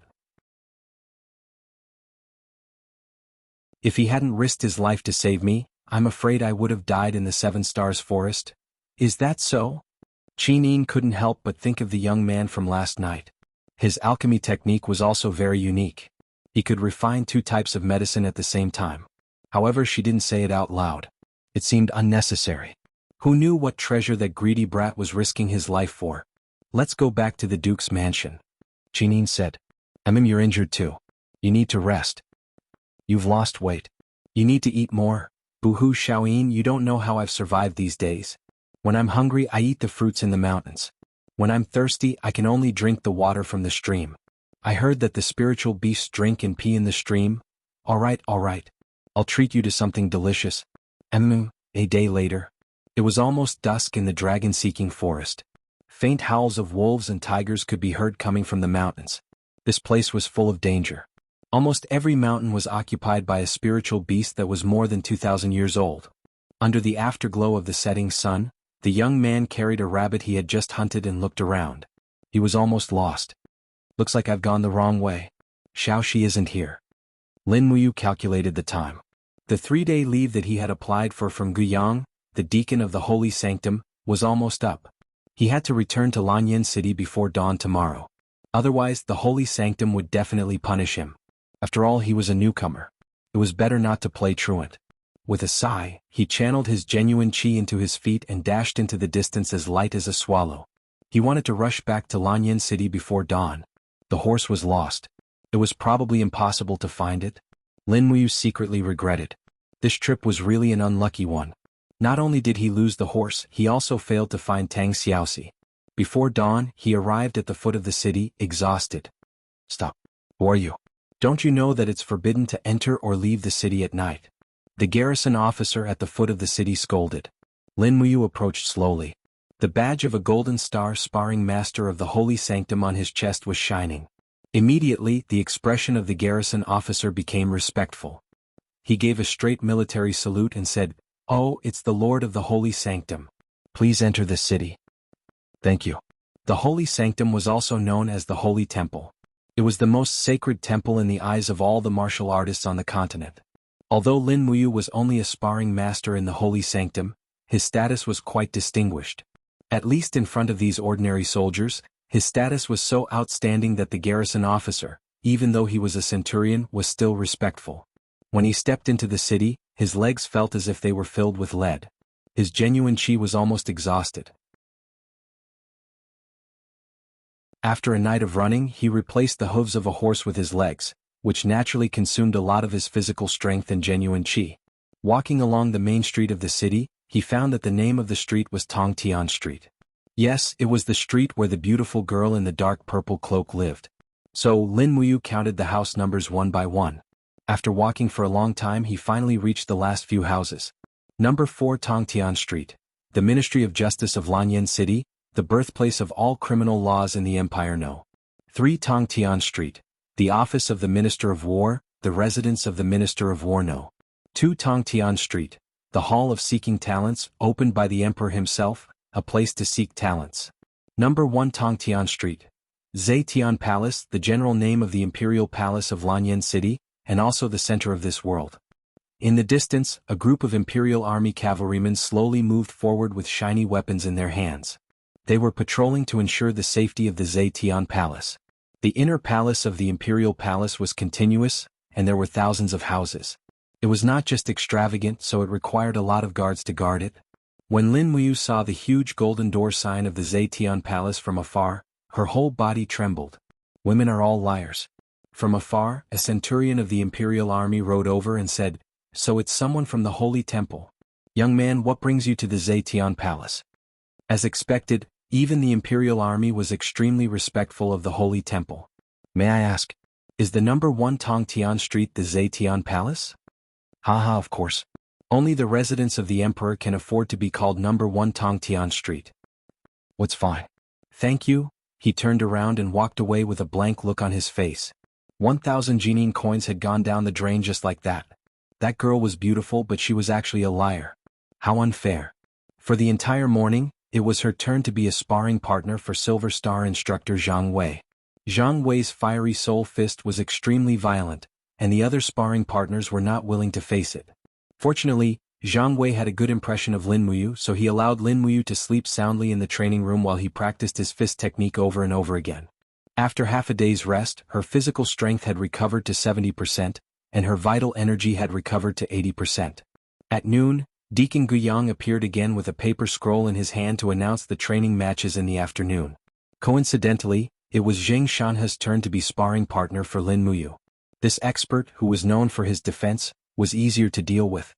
However, at this moment, a Gold Star instructor carrying a long sword walked out and said with a smile, "Lord Lin Ji is the only Gold Star sparring partner in the Holy Sanctum. He can't always be sparring with old Zheng and Zhang Wei." Deacon Ouyang Qiu requests to spar with Lord Lin Ji in the afternoon. I hope that Deacon can grant my request. Guiyang hesitated for a moment and said, all right, then Lin Ji will spar with Ouyang Qiu in the afternoon. Thank you, Lord. Ouyang Qiu's eyes were filled with hostility. When he looked at Lin Muyu, a trace of killing intent flashed across his mouth. Lin Muyu couldn't help but feel a chill in her heart. Ouyang Qiu was young Marquis Zheng Fang's subordinate. Zheng Fang failed to kill her last time and was humiliated instead. If Ouyang Qiu really wanted to kill her, then there really wasn't much she could do. After all, the Holy Sanctum only had rules of iron and blood. If a sparring partner was accidentally killed, then there would only be some compensation. The perpetrator's punishment was nothing more than a few months of confinement and a year or two of forfeiture of salary. Zheng Fang was Zheng Yifan's son, so he wasn't short of money. At this time Lin Muyu couldn't think of anything else. The only thing she could do was to stay strong and live on. After lunch, Lin Muyu's body recovered to its peak condition after a short rest. The true qi in her body was abundant, and she could feel the true qi flowing along her skin when she channeled it. It was a very comfortable feeling, and it was only after training her skin. If it was before, Lin Muyu would definitely be worried about whether she could survive the afternoon. But now there was no need for that. Ouyang Qiu was only a level 61 heavenly venerate. Defeating him was inevitable, but killing him would not be easy. Ding! The bell rang. The afternoon training was about to begin. Lin Muyu carried the burning prairie sword on his back, clenched his fists and walked out of the training hall. His face was full of confidence. The appearance of Ouyang Qiu made him very worried, but it also made him very excited. Only by facing such a strong opponent could he quickly increase his combat experience. In this world, strength was undoubtedly important, but experience was even more important. Strength was not absolute. A level 50 battle saint with rich experience could also defeat a level 60 heavenly venerable who underestimated him. In the training hall, a group of instructors and sparring partners were facing each other. This was the etiquette before training. Lin Muyu stood there with his back straight, with Qin Xiling and a row of sparring partners by his side. He suddenly clenched his right fist in front of his chest and lowered his left hand like a sword. This was the standard military salute of the Empire, and it was also one of the lessons that he had to attend after entering the Holy Temple. The full name of the Holy Temple was the Holy Temple of War. Its main function was to cultivate outstanding warriors for the Empire. Therefore, regardless of whether it was the instructors or sparring partners, they had to serve as soldiers when the war came. Perhaps, from the moment he stepped into the Holy Temple, he had already become a soldier of the Empire. Please enlighten us. Everyone said in unison. When he raised his head, Ouyang Qiu, who was standing right in front of him, had a disdainful smile on his face. This made Lin Muyu even more unhappy.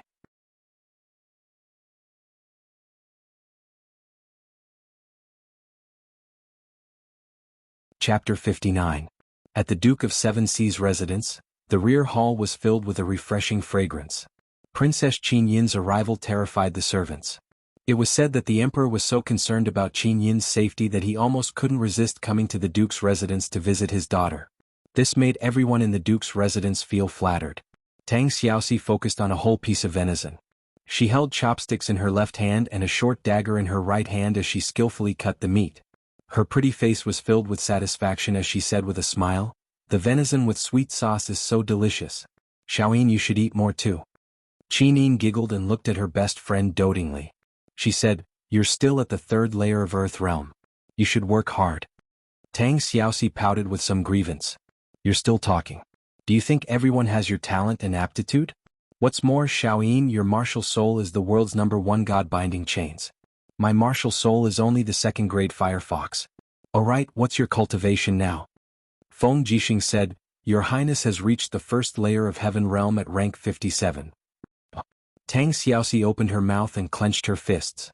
"I didn't expect Xiaoyin to leave me behind so much. I have to work hard too. But I have to eat my fill first.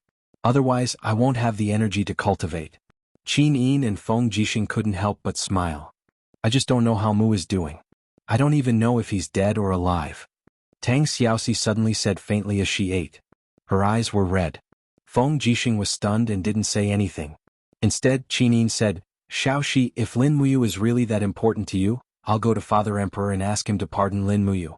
He only killed a small official in a border city." Tang Xiaoxi looked at her excitedly. "Really? Qin Yin nodded vigorously. Yes. At the side, Qin Lei, who was eating meat, suddenly raised his head and said, Your Highness, His Majesty once said that no one can be pardoned in front of the Empire's laws. He said these words on the day he ascended the throne. Slapping His Majesty's face like this isn't too good, right? Qin Yin glared at him. Brother Qin Lei really doesn't know how to behave. Tang Xiaoxi nodded. Yes. Qin Lei was the son of Prince Jining, the son of a prince. In fact, he was Qin Yin's cousin. He smiled honestly and said, Then let's give it a try. Maybe His Majesty will really pardon that brat. Feng Jixing watched from the side, wanting to say something but hesitating. After the meal, Qin Yin was admiring the flowers in the back garden of the Duke's mansion. As the head of the Imperial Guards, Qin Lei personally carried his sword to protect her at the side. The only task that the Emperor had given him was to protect Her Highness' safety. Princess Shi. Feng Jixing raised his saber and called out from afar. Tang Xiaoxi, who was on the wooden corridor, stopped in her tracks. She turned around and asked, General Feng, what's the matter? Feng Jixing coughed and said, Princess Shi, is Lin Muyu really that important to you? Tang Xiaoxi was stunned. Her face blushed slightly as she said, He can be considered as my best friend, right? Is that so? Feng Jixing smiled. Then I, Feng Jixing, will say a few words here. After I'm done, these words will disappear with the wind. Princess, she can also pretend that you've never heard these words. How about it? Tang Xiaoxi was stunned. Huh? What? Feng Jixing pondered for a moment and said, A few days ago, a boy traveled a long distance from Silver Fir City. After nearly half a month, he went through many hardships from Seven Stars Forest to Dragon-Seeking Forest. After that, he entered Lanyan City. Due to my recommendation, he has already entered the Holy Temple to cultivate. He has changed his name to Lin Ji. Perhaps the Holy Temple will have the answer that Princess Shi wants. Ah! Tang Xiaoxi's delicate body trembled. The silver scarf around her neck flew with the wind and landed in the lotus pond. She slowly raised her head and looked at Feng Jixing with her beautiful eyes. Really? Yes. Feng Jixing nodded heavily and said, Don't worry, Princess. At any time, Feng Jixing will never lie. Princess, your scarf flew away. Inside the training room, Ouyangqiu raised a long sword. He didn't know where this sword came from, but it was definitely not an ordinary one. Ice crystals flowed along the blade, indicating that it was at least a spirit weapon. It wasn't much inferior to Lin Muyu's burning prairie sword. Swords have no eyes. Be careful, Lord Linji. I won't be able to bear the consequences if you get hurt. Ouyangqiu said indifferently. He had already begun to activate his martial spirit. It was a beast martial spirit that looked like a poisonous snake. At the same time, his blade began to glow with the luster of fighting aura. This was his greatest advantage over Lin Muyu. Fighting aura versus true qi was on a completely different level. Lin Muyu didn't say anything. He quickly summoned the walls of his gourd and buffed himself with the dragon scale wall, black tortoise shell and green rock armor. Although this was just a training, he knew that this was a battle of life and death for him. Ouyangqiu didn't hide his killing intent the moment he drew his sword. There were only 2 people in the training room, so killing couldn't be easier. Thank you. Ouyangqiu suddenly flipped his wrist, and his long sword struck out like a bolt of lightning. The first sword of the Sacred Temple's attack was indeed extraordinary. His sword aura was surging with Do Qi, and it even let out a sharp sword cry in the air. Lin Muyu's swordplay was limited to the Imperial Wind Sword technique and the Lightning Strike Slash. The Lightning Strike Slash was a killing move, and the Imperial Wind Sword technique focused on speed and manipulation of the wind. At this moment, she had completely forgotten her identity as a sparring partner. She moved with the falling star steps, and the burning prairie sword's flames erupted. With a ding, she knocked away her opponent's blade, and with a swoosh swoosh swoosh, 3 consecutive slashes landed on Ouyangqiu's chest. Good sword skills. Ouyangqiu couldn't help but cheer. After all, he was a martial artist. Even if they were on different sides, he couldn't help but admire the opponent in front of him because of his obsession with cultivation. Ding, ding, ding. 3 consecutive sounds rang out. Lin Muyu's 3 sword attacks were quickly blocked. Ouyangqiu's speed of defense was too fast. After the 3 sword attacks, he swept his sword horizontally. The blade of his sword was filled with fighting aura, and bang! It struck the black tortoise shell. At the same time, he released his martial spirit and brazenly spat out a mouthful of venom. Ah! Lin Muyu quickly retreated a few steps. He raised the walls of his gourd and used his chi to deflect the venom. However, he suddenly felt a chill behind him. Yanqio's footwork was extremely exquisite. Shwa, shwa. The long sword formed a triangle attack behind him. However, it was too late to turn around. The first layer of the black tortoise shell was directly smashed into pieces. Yanqio's fighting aura surged from his body. He laughed maniacally and rushed over. He lifted his battle knee and heavily struck the second layer of the dragon scale wall. His fighting aura shook Lin Muyu's blood and chi. Lin Muyu retreated a few steps. Yanqio raised his head and leaped into the air. His long sword transformed into dozens of swords. It was actually the myriad sword art. The penetrative power of his sword chi was too strong. Even the dragon scale wall couldn't block it. He quickly activated his martial spirit skill, poison liquid. His chi condensed into the shape of a gourd flower. He spat out a mouthful of venom. Yanqio didn't know what was going on. Naturally, he didn't dare to use force. He hastily stopped using the myriad sword art. He somersaulted in the air and dodged the venom. However, he saw the venom spitting out on the ground. So venomous.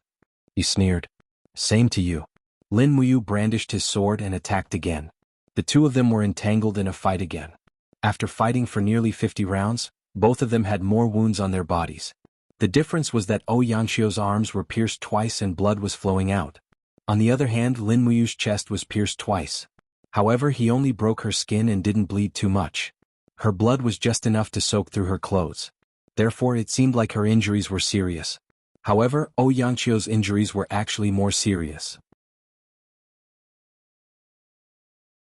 This was probably the effect of skin refining. Yanqio became more and more anxious. He knew that Lin Muyu was only a level 50 battle saint. However, he, who was a first-level Heavenly Realm expert, couldn't gain much of an advantage against Lin Muyu. Therefore, his anger surged in endless fighting aura. His fighting aura was endless, allowing him to recover a lot of his strength in a short period of time. This was why fighting aura was stronger than true energy. After fighting for another 10 rounds, Lin Muyu's face started to turn pale. His strength was starting to run out. A few more sword wounds appeared on his body. Puff, puff, puff. Yanqio's attacks became more and more urgent. His sword was like a venomous snake, trying to devour Lin Muyu's heart, neck and other vital parts. Yanqio's killing intent was completely exposed. You want to kill me? After the heavy demonic sound fist forced his opponent to retreat, blood was already flowing out from the corner of Lin Muyu's mouth. He raised his head and looked at his opponent, saying coldly, Zhenfang, do you really want me dead? Yanqio sneered, it's not that the young master wants you dead, it's that you deserve to die. You little bastard, you're just a wanted criminal. Do you think you're qualified to cultivate in the Holy Palace? Go to hell. The long sword pierced through the air and launched another dozen or so piercing attacks. Lin Muyu desperately channeled his true energy to form the dragon scale wall, but it instantly shattered again. After all, the difference in strength was too great. Even he himself felt a little weak. Bang! Lin Muyu's back slammed into the wall. The wall was at least 1 meter thick, but the strong impact still shattered the surface of the wall. Lin Muyu's body also penetrated 20 centimeters into the wall. Wah! Yanqio abandoned his sword and opened his iron claw-like left hand to grab Lin Muyu's neck. He laughed and said, How is it? Isn't your gourd the best defense in the Holy Palace? Why isn't it magical now? Has your body been tempered? Haha, that old thing Lei Hong actually taught a trash like you the tempered skin technique, but not us. He's too biased. As he spoke, he placed the tip of his sword on Lin Muyu's chest and slowly pushed it in. When the tip of the sword pierced into his flesh, he looked at his opponent's pained expression and couldn't help but laugh. How is it? Why isn't your tempered skin working? Linji, you don't want to die like this, right? Haha, a trash like you can only die like this. Resist. Resist. Suddenly, an angry roar came from his heart. Lin Muyu's body trembled, and a mysterious and vast energy surged into his arms. It was a little familiar. Yes, it was the 7 planets' profound energy. At this time, this life-saving energy actually surged again. Raising his left arm, he shook off Yanqio's sword.